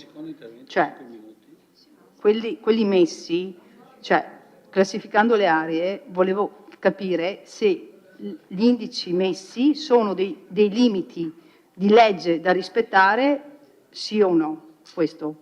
Però se sono dei limiti delle leggi da rispettare e sono stati verificati attraverso una strumentazione non coerente con il DPCM, come fanno a essere dei limiti se non sono stati utilizzati degli strumenti con cui il DPCM chiedeva di misurare queste cose? Questo non capisco, vabbè, me lo spiegherà. Quindi, allora, questo è un discorso.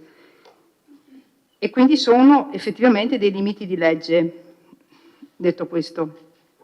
Un'altra considerazione che volevo fare era relativamente a, ad esempio, le attività produttive o le attività di servizio che, ad esempio, facevo un esempio prima, sia gli impianti sportivi che fanno attività in notturna, ok? Fino a ora tarda, perché magari hanno, non lo so se hanno la deroga, il permesso, ci sono i residenti che abitano nelle pertinenze che si lamentano che a mezzanotte e mezza ancora sentono schiamazzi e quant'altro.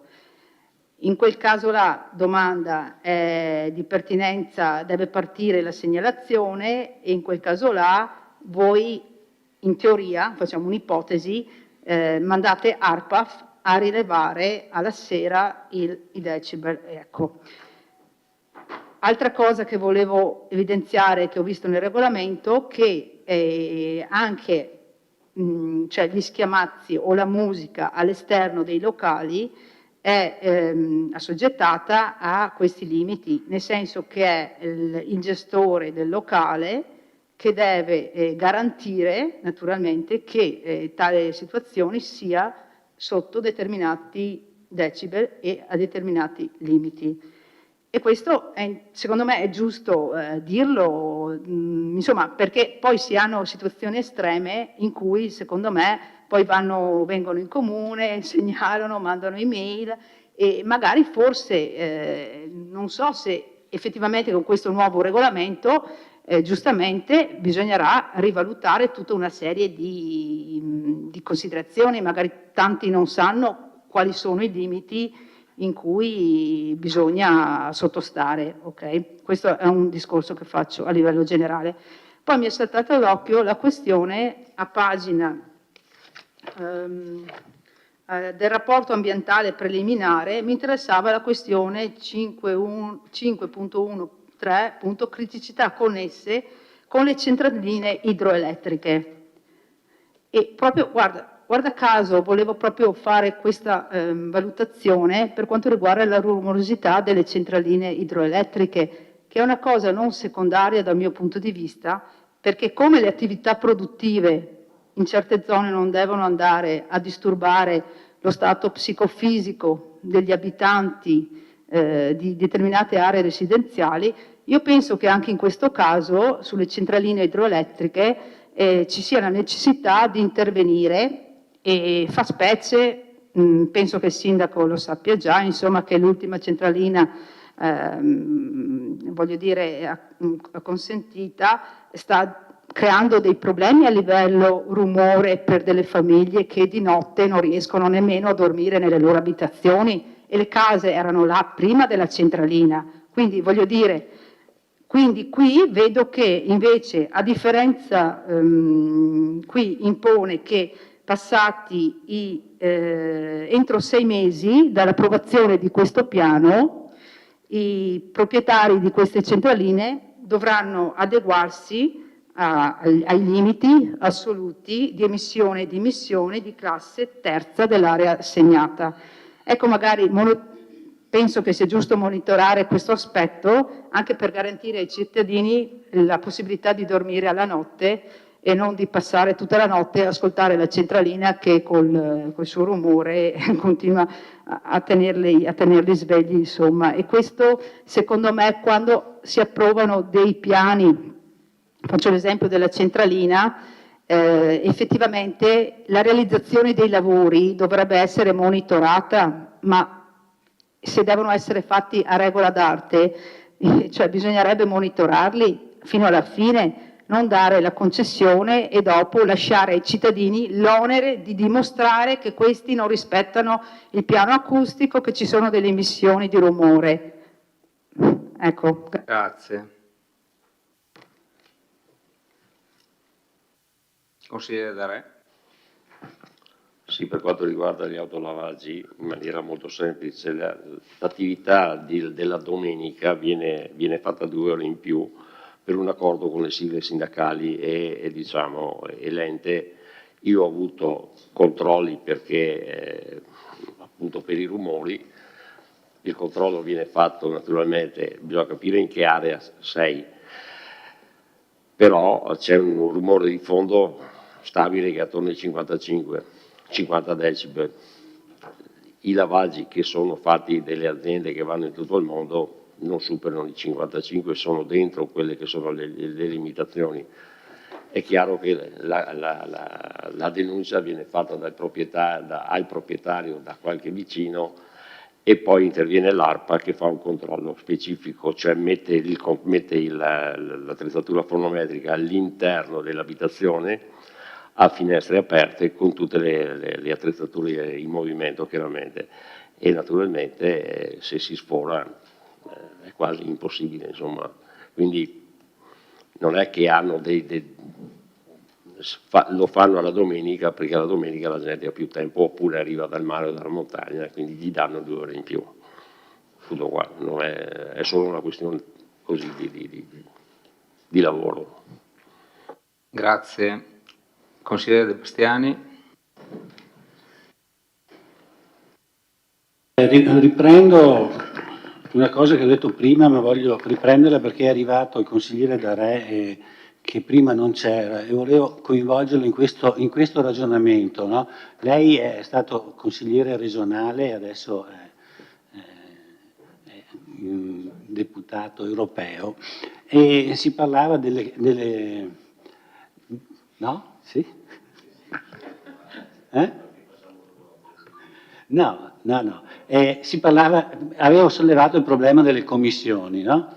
E io non credo che in Regione o su a Bruxelles vengano convocate il Parlamento per votare una legge per il giorno, per giovedì, e il mercoledì vi convocano la Commissione per discutere quello che dovete votare il giorno dopo. Che questo non succeda né a Venezia e né lassù. Volevo anche una conferma, perché io dicevo prima che le commissioni andrebbero prima convocate per tempo, in modo che se non è sufficiente una commissione se ne possa fare un'altra, e una volta che la commissione, parlo per gli argomenti importanti, io capisco che se è una delibera così leggera si può fare anche così il giorno prima, ma dico per gli argomenti importanti come questo, una volta che la commissione ha elaborato il problema, si decide di portarla in Consiglio Comunale.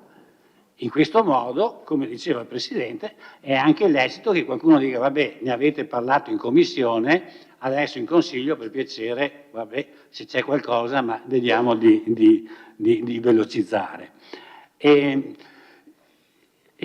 L'assessore Fasan a questa osservazione prima mi diceva ma è sempre stato fatto così, lo facevate anche voi. Sì, è vero, è sempre stato fatto così, però è sempre stato sbagliato. Allora voglio dire, se questo Consiglio Comunale ha sempre sbagliato, è il momento anche di porre rimedio. E questa è l'esempio e l'occasione per fare una riflessione e impegnarci per il futuro di portare le cose importanti per tempo. L'assessore Antica l'11 l'abbiamo spedita, vabbè l'avete spedita, ma se avete spedita l'11 luglio, voglio dire, a fine luglio vuol dire che a fine luglio si poteva già fare una commissione. Non riesco a capire perché si è aspettato il giorno prima. E il tempo corre. Una cosa che mi hanno segnalato e che probabilmente l'assessore Fasan è a conoscenza riguarda appunto il rumore. Sulla parte della Valle Pisina, l'autostrada, mi hanno riferito che sono stati tolti dei pannelli e che questa cosa qua crea un grande disturbo e non dico sofferenza, ma insomma crea problemi a una parte di... Adesso non so precisamente dove e come e perché. Ecco, sì. Se magari vuole spiegarci qual è il problema, perché io l'ho recepito così, come ci è stato segnalato un problema dal Parco Fender, che è stato, ho visto che hanno scritto a noi, ma hanno scritto anche all'amministrazione del sindaco, che dove hanno realizzato una festa e hanno proseguendo fino a tarda ora e con un notevole disturbo nella parte del centro. Adesso io mi chiedo, ma perché quella cosa là non è stata fatta al Parco Dan, che era fatto apposta con questa logica? E torno sul Parco Dan, che appunto una delle logiche del Parco Dan era di creare il meno disturbo possibile a gente che ci abita vicino e lì non ci sono abitazioni. Voi deciderete, avete pensato di spostare il Parco Dan nell'Areocampo e l'Areocampo a 100 metri hanno un centro abitato. Io non penso, Via del Campardo se non sbaglio, no? Via del Campardo.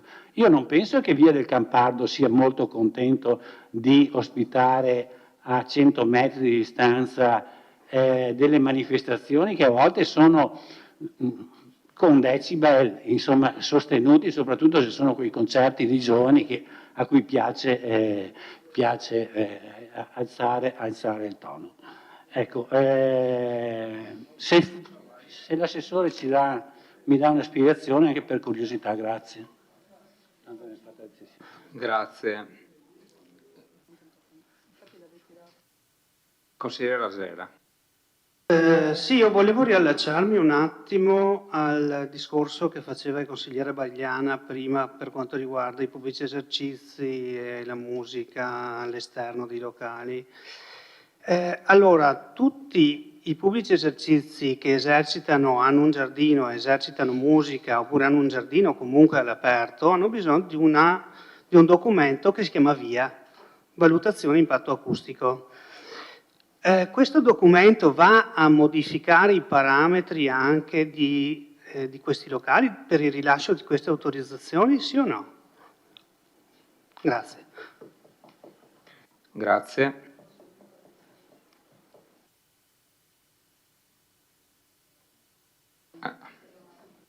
Vuole rispondere subito che così... Allora, mi rendo conto che l'argomento è un po' ostico. Io non sono un'esperta in acustica e in 20 anni che mi occupo di piani acustici ho capito qualcosa, perché insistendo capisco, però l'argomento è complesso e non è propriamente. Quando allora, ricordiamoci quello che dicevamo all'inizio, che noi abbiamo comunque una zonizzazione acustica approvata dal Consiglio Comunale del 2003.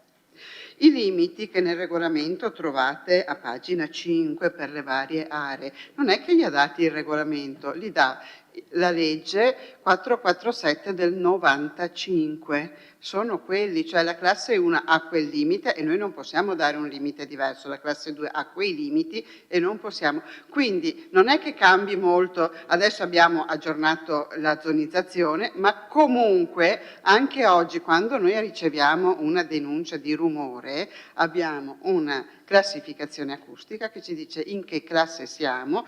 Secondo questa tabella io ho i limiti diurni e notturni e quindi so a cosa fare riferimento. In realtà l'ARPAV quando va a fare le misurazioni poi mi dà i risultati delle misurazioni e noi da lì capiamo se possiamo o meno intervenire. Quindi le misurazioni che sono state fatte erano proprio per conoscere il territorio da parte di un tecnico che abita e lavora a Padova e quindi non conosce il nostro territorio e non sa se a Serravalle c'è tanto o poco rumore, per dirla proprio in termini molto terra-terra, ma non ha nulla a che vedere, cioè non ha nulla a che vedere. Mi permette di capire che se vedo che ho comunque un certo livello di rumorosità è meglio, potendo scegliere tra la classe seconda e la quarta, che mi metta in terza perché grosso modo ho rilevato questo, ma non ha alcun, cioè non è questa rilevazione e non è il tecnico che stabilisce il limite della classe, sono definiti dalla legge del 95. Per quanto riguarda il discorso dei pubblici locali, vale quello che ho appena detto, nel senso non è che prima potevano far casino e da domani mattina non possono più far casino, non potevano farlo neanche ieri. Il problema è quello delle verifiche, semmai. Allora, come giustamente ricordava il consigliere Rasera, per fare musica all'esterno della porta del bar ho bisogno di un'autorizzazione perché entriamo, o di una scia perché entriamo nell'ambito del pubblico spettacolo, non sono più le musiche di trattenimento che il bar può fare al suo interno, quindi nel momento in cui usciamo dalla porta serve comunque o una scia o un'autorizzazione a seconda. Più che altro scia perché che superi 200 persone la vedo un po' dura, insomma. Dopodiché deve essere accompagnata dalla documentazione previsionale di impatto acustico per dimostrare o meno se rispetta i limiti di zona. Nel caso in cui l'evento non rispetti i limiti di zona può chiedere le deroghe. E qua ci inseriamo nel discorso che faceva prima anche il consigliere Rossetta, la deroga. Un'attività produttiva non può lavorare in deroga, un'attività produttiva deve lavorare a norma di legge, può lavorare in deroga se è una cosa temporanea, i 30 giorni nell'arco dell'anno. Potevano essere 25, potevano essere 40, normalmente si mette 30 perché ci leghiamo a una norma sulla somministrazione che dice che l'attività di somministrazione è temporanea quando non supera i 30 giorni. Una cosa che abbiamo fatto qua, che fanno normalmente tutti i comuni, perché io mi confronto con anche altri colleghi, e normalmente la temporaneità per questo genere di attività è fissata in 30 giorni per questo motivo. Per cui il bar che decide di fare dei concertini all'aperto e difficilmente potrà rispettare i limiti acustici, a meno che non sia in zona industriale, ma anche là comunque la vedo dura dopo le 22, produrrà la documentazione previsionale di impatto acustico che mi dirà a che livello di rumore arriva, mi dirà quali sono gli eventuali accorgimenti da prendersi per evitare di arrecare disturbo oltre un certo limite. Di solito, banalmente, ti dicono, tari il mixer, non so se si chiamino ancora così, mi sovvecchia, chiamavano mixer ai miei tempi, a questo livello. Le casse le giri in modo che non sparino proprio addosso alla finestra della signora Maria che va a dormire a una certa ora, ma devono essere rivolte magari, posizionate. E questo il tecnico acustico è in grado di farlo perché conosce il tipo di strumentazione che viene usata, cioè non è che questa documentazione la faccio generica, la faccio su quell'evento e su quella strumentazione, quindi mi dice come tararla, come posizionarla e in quel caso poi noi come ufficio ambiente diamo la deroga se rientriamo in quelle che sono la temporaneità. Ecco. Non so se sono riuscita a spiegarmi, perché mi rendo conto che non è facile da spiegare come argomento. È già più specifico rispetto al regolamento di polizia urbana, dove prevede che la musica non si deve sentire oltre il 100 metri.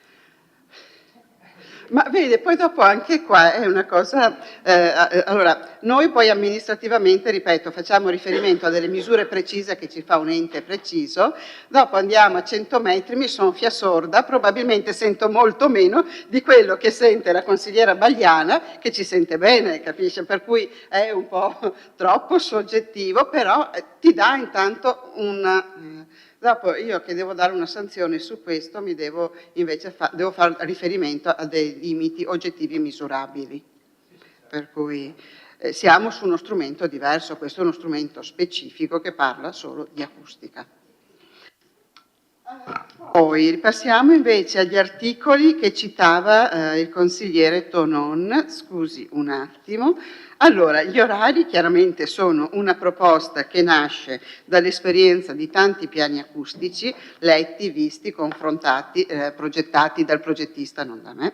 Io ne ho visti, ma progettati non posso, non sono un'esperta in acustica. Quindi, le macchine da giardinaggio, l'idea è che la domenica mattina la gente voglia dormire un'ora in più e quindi per quello lo metti alle 9 anziché alle 8.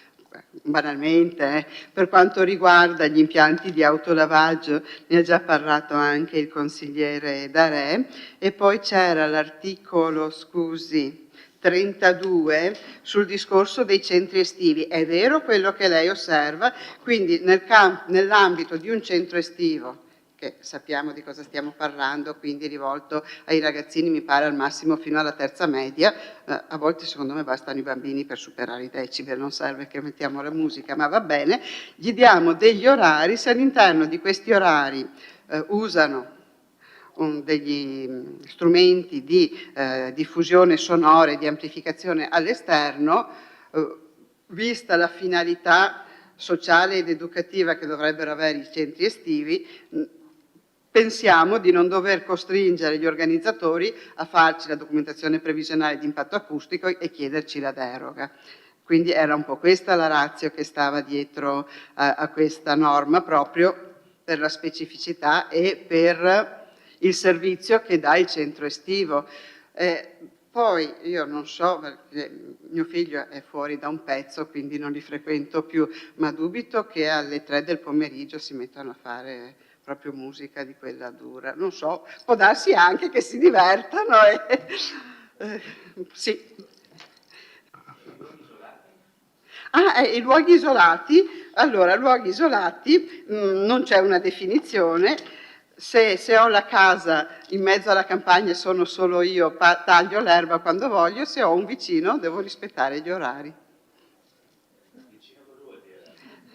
Entro i 100 metri che sente il rumore. Sì, infatti. E dipende anche dal tipo di tagliarba che uso. Bella falce.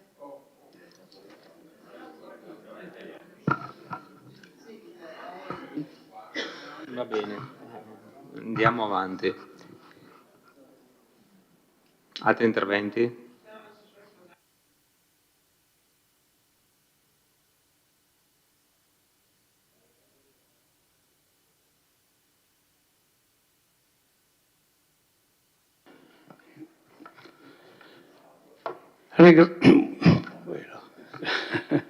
Ringrazio il consigliere Alessandro per la domanda. Questa sera sono passati sotto traccia due problemi, io direi, che probabilmente metterò fra le osservazioni. I rumori dell'autostrada e i rumori del traffico delle moto del Fadalto. Qui nessuno ne ha parlato, ma la mattina passano su 4.000 moto a scarico libero, pomeriggio passano giù 4. Ma questo penso che si risolva facilmente con le forze dell'ordine più che con i rilievi sonori. Autostrade. Il vero problema è cominciato con la tempesta Vaia, non tanto qui a Vittorio Veneto, ma in quel di Genova, vicino a Genova. La tempesta Vaia ha abbattuto buona parte delle barriere fonoassorbenti. La Procura della Repubblica di Genova ha imposto ad Autostrade di levare tutte le barriere fonoassorbenti di quel tipo che erano state posizionate a Genova. Sono passati 3 anni e sono ancora giù, in attesa che qualcuno dia indicazione di Autostrade. Questo è quello che so io. Certo che ai Posocon o in Vala Pisina è un rumore diverso, sono più i giunti che rompono le scatole. Invece qui a Longhere anche sono i giunti, è chiaro, però c'è stato un incontro con Autostrade, in accordo con Autostrade, nel giro di un anno dovranno cambiare tutti i giunti che sono datati e metteranno quelli di nuovo tipo che si sentono meno. Questa è l'assicurazione di Autostrade.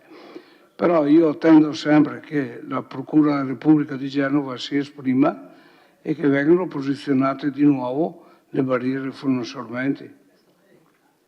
Ecco quello che posso dire di rumori di Autostrade. Grazie Assessore. Consigliere Denardi. Grazie Presidente.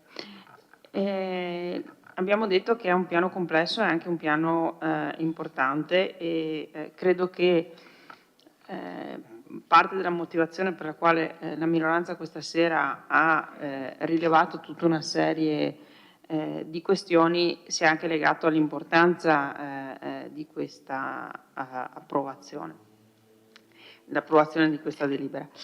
E non è un caso che io prima abbia chiesto all'ingegnere Curti che effetti abbia tra i privati l'approvazione di questa delibera. Non è che l'abbia detto perché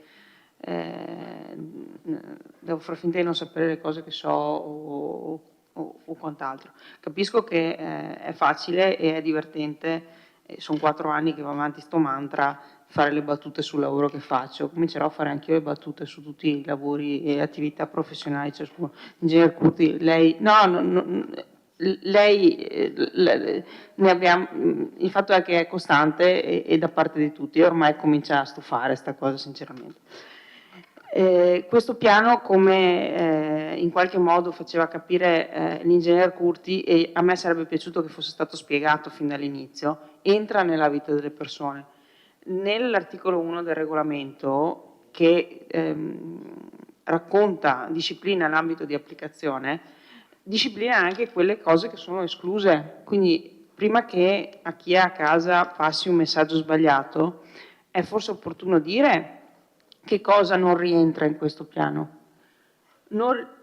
Tutti i comportamenti rumorosi non riconducibili a attività produttive, commerciali, professionali, perché sono causati ad esempio da schiamazzi derivanti da attività antropiche, strepiti di animali, radio, TV, uso di strumenti musicali per diletto, giochi di bambini, attività domestiche o emissioni prodotte da sorgenti di rumore occasionali, non ripetibili, imprevedibili.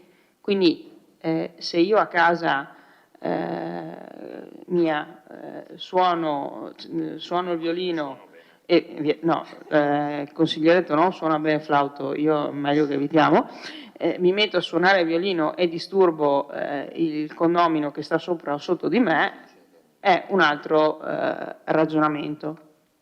È per quello che dicevo quale è il risultato. Ben diverso è se appunto la ditta che va a fare le manutenzioni sulla strada davanti a casa mia si mette a lavorare alle 6:15 del mattino con la ruspa, svegliando tutto il condominio.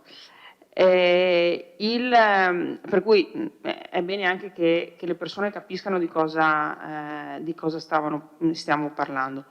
Nell'articolo 6 e l'articolo 7 si definiscono le attività temporanee e si prevede la possibilità di autorizzare in deroga le attività temporanee rispetto ai limiti che sono previsti dal regolamento stesso, prevedendo che l'autorizzazione in deroga possa prevedere dei limiti e delle indicazioni sui limiti del livello sonoro, prescrizioni di natura tecnica, lo diceva di fatto prima anche l'ingegnere. Ad esempio, se uno stando qui a ragionare sul testo, magari sarebbe stato anche interessante capire che limiti diamo alla possibilità di derogare, cioè al di là di quelli che sono i limiti assoluti normativi, che ne so, l'impossibilità di fare eccessivo rumore vicino all'ospedale, faccio un esempio, o in prossimità delle scuole, riteniamo che sia tutto derogabile senza fissare dei paletti prima, è una cosa sulla quale probabilmente avremmo potuto ragionare tutti insieme. Prima il consigliere Rosset e il consigliere Raserra interloquivano sul ragionamento relativo alla deroga dei 30 giorni, no? Il limite di 30 giorni.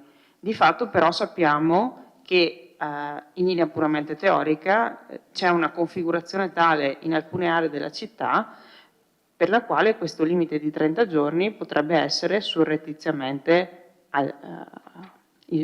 aggirato, perché se io mi ritrovo nella stessa strada 3 locali, 30 giorni l'uno diventano 90, magari si mettono d'accordo, non ci sono pochi luoghi a Vittorio Veneto che abbiano locali anche posizionati ben più cioè in ben meno di 100 metri. No? Per cui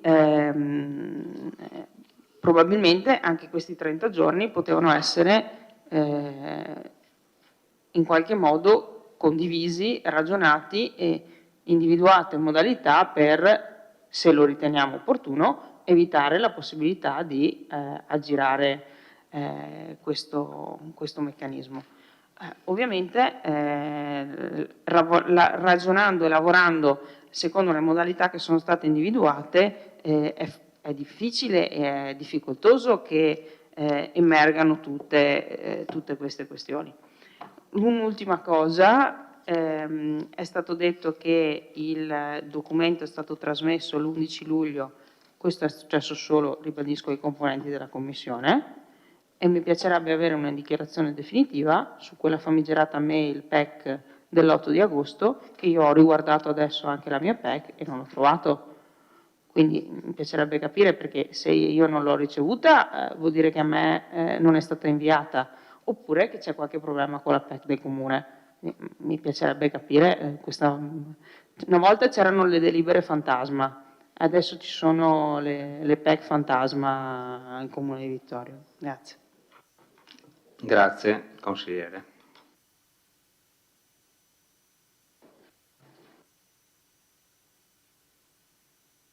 Se ci sono interventi,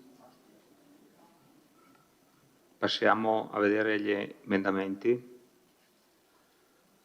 Sì, passiamo a vedere gli emendamenti. Allora, lascio la parola all'ingegner Curti che li leggerà uno ad uno e noi li voteremo uno ad uno.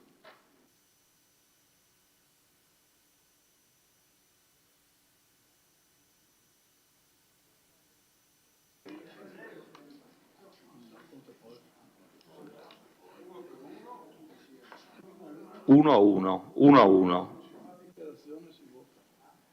Sì. Nell'elaborato grafico PCCA zonizzazione.pdf, inserire l'indicazione del complesso scolastico Nazario Sauro nel quartiere di San Giacomo.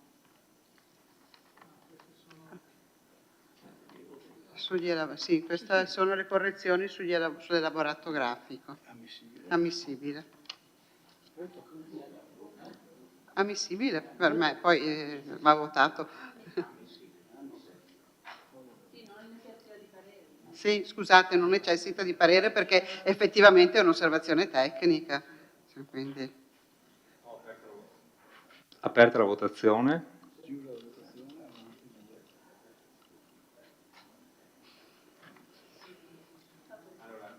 (13 favorevoli), emendamento accolto.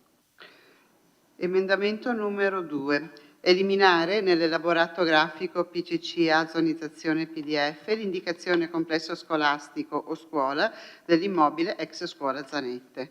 Ammissibile.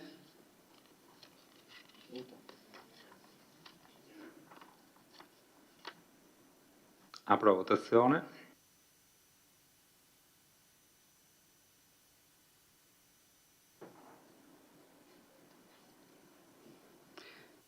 (13 favorevoli), emendamento accettato.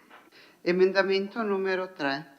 Eliminare nell'elaborato grafico PCCA zonizzazione PDF l'indicazione complesso scolastico o scuola dell'immobile ex scuola Pazienza.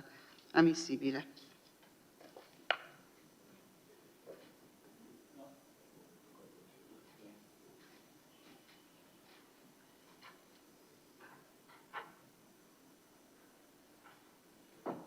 Favorevoli 13, emendamento accettato. Scusate, mi sono persa il numero. Emendamento numero 4, aspetta, perché qua non c'è scritto, lo segno. Ah, allora sì, li ho invertiti, scusate, perché una volta, scusatemi, allora questo.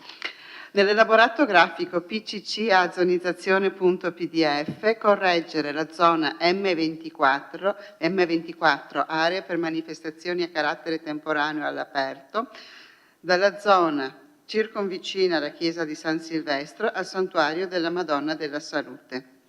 Ammissibile.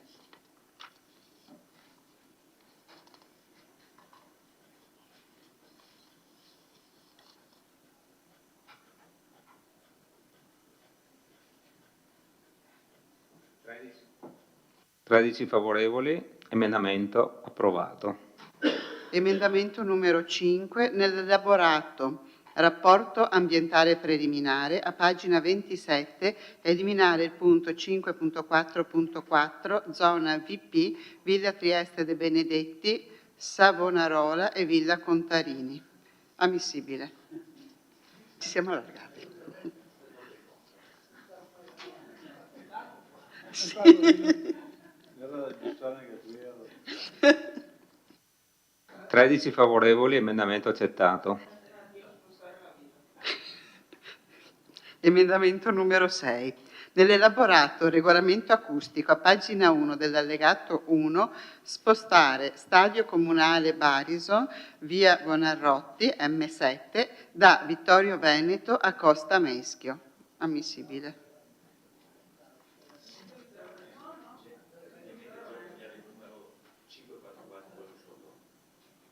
Ah beh sì, certo, chiaro.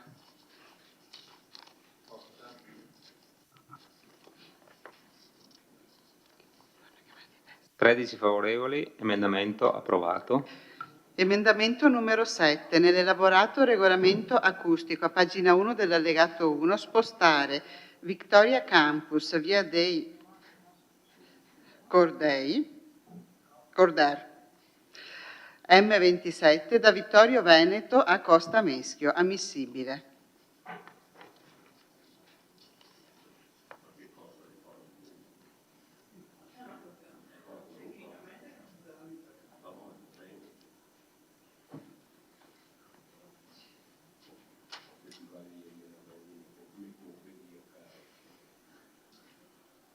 (13 favorevoli), emendamento accettato. Emendamento numero 8. Nell'elaborato regolamento acustico, a pagina 1 dell'allegato 1, inserire l'area piana degli alpini in Fadalto, individuandone conseguentemente la consistenza negli elaborati grafici. In realtà l'area è già indicata con via del Campat. Sì, nell'elenco c'è. Nell'elenco c'è. Scusatemi. Allora, Valla Pisina, via del Campata M17.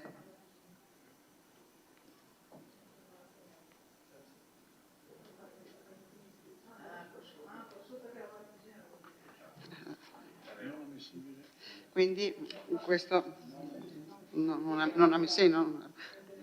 si può ritirare?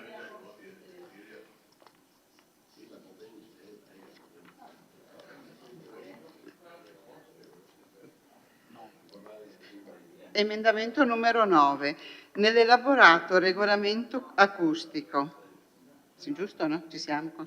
A pagina 1 dell'allegato 1, spostare area Fender da Serravalle a Vittorio Veneto. Ammissibile.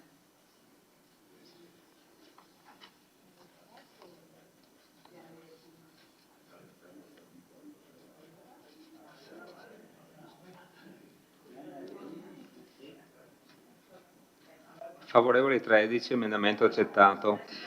Emendamento numero 10. Nell'elaborato regolamento acustico, a pagina 1 dell'allegato 1, inserire area Rossi, individuando conseguentemente la relativa consistenza negli elaborati grafici. Emendamento ammissibile.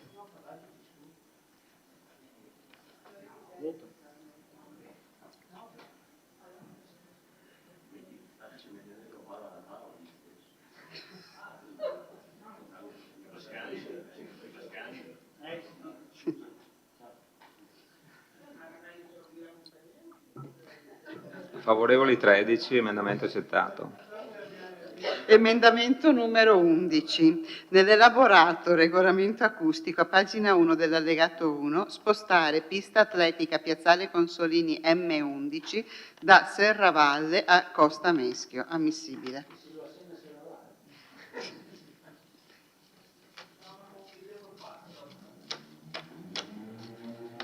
No, è la stessa. Favorevoli 13, emendamento accettato. Il segretario, così a tutti i testi.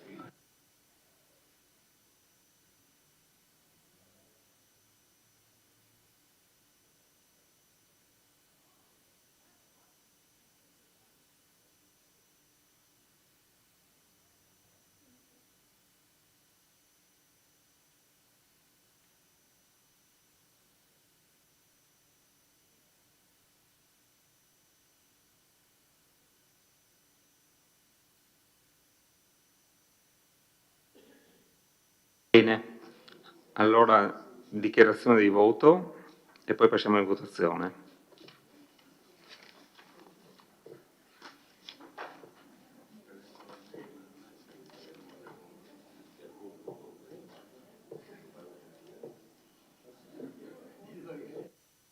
Nessuna dichiarazione di voto? Passiamo alla votazione.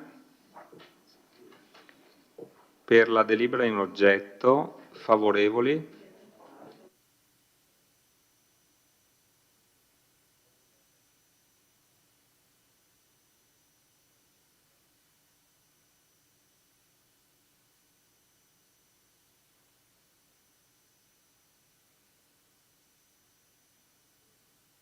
Favorevoli 8, contrari 1, astenuti 4. La delibera è approvata.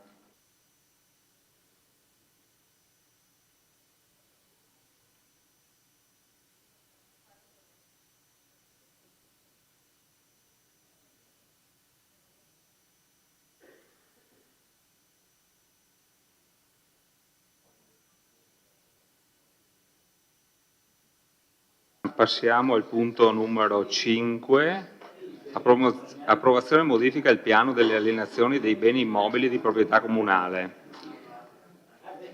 Lascio la parola all'assessore Antiga al patrimonio. Sì, un attimo. Sì.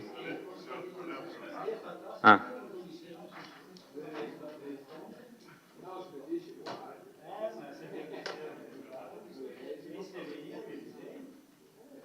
Mi dica Varaschin, consigliere Varaschin, mi dica. Grazie Presidente, chiedo la parola per fatto personale. Vabbè, le lascio la parola, prego. Grazie. È con grande disagio che comunico questa sera la scelta di lasciare il gruppo consigliare a cui appartengo, la lista Toni Miato Sindaco, ed andare a formare il gruppo misto. In questi 4 anni ho sempre cercato di dare il mio apporto al massimo delle mie possibilità, sempre collaborando con chiunque me lo chiedesse o ne avesse bisogno, nel rispetto dei ruoli di ognuno.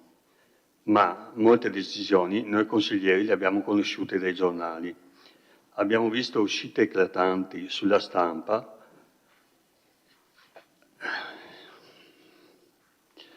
Purtroppo io vengo da un mondo, quello privato, che prima si fanno le cose e dopo, se si ha tempo, si parla. Invece qua si enunciano progetti mirabolanti che non vedranno mai la luce, con perdite di tempo enormi per gli uffici, che avrebbero potuto fare quello di cui c'è bisogno. Mi è dispiaciuto tantissimo anche per come è stato trattato il caso Gomiero, che è stato quello che più ha lavorato, ad esempio regolamento polizia municipale, stesura a parte, eccetera.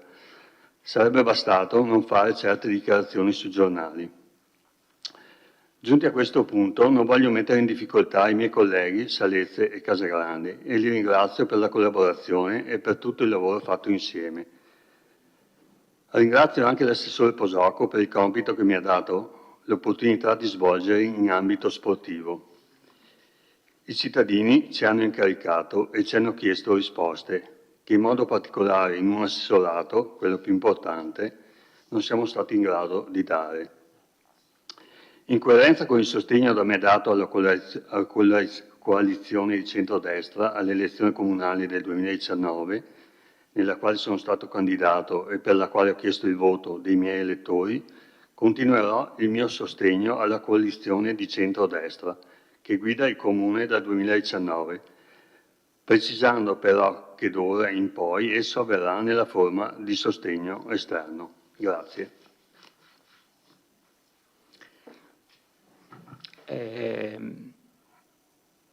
Ha qualcosa di scritto? Mi può lasciare...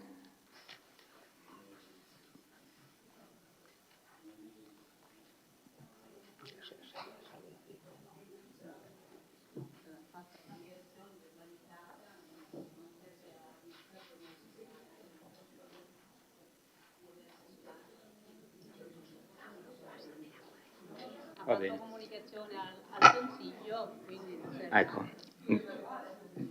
Grazie, consigliere Varaschin.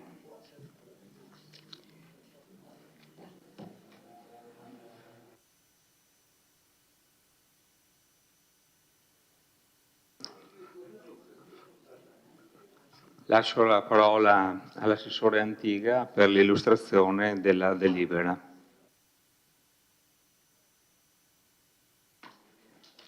Grazie Presidente, colgo anche l'occasione, visto la serata, di presentare il nuovo responsabile ufficio patrimonio, architetto Laura Canil, che è entrata a far parte del nostro organico. Buonasera. Punto numero 5. È richiesto da questo Consiglio Comunale di esprimersi in merito alla modifica del piano delle allineazioni e valorizzazione immobiliare 2023-2025, anticipando la possibilità di vendita dal 2024, annualità di esercizio finanziario di riferimento, al 2023 del bene denominato ex scuola ex scuola Nazario Sauro in San Giacomo di Veglia, vista e ritenuta conveniente la manifestazione di interesse pervenuta al protocollo 28916 del 28/7/2023 di acquisizione del bene stesso.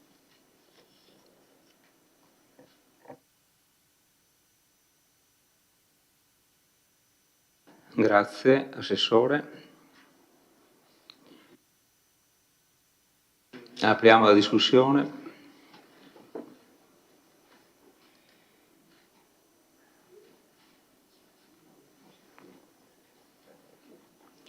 C'è qualcuno che vuole intervenire? Ah sì, consigliere Tonon. Grazie. Ho letto la delibera, ho letto anche se riguarda ovviamente la relazione successiva. Sì, la relazione successiva, ma nella delibera si dice, atteso che lo sviluppo dovrebbe riguardare l'acquisto dell'immobile e la riqualificazione dell'immobile con destinazione al piano terra della nuova farmacia di San Giacomo, mentre il primo piano dovrebbe ospitare gli ambulatori medici e la sede degli uffici della società. Penso di non svelare nulla di segreto, perché ci è stato comunicato che era d'accordo col nostro sindaco.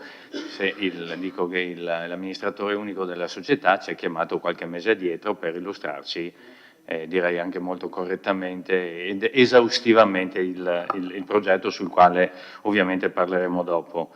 Da questo punto di vista posso semplicemente dire che, preso atto, c'è scritto qui, dell'analisi di bilancio della società Vittorio Veneto Servizi SRL agli atti, che presumo sia ovviamente quella del dottor Sarri, giusto? Prego. Sì. Non è questa? E qual è, scusi? E qual è l'analisi del bilancio? No, c'è scritto, preso atto dell'analisi di bilancio, non è questa? Autorizzazione alla vita. Ah, chiedo scusa, ero già passato qui a Rocomi. Consigliere. No. Sì, a sta ora sì. Non è questione di ore, perché come lei sa noi eravamo abituati a andare ben oltre la mezzanotte. Il problema è che, siccome era un argomento, non me lo sono stampato questo, a differenza degli altri, perché questo lo ritenevo, come dire, assolutamente nessun problema, assolutamente passabile. Quindi chiedo venia se ho già affrontato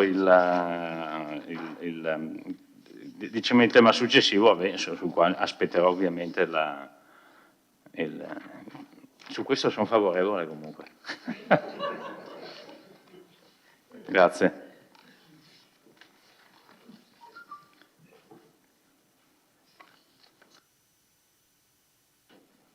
Sì, anche in Commissione sono intervenuto su questo argomento, in quanto nel dispositivo ho letto alcuni passaggi che secondo me non corrispondono a quello che effettivamente è quello che oggi noi dobbiamo deliberare. Cioè noi oggi, con questa delibera, poi ce ne saranno delle altre, oggi deliberiamo semplicemente, per fare una battuta, il cambio di colore. Cioè nel piano delle alienazioni c'era un colore, non mi ricordo che, perché prevedeva appunto che questo bene potesse essere messo in vendita nel 2024. Oggi, a fronte di questa manifestazione di interesse che è pervenuta dalla Vittorio Veneto e Servizi, decidiamo di inserirlo nel 2023. Quindi questa delibera si limita a fare questo, cioè c'è riportato un punto che secondo me non rispetta quello che noi effettivamente facciamo, perché al punto 2 della delibera si dice, e qui chiedo aiuto al segretario, di ritenere conveniente la manifestazione di interesse pervenuta al protocollo, eccetera, per l'acquisizione dell'ex scuola elementare Nasauro e pertanto di procedere all'anticipazione dell'alienazione della medesima annualità al 23. Cioè, secondo me, mi sembra di ritenere interessante, perché conveniente non siamo entrati nel merito, ritenere interessante. E poi noi procediamo all'inserimento del bene nell'elenco di quelli alienabili nel corso del 2023. Non decidiamo di procedere all'anticipazione della vendita, come è scritto nell'attuale punto 2 del dispositivo. Secondo me potrebbe essere considerata da qualcuno una questione di lana caprina, ma di fatto non lo è, nel senso che con questa delibera decidiamo di fare questo e io sono d'accordo di anticipare l'inserimento nell'annualità 23 di questa alienazione. Poi però ci sarà tutta la procedura, arriverà la richiesta formale, esamineremo la richiesta, autorizzeremo o no il Vittorio Veneto Servizi a procedere all'acquisto e bla bla bla. Quindi questa delibera si limita a spostare questo bene dall'anno 2024 all'anno 2003 e basta. Se la delibera viene modificata in questi termini, esprimo già da adesso il mio voto favorevole.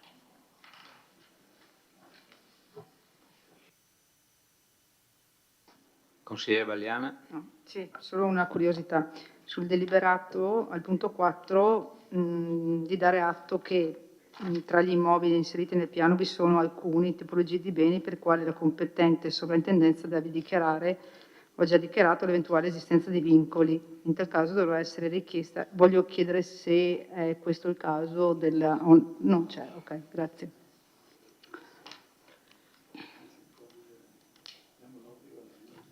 Altri interventi? Altre richieste?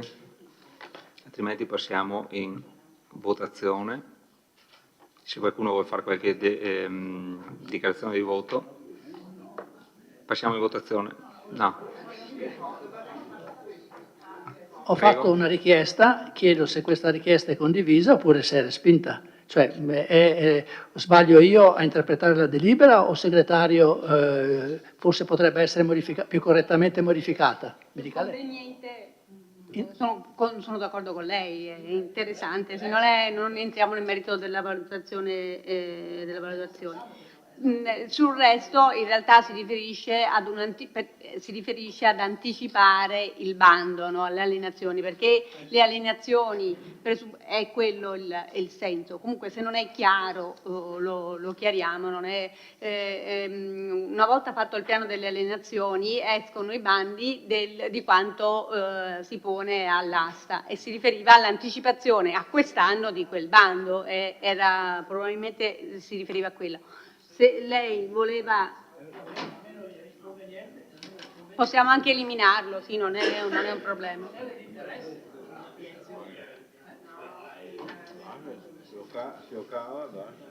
E pertanto procedere all'anticipazione lo togliamo, non è un problema.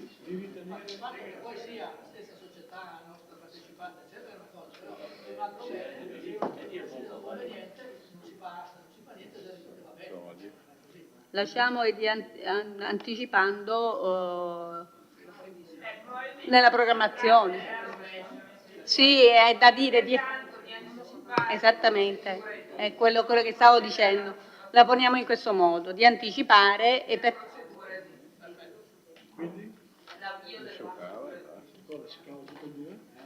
No, di anticipare, di prendere atto della premessa, di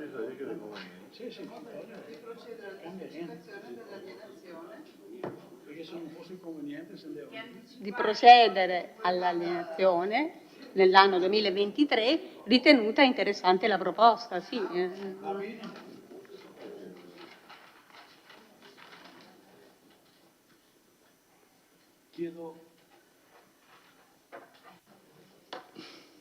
Prego. Chiedo al Presidente se è un emendamento a votare o se lo acquisiamo tout court, punto. Consiglieri.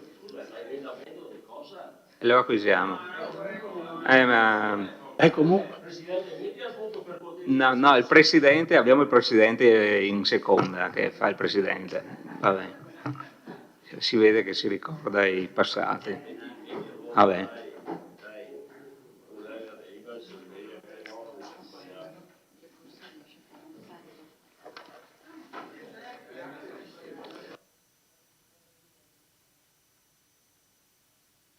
Andiamo al voto la delibera.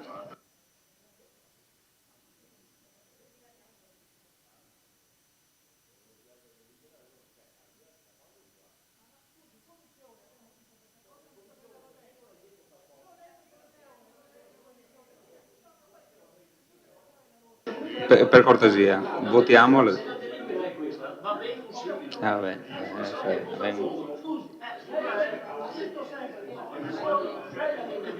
Allora, votiamo cortesemente la delibera. Votiamo.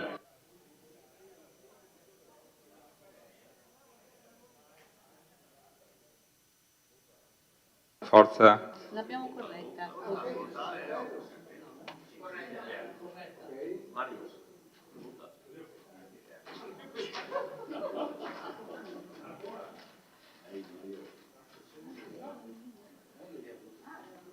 C'è la votazione, sì.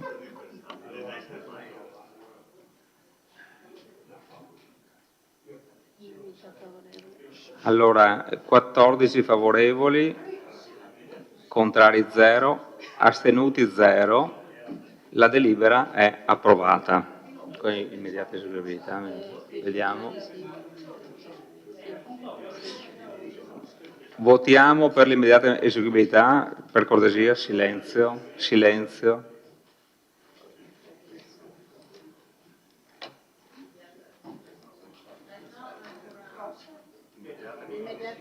Immediata eseguibilità.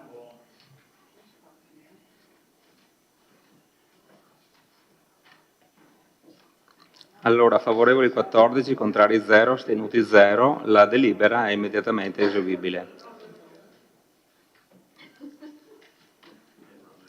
Passiamo al punto numero 6, autorizzazione alla società Vittorio Veneto Servizi all'acquisto di un immobile. Lascio la parola all'assessore Antiga.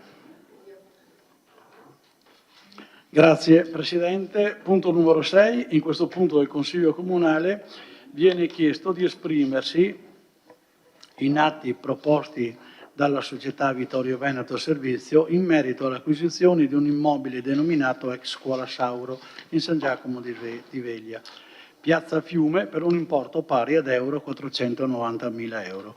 Considerato che rientra nel programma pluriennale della società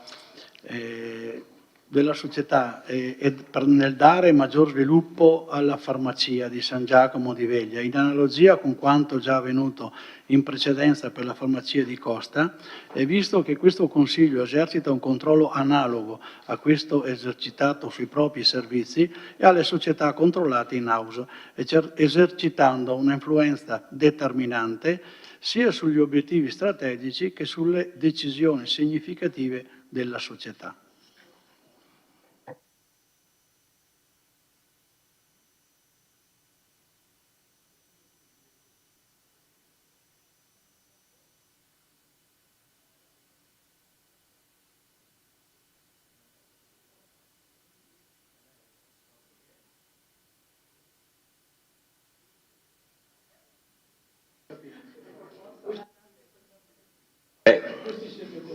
Allora, se l'assessore ha finito, apriamo la discussione e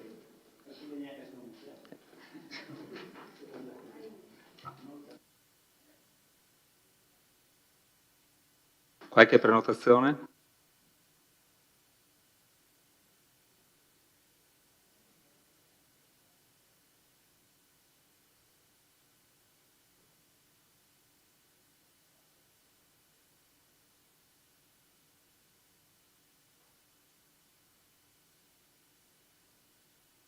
No. Grazie.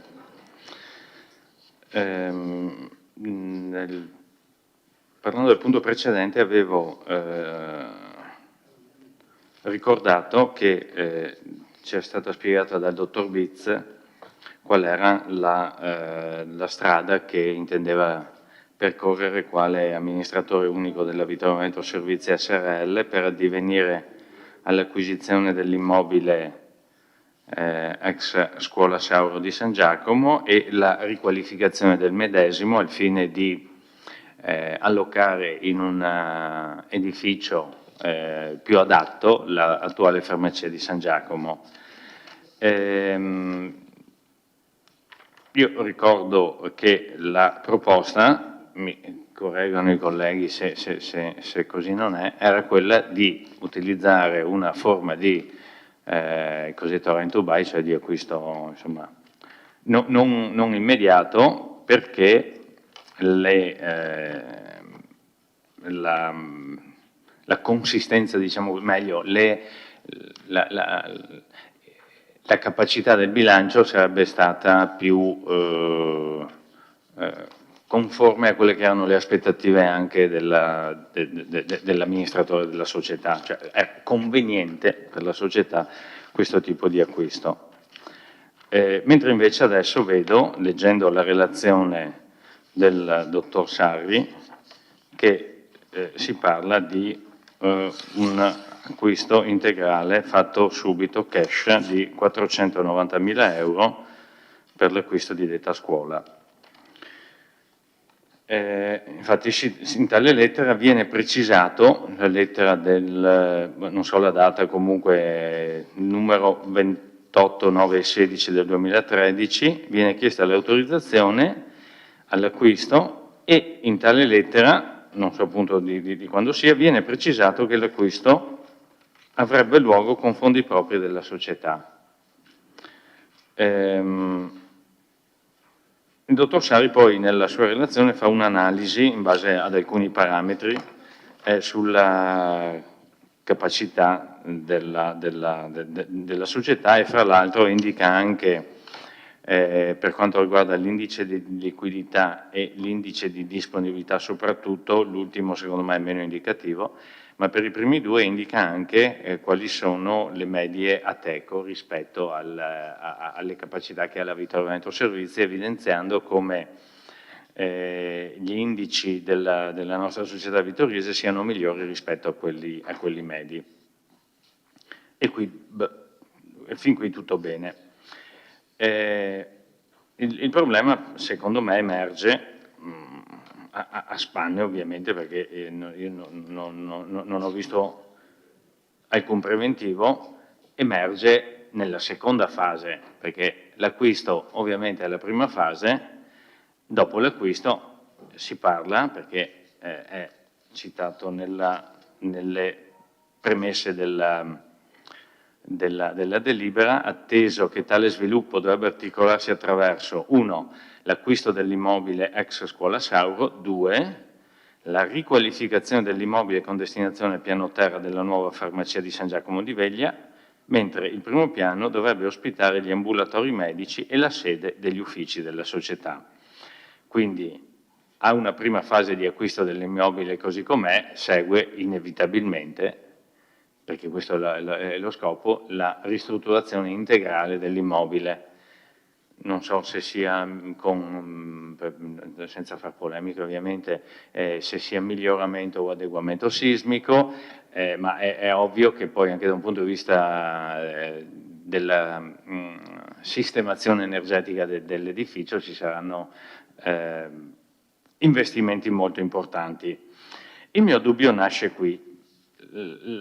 Cioè il motivo per cui ci sia la relazione del dottor Sarri relativa, a meno che non mi dica che poi ne seguirà un'altra, relativa semplicemente, esclusivamente diciamo all'acquisto e non alla seconda fase, anche perché, ripeto sempre a spanne, la seconda fase è di gran lunga più impegnativa della prima. Credo che andiamo a 1:4 a spanne. Cioè se investiamo $500.000, non credo che 2 milioni, saremmo molto lontani dai 2 milioni nel ristrutturare tutto l'immobile, sempre che si intenda ristrutturare tutto l'immobile, perché primo piano, secondo, sì vabbè, piano terra, mettiamo come vogliamo, primo piano della parte cosiddetta storica, poi c'è anche che va sul retro.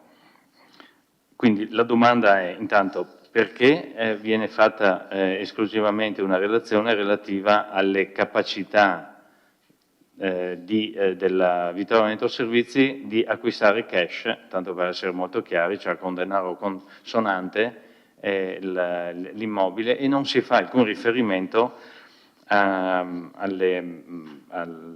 seconda parte, che sarà immediata ovviamente, penso, cioè quella relativa ai lavori di ristrutturazione. Perché dico questo? Perché se è sicuramente da sposare, perché è sempre stato fatto, il progetto di ampliare, ammodernare, rendere più efficiente ed efficace il punto vendita di San Giacomo, perché oggi rispetto alle esigenze, rispetto a 25 anni fa circa ormai, quando è stata fatta la sede di San Giacomo, sono cambiate anche le esigenze. Mi chiedo se un investimento di tale portata, se non sono sbagliati i numeri, sia condivisibile anche da parte del Comune rispetto a quello che è il risultato. A cosa mi riferisco? Allora, il tipo di finanziamento rent to buy è stato usato, se non ricordo male, per la farmacia del centro, con un investimento tutto sommato non eclatante, perché diciamo, la sede era già abbastanza capiente. Un investimento minimale, direi, da questo punto di vista, è stato fatto per la farmacia di Costa rispetto al risultato, perché le condizioni erano diverse ovviamente. Un investimento invece rilevantissimo rispetto agli altri due viene fatto qui, cioè io se non ricordo male non arriviamo a $500.000 a Costa, tutto finito. Sì, con i 60.000 che la società ha pagato e che il proprietario ha girato al Comune, fra l'altro, quindi non arriviamo a 500.000.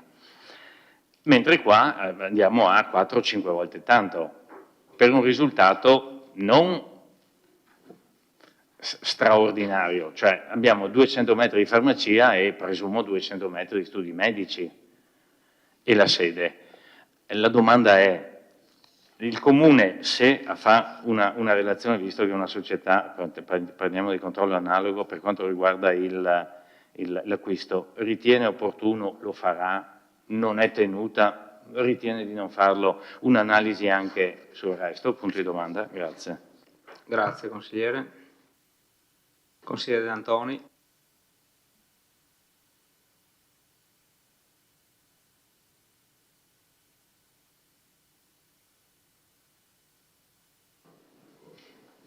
Sì, grazie. Io sono d'accordo sul fatto di procedere alla realizzazione di una nuova farmacia a San Giacomo, questo è il punto di partenza. Sulle modalità che sono state qui proposte, qualche riserva la vorrei esprimere. Anch'io ricordo quanto ci ha detto l'amministratore unico, non ripeto le cose che ha già detto il consigliere Tonon, in quella sede ci ha parlato di investimenti, sia per l'acquisto dell'immobile, sia per i lavori di ristrutturazione dell'edificio, che in questa fase sono, se ho capito bene, limitati solo alla porzione fronte strada, nella quale oltre alla farmacia e al magazzino della farmacia deposito, insomma, si prevede la realizzazione al primo piano uffici della società, poi cos'altro c'era? Gli uffici della società, gli ambulatori medici, ha già detto dal consigliere Tonon. Ci ha parlato poi di miglioramento sismico e non di adeguamento sismico, di questioni finanziarie, per la quale aveva in mente, come già stato detto, una procedura di utilizzo già utilizzata per la farmacia del centro, che io, per non parlare sempre in inglese, dico affitta per poi acquistare, no? Che forse vuol dire la stessa cosa, non potendo a suo parere utilizzare la peraltro notevole liquidità che già allora c'era, perché quando abbiamo fatto questo incontro, era circa, no, non 2 mesi fa, meno, già conosceva quella che era la liquidità della società, quindi è stato cambiato parere e mi piacerebbe capire perché l'ho chiesto in commissione e non c'è stata nessuna comunicazione da parte dell'amministratore, quanto il dirigente che tra le varie cose insomma, ha segnalato ha ribadito la forte liquidità della società, ha anche detto che questo tipo di contratto può in qualche modo non è visto bene dalla Corte dei Conti o da qualche comunque organo statale e che ci poteva sempre essere il problema che facendo un accordo tra due soggetti, in qualche modo uno dei due soggetti poi non rispettasse l'accordo. Io ho detto, ma siccome i due soggetti sono la stessa, perché da un lato c'è il comune, dall'altro c'è la Vittorio Veneto Servizi, che ha totale partecipazione del Comune, è difficile che questo non succeda. Certo, potrebbe esserci una situazione di difficoltà economiche future da parte delle Vittorio Veneto Servizi, facciamo le corna, e quindi diceva il dottor Sali, beh, se però in qualche modo la Vittorio Veneto Servizi fosse in difficoltà, questo patto poi è difficile da rispettare. Allora, io torno a dire che sull'iniziativa sono d'accordo, però secondo me cerchiamo di fare le cose bene, cioè ribadiamo con questa delibera di Consiglio Comunale che vogliamo realizzare quest'opera. Diamo mandato all'amministratore di predisporre e approfondire uno studio di fattibilità con tutte le verifiche necessarie, con sovrintendenza, genio civile e quanti altri enti devono essere coinvolti.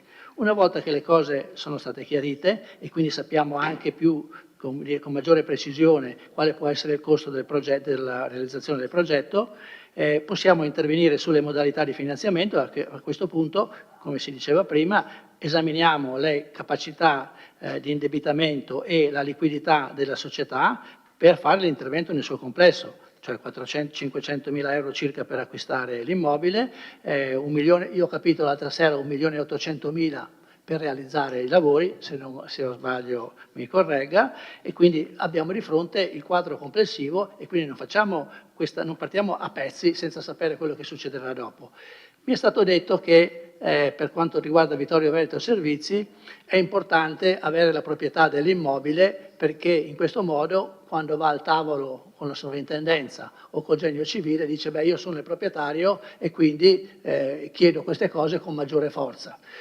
Su questo mi permetto di dire che non è tanto fondata questa osservazione perché comunque tutti sanno che l'amministratore unico rappresenta la Vittorio Veneto Servizi che ha totale partecipazione del Comune, quindi in qualche modo sono la stessa cosa. Quindi non è che ci sia un grosso vantaggio. Il vantaggio secondo me per noi consiglieri è quello di conoscere il progetto nel suo complesso, acquisto, lavori, vendita dell'attuale sede, perché inseriamo anche questo, non è la vendita della sede, ci è stato detto che verrà fatta, e a questo punto affrontiamo il problema complessivo, perché in questo caso potremo anche individuare quali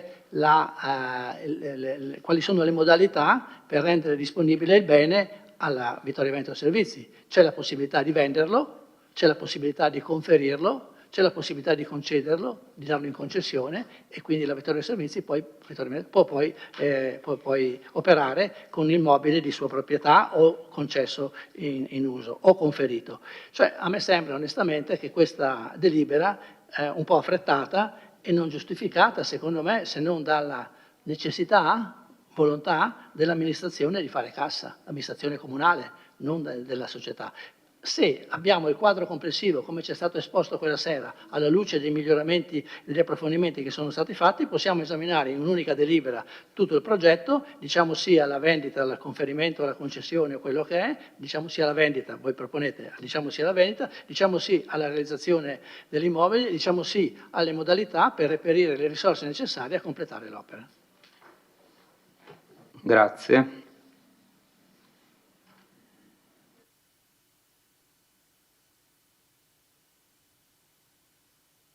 Altri interventi?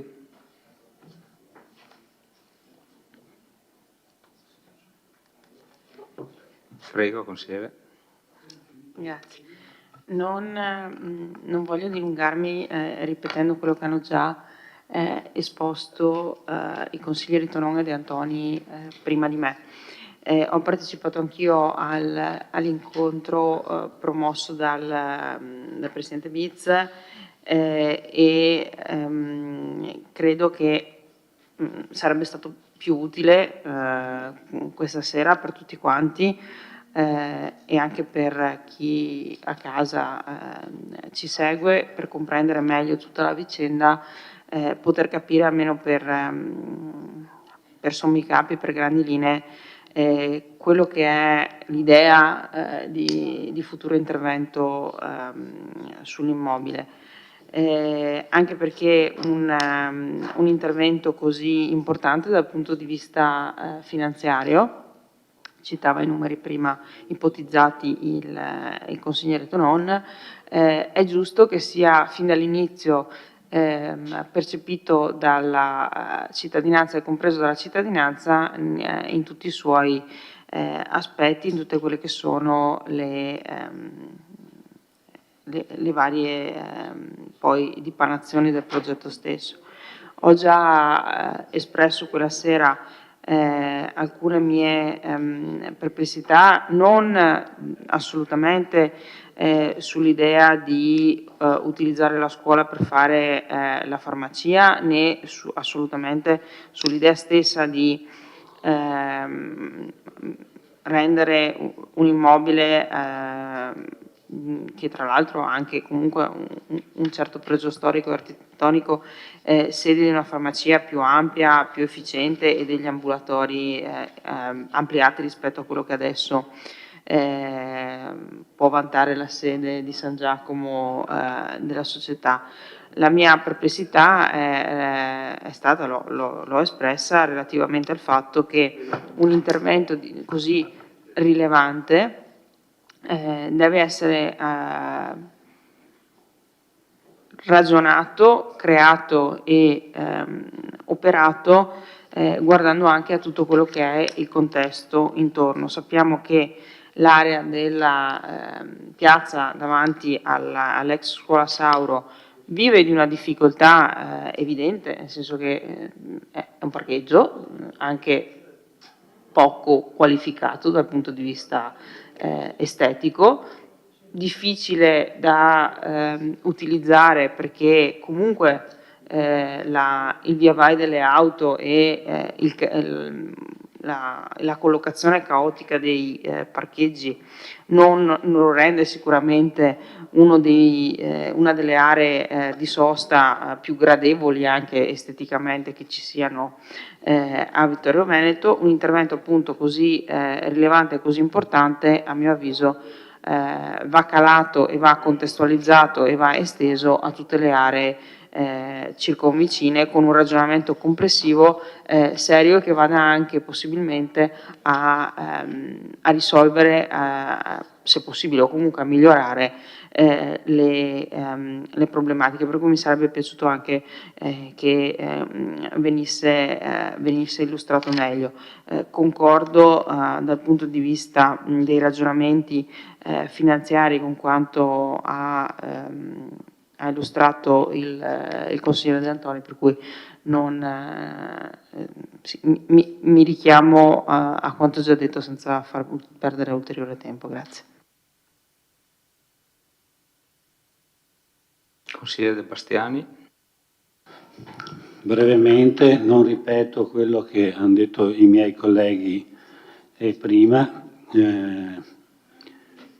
L'operazione della nuova farmacia a San Giacomo penso sia condivisa da tutti, però volevo ricordare una cosa, che San Giacomo da tanti o troppi anni sta aspettando altre cose importanti. Rosset, non serve che io guardi lei, perché lo sa meglio di me. Dalla Piazza Fiume, dalla famosa e famigerata palestra, che se ne parla dei tempi, no? E non mi inoltro su questo argomento perché è tremendo, alla situazione di grande pericolo di via Isonzo, una delle strade sicuramente più pericolose a Vittorio Veneto e che più di altre ha bisogno di un intervento, come diceva qualche altro collega, cioè non aspettiamo che succedano cose gravi prima di intervenire.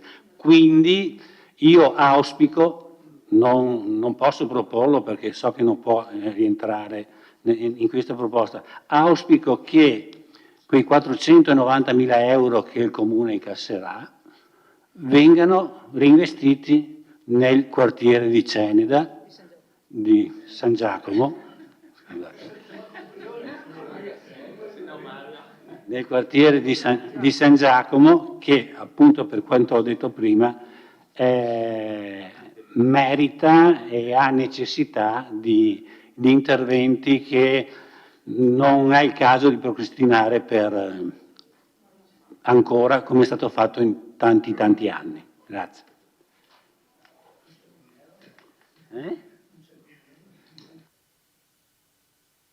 Consigliere Valiana. Velocemente, mi ricollego anch'io alla questione del progetto futuro poi di questa farmacia e anche sull'aspetto urbanistico che secondo me sì, nel senso la priorità della farmacia è assoluta, però effettivamente era significativo dal mio punto di vista anche valutarla per una riqualificazione che potrà essere fatta anche in un secondo tempo, anche rispetto all'assetto urbanistico del territorio. Adesso a memoria non ricordo nel PAT le aree limitrofe come siano destinate, ma insomma andrò a rivedermi la questione. Invece volevo sottolineare che durante la commissione era emersa la necessità che come hanno detto i consiglieri che mi hanno preceduto, il dottor Bitz, amministratore, illustrasse in modo magari anche sintetico, però quello che ci aveva già illustrato nell'incontro, in modo che i cittadini che sono a casa oppure che sono in sala, pochi ma purtroppo, abbiano anche la visione completa di quella che sarà poi l'investimento finale, no? Io so che adesso l'ora è tarda e siamo proprio addirittura. Io non so se domani sera potremmo riaggiornarci su questo e chiedere al dottor Bitz un intervento, ripeto, magari sintetico, però insomma una panoramica su quel che sarà l'idea di progettualità di questo edificio. Grazie.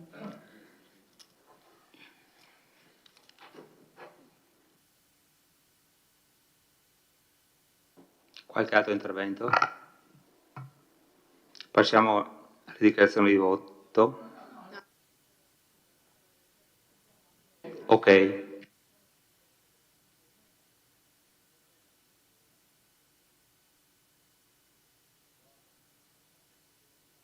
Lascio la parola al dottor, poi ci sono due interventi.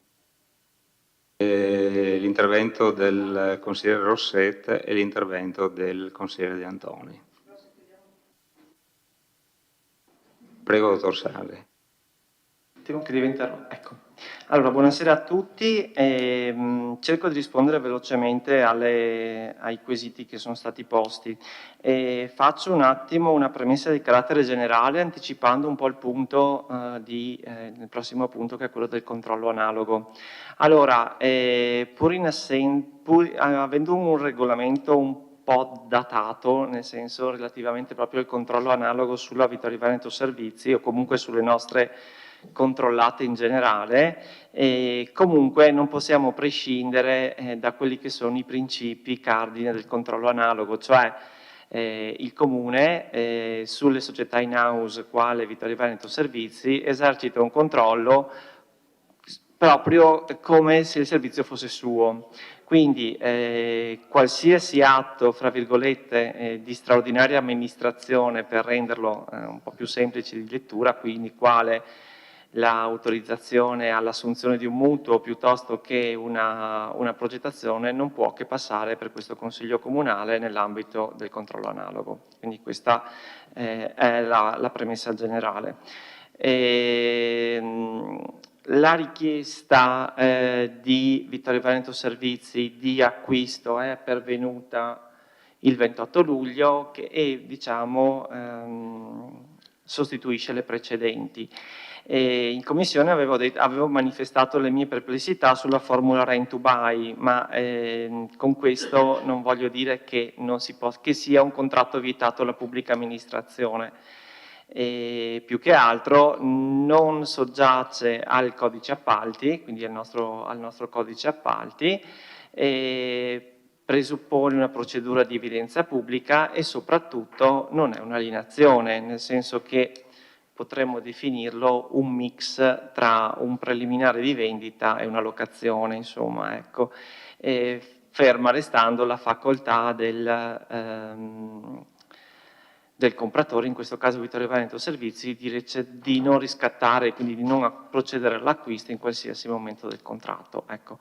Quindi non dico che non sia possibile, sicuramente non è un'allineazione, quindi l'amministrazione, anziché iscriverlo nell'annualità 2023, come è stato appena deliberato, o nel 2024, avrebbe dovuto di fatto toglierlo e fare scelte diverse, insomma, ecco, perché non si realizza l'allineazione se non al termine della cessione del contratto, forse, ferma restando la facoltà. Quindi, e naturalmente è un contratto appunto che va comunque attenzionato, perché è un contratto di fatto atipico. Per quanto riguarda le mie analisi sull'autorizzazione nell'ambito del controllo analogo, a questo punto io ho fatto come ha detto giustamente il consigliere Tonon, ho fatto una mera analisi di liquidità, nel senso che ho fatto un'analisi per indici riclassificando il bilancio 2022 per capire se l'operazione era sostenibile da Vittorio Veneto Servizi senza creare difficoltà di bilancio. Gli indici di bilancio sono più che positivi e quelli che ho indicato sono in caso di un eventuale acquisto dell'immobile, quindi rimangono positivi anche dopo l'acquisto, e questo è dovuto fondamentalmente da un saldo di cassa importante ai quali si aggiunge una posta del patrimonio netto, cioè le riserve disponibili altrettanto importanti. Per quanto riguarda l'assunzione del mutuo e l'intervento stesso, voi sapete che è una società in house, ripeto, anticipiamo sempre il discorso del punto successivo, e come tale soggiace anche lei al codice appalti e quindi a tutte le regole tipiche della pubblica amministrazione. Come tale una progettazione definitiva, una progettazione, tra virgolette, non si chiama più preliminare, ma la progettazione preliminare, una progettazione esecutiva e così via. Detto questo, la richiesta pervenuta fa una sorta di come dire, indicatore di massima del costo dell'intervento e quindi era nell'ambito del controllo analogo, non era diciamo procedibile un controllo analogo su una cifra di massima. Noi abbiamo bisogno di sapere quanta è la progettazione preliminare e quanto ammonta l'intervento, quindi su numeri aleatori di fatto o comunque non certi il Consiglio Comunale non si può esprimere, ecco. E quindi questo tipo di valutazione, fermo restando che per questa sede sarà necessario intervenire, è stata rimandata perché appunto non abbiamo i dati per fare un'analisi di bilancio per un'assunzione del mutuo del valore di sostanzialmente, perché non c'è. Come tale non c'è una progettazione preliminare ad oggi pervenuta, c'è forse una fattibilità di massima, allora su questo possiamo discutere, ma certamente non possiamo fare un controllo analogo. Vado avanti sul discorso conferimenti. L'ipotesi, l'abbiamo detto anche in commissione, di un conferimento non è che è stata scartata a priori. Sicuramente però l'ipotesi del conferimento viene fatta nel momento in cui il conferimento di fatto presuppone un aumento del capitale sociale e viene fatto generalmente quando la società è piuttosto in difficoltà e quindi i soci conferiscono fanno il proprio apporto o in denaro o in natura, in questo caso in denaro conferendo bene, ma non è il caso della società, nel senso che la società fa utili e quindi sta bene, quindi l'ipotesi del conferimento io ho qualche perplessità, insomma, fermo restando che la richiesta ultima pervenuta di Vittorio Veneto è quella di un acquisto, non certo di un conferimento. Direi che non c'è altro se non... mi sembra di aver risposto a tutto, insomma, ecco, questo è di aver affrontato tutta la panoramica, insomma. Grazie, dottor Sarri. Lascio la parola al consigliere Rossetti. Grazie Presidente. Il consigliere Bassiani, io non posso che ringraziarla per avere a cuore anche San Giacomo.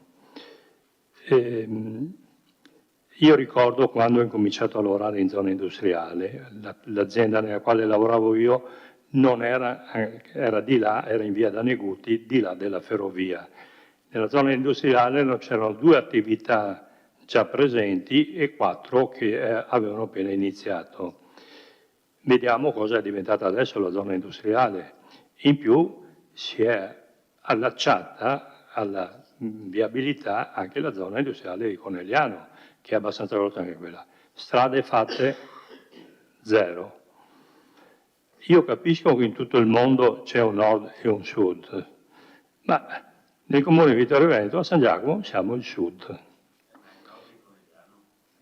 E difatti io dico sempre che se nascevo 100 metri più a sud sarei stato a nord del comune di Colle Umberto, ma purtroppo sono a sud, a parte questi scherzi.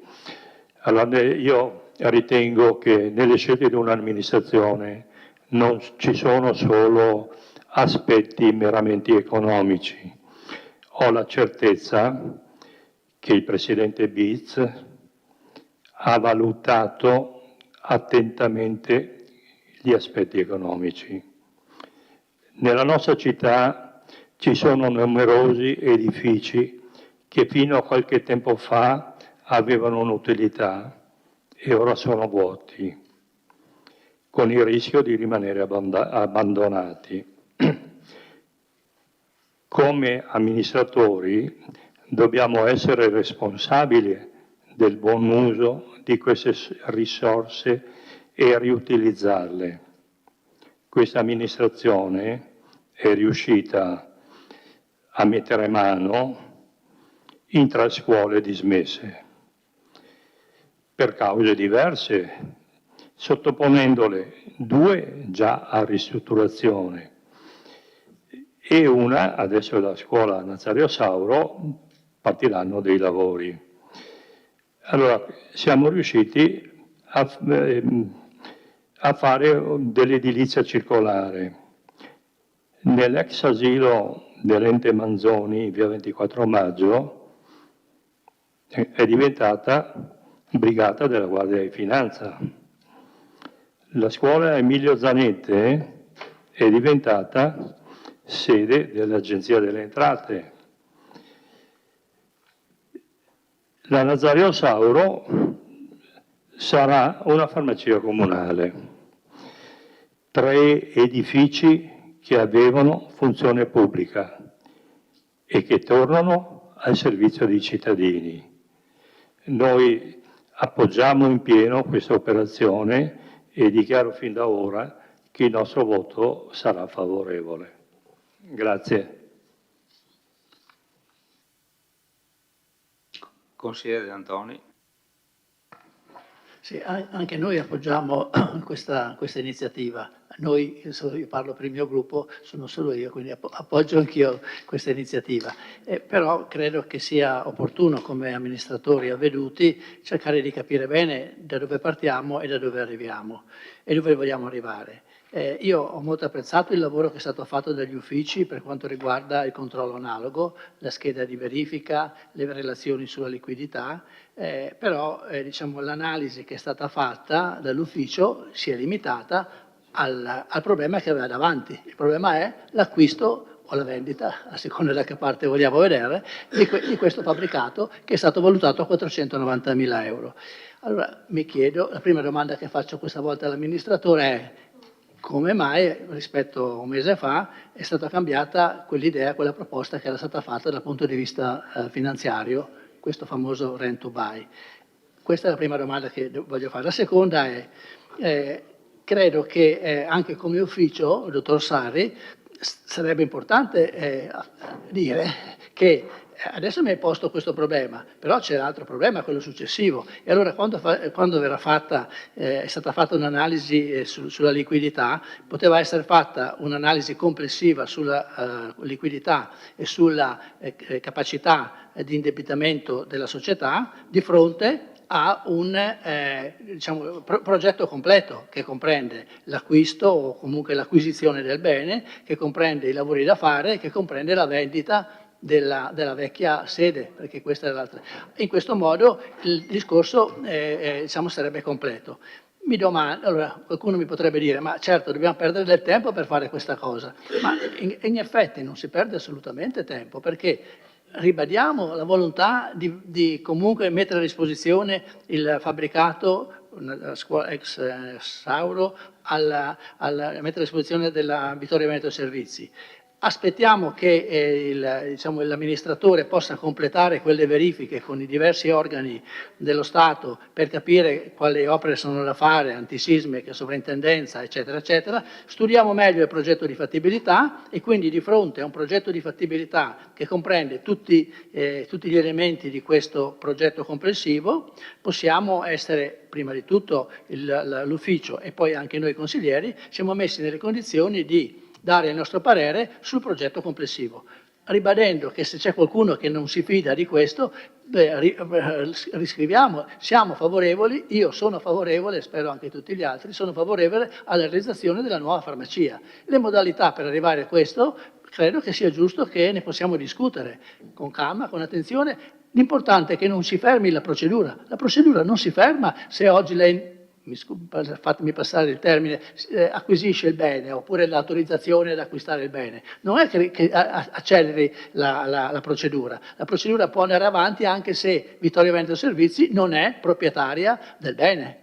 Non c'è nessun motivo per cui non si possa andare a parlare con la sovrintendenza, con il genio civile o quanti altri enti ci sono che devono dire la loro, non si possa andare a parlare come diciamo, responsabili della Vittorio Veneto Servizi, che è una società in house del comune di Vittorio Veneto. La stessa cosa è la stessa cosa che vada in questa posizione o nella situazione di proprietario. Quindi perché affrettare il tutto e non possiamo dare anche agli uffici la possibilità di dare un parere sull'iniziativa complessiva?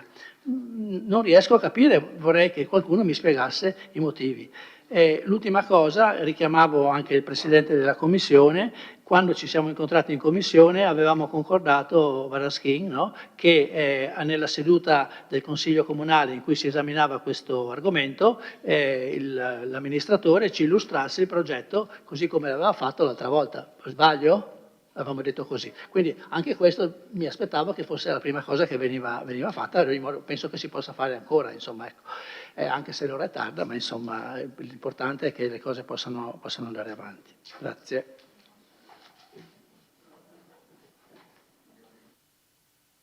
Consigliere D'Arè.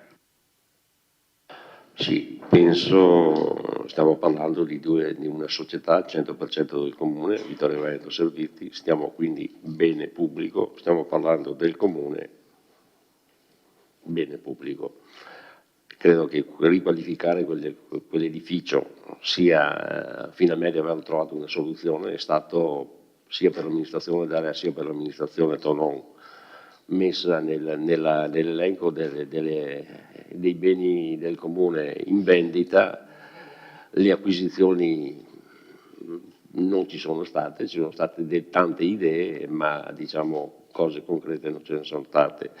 Arriva una cosa concreta che è la Vittorio Veneto Servizi con un piano di recupero dell'intera area, del parcheggio che c'è dietro, quindi una riqualificazione urbana credo necessaria per Piazza Fiume.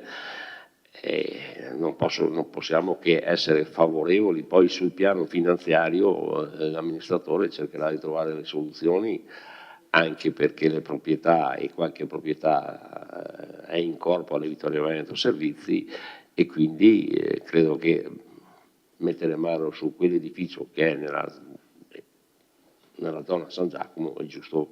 L'unica opera pubblica è stata fatta il piazzale e la chiesa che avete fatta l'amministrazione Tonon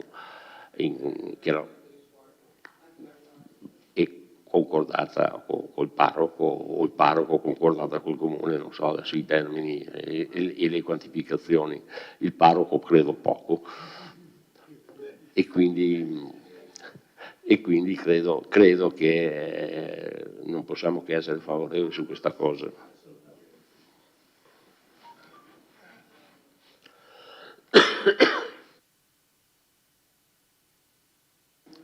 Dottor Sardi vuole rispondere, lasciamo a Varaschin l'intervento?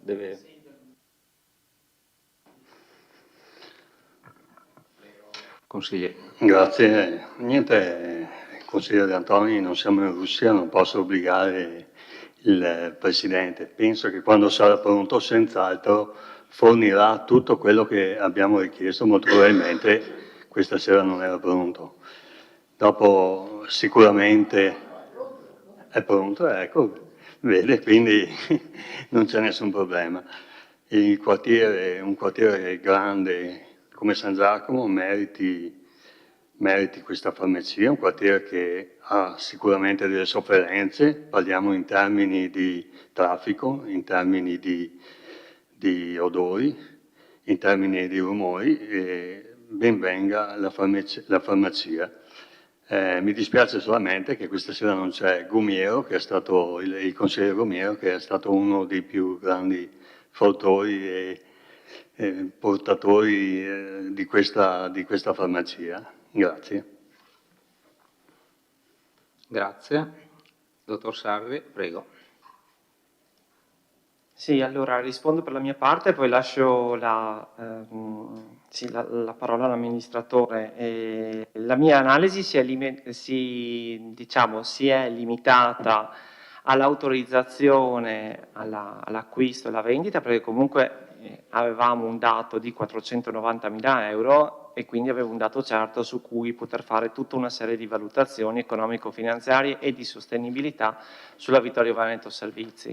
Logico che dopodiché, se vogliamo, un conto è aprire un dibattito in Consiglio Comunale sulla progettazione, su quello che potrebbe essere l'impegno economico, un altro conto è portare una deliberazione che autorizza Vittorio Veneto Servizi ad assumere un contratto di mutuo piuttosto che approvare un progetto di fattibilità tecnico-economica, insomma, ecco, o di alternativa progettuale.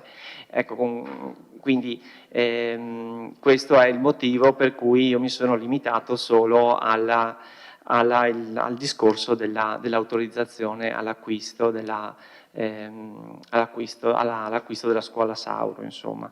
Per quanto riguarda, ripeto, tutto il dibattito sull'intervento quindi successivo, lascio la parola all'amministratore, insomma, anche perché, ripeto, ad oggi abbiamo solo delle richieste, abbiamo una progettazione, tra virgolette, di massima, quindi il Consiglio Comunale non si può esprimere su un dato di massima, ecco, questa è la ragione, insomma, ecco, questo e basta. Grazie.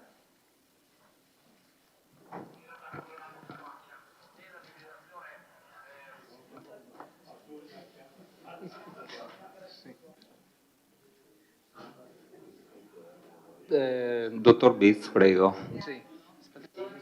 Sì, allora, intanto,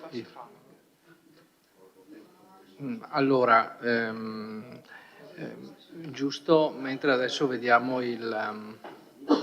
alcune slide che ho portato sulla progettualità. Allora, mi è stato chiesto perché giustamente siamo passati da un'ipotesi di rent to buy a un'ipotesi di acquisto. Nell'economia esiste una fase di contrattazione. Chiaro che io avrei preferito un rent to buy, ma come ha fatto presente il dirigente Sarri, mi sono state poste quelle problematiche legate proprio all'opportunità di fare una cosa del genere. Quindi si è proceduto, si è visto che la condizione era quella di giungere ad una acquisizione, la via che potevamo percorrere. Allora, io adesso vi faccio un attimo una breve panoramica di quello che è qui ho portato chiaramente, vedete dall'alto quella che è la situazione. Puoi passare quello dopo. Allora, ecco, qui vedete la situazione vista dall'alto. Questo prevede già una fase di integrazione, se voi vedete sulla parte frontale, chiaramente di questa, ecco, preciso, questo progetto nasce ancora oltre un anno fa. Nasce, penso, vorrei dire, appena finita la realizzazione della farmacia del centro, abbiamo già cominciato, abbiamo sentito con il parere del sindaco di valutare sulla farmacia di San Giacomo di trovare una collocazione adeguata, perché quella farmacia, scusatemi, adesso parlo in termini economici perché alla fine quello devo comunque anche valutare, anche se parliamo di una società a controllo pubblico e quindi anche una funzione sociale, ma prima di tutto i conti devono tornare, perché sennò altrimenti la funzione sociale ce la dimentichiamo. Quella farmacia, la farmacia di San Giacomo, è giunta a un concetto di, mi sento di dire, saturazione, nel senso che la sua come è stato anche anticipato precedentemente, 25 anni fa aveva una funzione, la sua dimensione poteva essere adeguata ai tempi. Adesso, con l'evoluzione anche del mondo della farmacia, che richiedono tutta una serie di servizi, gli spazi sono piccoli. Pensiamo che la zona espositiva, adesso passiamo dell'area vendita, parliamo di circa 70 metri quadri, quindi una cosa molto piccola. Quindi questo progetto è nato così lontano, sono state valutate anche altre possibili soluzioni di altri luoghi, ma diciamo che nessuno aveva le caratteristiche che potevano fare al caso della farmacia di San Giacomo. In questo è venuta fuori l'opportunità della scuola Nazario Sauro. Qui, come vedete, è stata fatta una ipotesi, già qui la vedete dall'alto, in cui questo progetto, questa ipotesi progettuale già recepisce gli aspetti che, se non ricordo male, riguardano anche i marciapiedi, il tema del PEBA. Sono già stati i tecnici del Comune e in questo momento in fase, come posso dire, preliminare, sono stati visti con i tecnici che mi hanno seguito in questo frangente, quindi anche disegnando la conformazione davanti di dove dovrebbe essere praticamente come posso dire, il marciapiede, che comunque si allarga, come vedete, la zona marrone.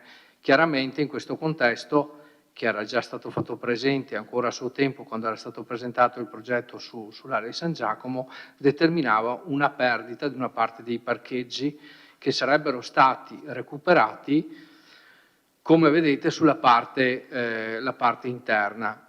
Chiaramente è previsto in questa fase di ipotesi di progetto che il muro laterale che dà su, non mi ricordo la via, non mi ricordo la via laterale come si chiama, non quella, questa, ecco quella, quindi di permettere un percorso circolare all'interno della farmacia, quindi chiaramente recuperando alcuni parcheggi. Lì sono stati disegnati alcuni parcheggi in via preliminare, sicuramente potrebbero essere migliorati, ma questa era una fase di prima idea di fattibilità. Come vedete poi ecco, qui vedete naturalmente l'area che è di area di interesse, che comunque fa parte del compendio della dell'ex scuola Nazario Sauro. Ecco, in questo caso vedete già quello che era l'ipotesi proposta che vede la farmacia di San Giacomo. Allora, tornando un attimo a quella, volevo solo precisare che l'oggetto dell'intervento, anche se comunque il compendio viene comprato nella sua globalità, riguarderà solo la zona frontale, cioè la parte dritta, quella che è fronte piazza, mentre la ramo, la parte ad L, che è di seconda costruzione degli anni, mi pare, 50-60, però non vorrei dire una cosa per un'altra, nel progetto di intervento prevede la sistemazione, intendo dire la ristrutturazione delle facciate, lasciando chiaramente al grezzo la struttura per una eventuale e successiva come posso dire, destinazione della parte dell'immobile.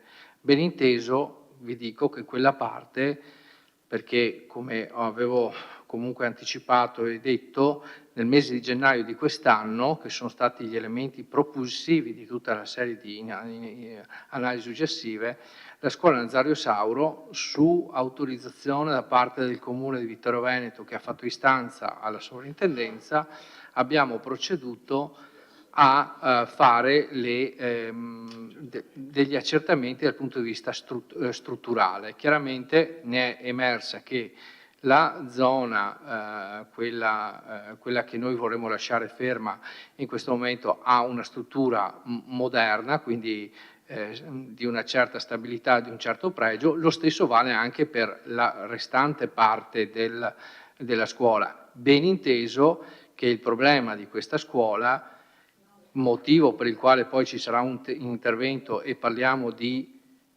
miglioramento sismico, io ogni tanto mi perdo su miglioramento di momento, ma parliamo di miglioramento, è che il comparto, cioè la parte frontale alla piazza, rispetto alla parte ad L che si addentra nella parte interna, viene di fatto staccata, nel senso verrà fatto quello che si chiama in gergo un giunto tecnico, proprio per dividere le due aree. Quindi noi facciamo un intervento di recupero di quello che è, perché la parte di pregio più importante della scuola è assolutamente la parte frontale, quindi anche le interlocuzioni che verranno avviate, che sono state avviate in via informale con la sovrintendenza, portano a una riqualificazione dell'immobile, quindi al suo ripristino nello stato dell'arte. Andiamo, scusami, allora, ecco, quindi come vi dicevo, questa è l'ipotesi del piano terra, quella parte naturalmente a destra, ecco, vedete l'ingresso della farmacia previsto è dalla parte più a sud, quindi a fianco a quello che c'è l'ingresso, chiaramente con una zona, come vedete la parte centrale, l'area vendita, quella principale che è circa di 180 metri quadri, mentre tutte le aree di pertinenza, intendo dire bagni piuttosto che i vari uffici, piuttosto che le zone dedicate all'area medica, praticamente le salette, quelle predisposte, sono nella parte del corridoio, di quello che è il corridoio classico che c'è in quella scuola. Sono previste alcune, come vedete, alcuni muri sono stati, nell'ipotesi, vengono abbattuti, pur naturalmente rispettando quelli che sono tutti gli aspetti che riguardano la staticità, e ripristinati, perché ci sono alcune aule, se voi lo vedete, cioè sono state risuddivise, alcune finestre si trovano praticamente, sono a metà in un'ala, a metà in un'altra, quindi noi andiamo a ripristinare il tutto. Chiaramente poi vedete ecco, vedete che quella zona è tutta la parte, come dicevamo, ecco, questo è il secondo piano, dove vedete sulla destra la zona di pertinenza degli uffici della Vittorio Veneto Servizi, mentre dove vedete poi che c'è l'altra parte, quelli sono previsti gli ambulatori. Sono stati disegnati sostanzialmente 4 ambulatori, perché ce n'è anche uno un po' più piccolo, mentre la sala d'aspetto è posta sul corridoio. Per raggiungere il secondo piano, chiaramente viene individuato ecco, in questa zona che vedete c'è individuato, verrà fatto un ascensore, chiaramente, che fungerà per poter permettere alle persone di salire al secondo piano. Quindi chiaramente noi lasciamo tutta la zona al di là, quindi che va verso la parte del retro, la lasciamo libera. Nella parte dell'intervento previsto c'è la parte del seminterrato, che è nella parte cioè la parte del retro, ecco, che quella verrà utilizzata, quella rimarrà una parte del compendio che comunque verrà utilizzata a Vittorio Veneto Servizi per chiaramente come magazzino, come deposito documenti, perché in questo momento negli uffici non abbiamo abbastanza spazi per permetterci chiaramente di avere degli archivi. Ecco, in merito al discorso dell'operazione, al fatto di spezzarla, ripeto, non è una banalità il fatto che abbiamo voluto, che ci sia l'intenzione di fare l'acquisto per poi procedere, perché in questo frangente è oltre un anno che ci lavoriamo dietro. Il fatto di non essere i proprietari dell'immobile, questo determina comunque un problema. In questo caso noi comunque riusciamo come avevo già fatto presente, l'importo della spesa, parliamo di circa oltre 1,7 milioni di spesa solo per la parte, questo che è individuato come ipotesi di appalto, più ci sono tutti gli altri oltre 400.000 euro che sono di oneri relativi alla progettazione e all'interno della quale c'è anche oltre, mi pare, sono 125.000 euro che sono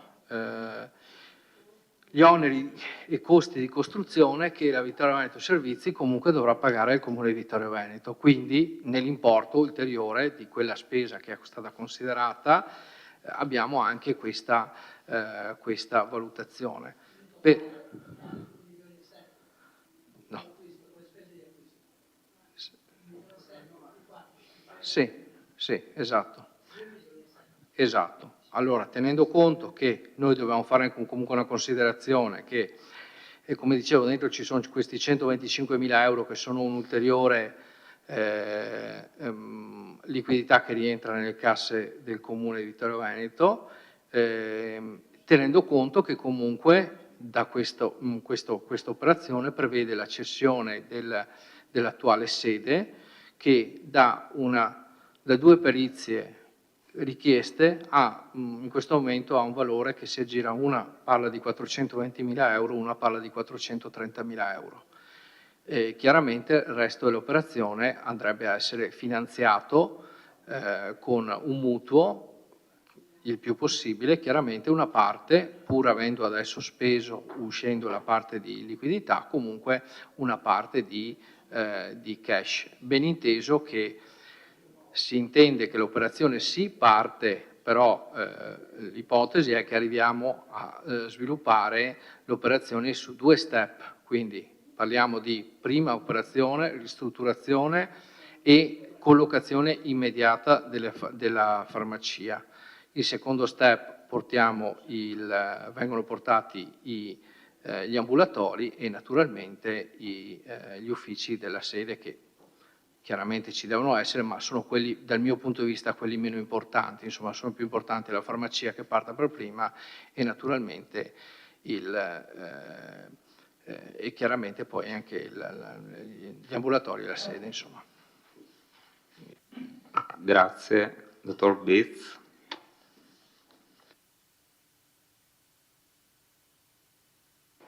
Consigliere Tonon, prego. Grazie anche per l'illustrazione che ha fatto il dottor Bitz. Un paio di sottolineature. Allora, concordo in pieno con quello che ha detto il collega Rosset per quanto riguarda la ristrutturazione e risistemazione di patrimonio pubblico, tant'è vero che è un tema che è stato tenuto in considerazione e perseguito anche dall'amministrazione che ho avuto l'onore di presiedere, cioè non abbiamo fatto scuole nuove, anche quando qualcuno ci incentivava a farlo, ma abbiamo ristrutturato gli edifici pubblici esistenti.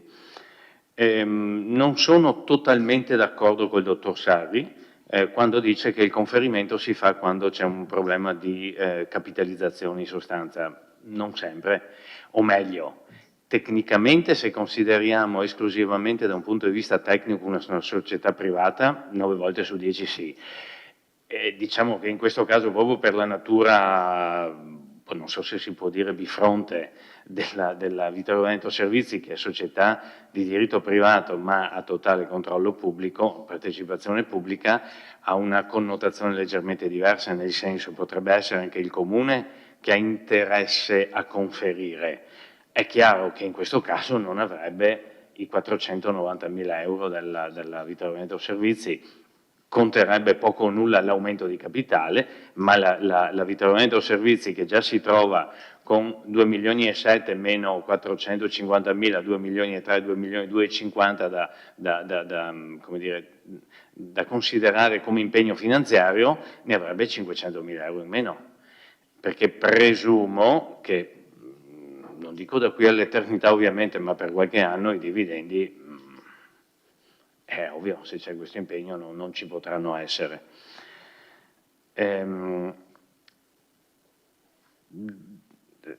Solo un appunto, perché ogni tanto veniva fuori il problema della scuola. L'assessore Fasan se lo ricorda di sicuro, perché quella pareva fosse una scuola che assolutamente bisognava vendere, perché la Regione aveva finanziato parte della scuola Sauro, quella attuale, quella in via Caldelivera, e ogni volta si rimandava. L'eventuale conferimento, da quanto mi sono informato, non inficerebbe questo tipo di appunto non c'è più, ma quindi non ci sarebbe nessun problema, si potrebbe fare. Ho, confesso, qualche perplessità rispetto alla viabilità.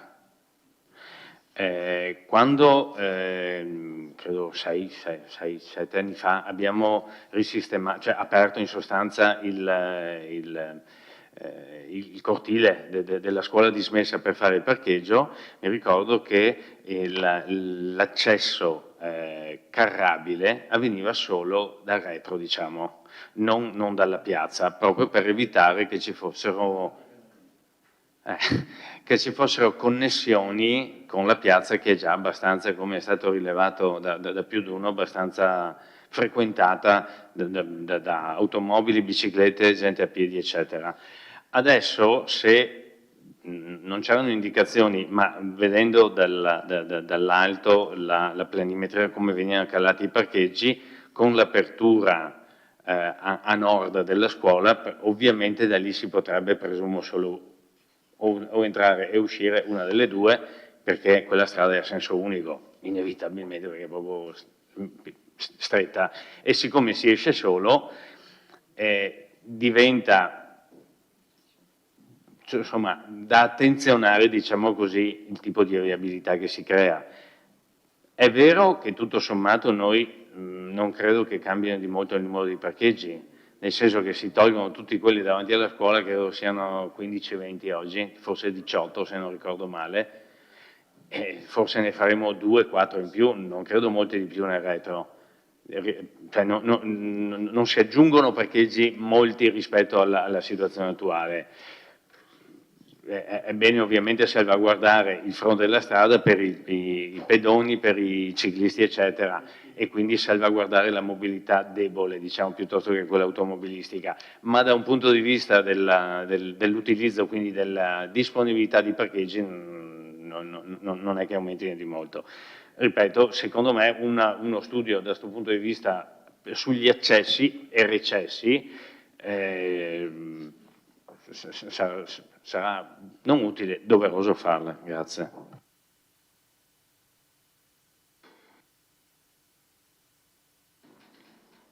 Qualche altro intervento? Altrimenti passiamo a dichiarazione di voto. Dichiarazione di voto.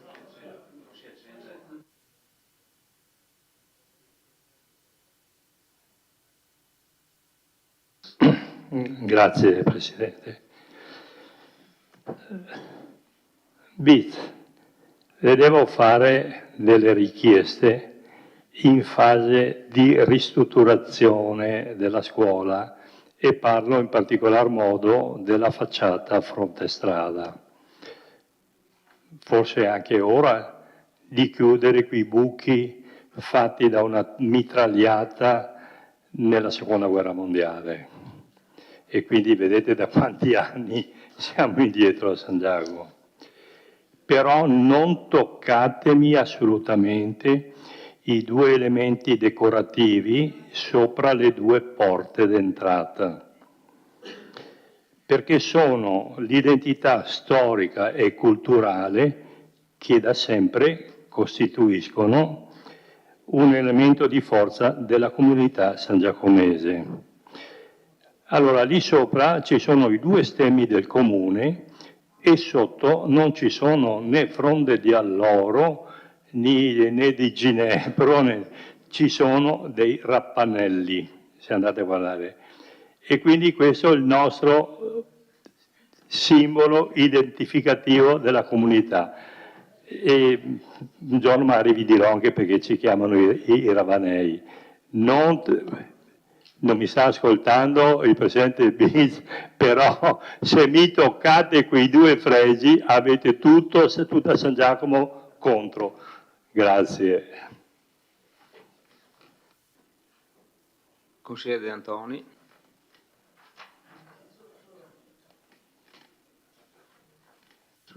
Solo per ribadire, alla luce anche dei numeri che ci sono stati dati sull'investimento complessivo, di ribadire la mia proposta, che è appunto quella di poter, anche dal punto di vista finanziario, esaminare, dare all'ufficio, esaminare il progetto nella sua globalità, quindi dall'acquisto alla realizzazione, alla vendita degli appartamenti dove adesso è la sede della società, e quindi poter dare un vero parere sulla validità dell'iniziativa anche dal punto di vista finanziario, utilizzo di risorse proprie, mutuo, eventuale conferimento. A me sembra che non riesco a capire quali siano i motivi per cui non si possa procedere in questo senso.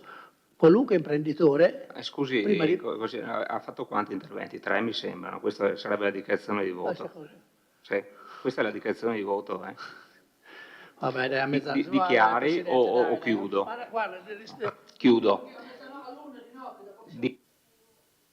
Il consigliere Tonon, prego.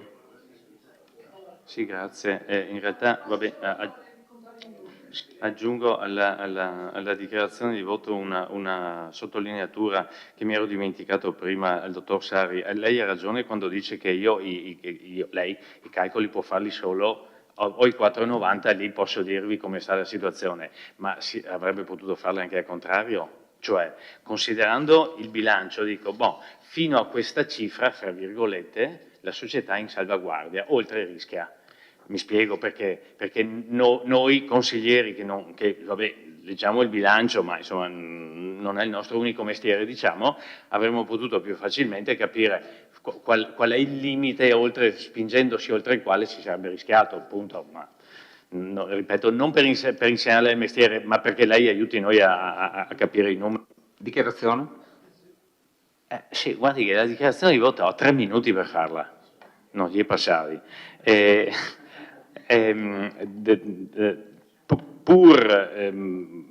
Allora, siccome questo riguarda di fatto solo l'acquisto, noi siamo favorevoli all'operazione, attendendo ovviamente non solo, e sottolineo 3 volte, sposo in pieno quello che è l'intervento che ha fatto il collega Rossell sulla salvaguardia. Mi viene in mente la famosa frase di un grandissimo compositore che corrisponde al nome di Mahler a proposito del fuoco e delle ceneri. In questo caso è fuoco, non ceneri, la salvaguardia di quei simboli.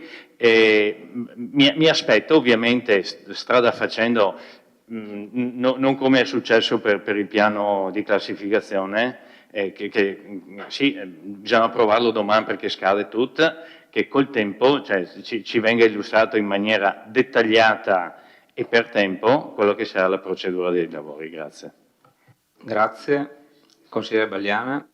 Intervengo solo per dichiarare il nostro voto favorevole del gruppo Rinascita Civica a questo impegno, e penso sia di fondamentale importanza per il recupero di quell'edificio pubblico che da anni appunto ha bisogno di un recupero, e penso che la sinergia secondo me è dimostrata anche in questo frangente tra la Vittorio Veneto Servizi e i nostri uffici del bilancio, nonché, come diceva giustamente il consigliere Tonon, anche la cooperazione delle commissioni deputate a questo potrà dare anche un seguito positivo negli altri step da qui a venire. Grazie.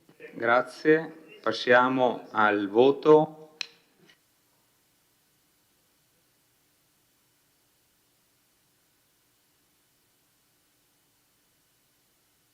Ecco, prego, votate.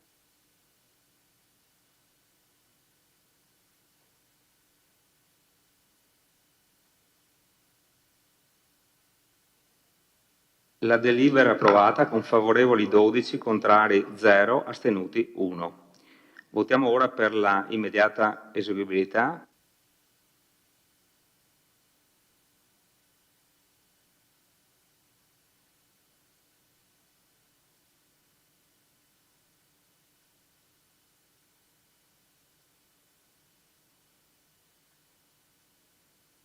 La delibera è immediatamente eseguibile con favorevoli 12, contrari 0, astenuti 1. Ci vediamo domani sera ore 6. Grazie.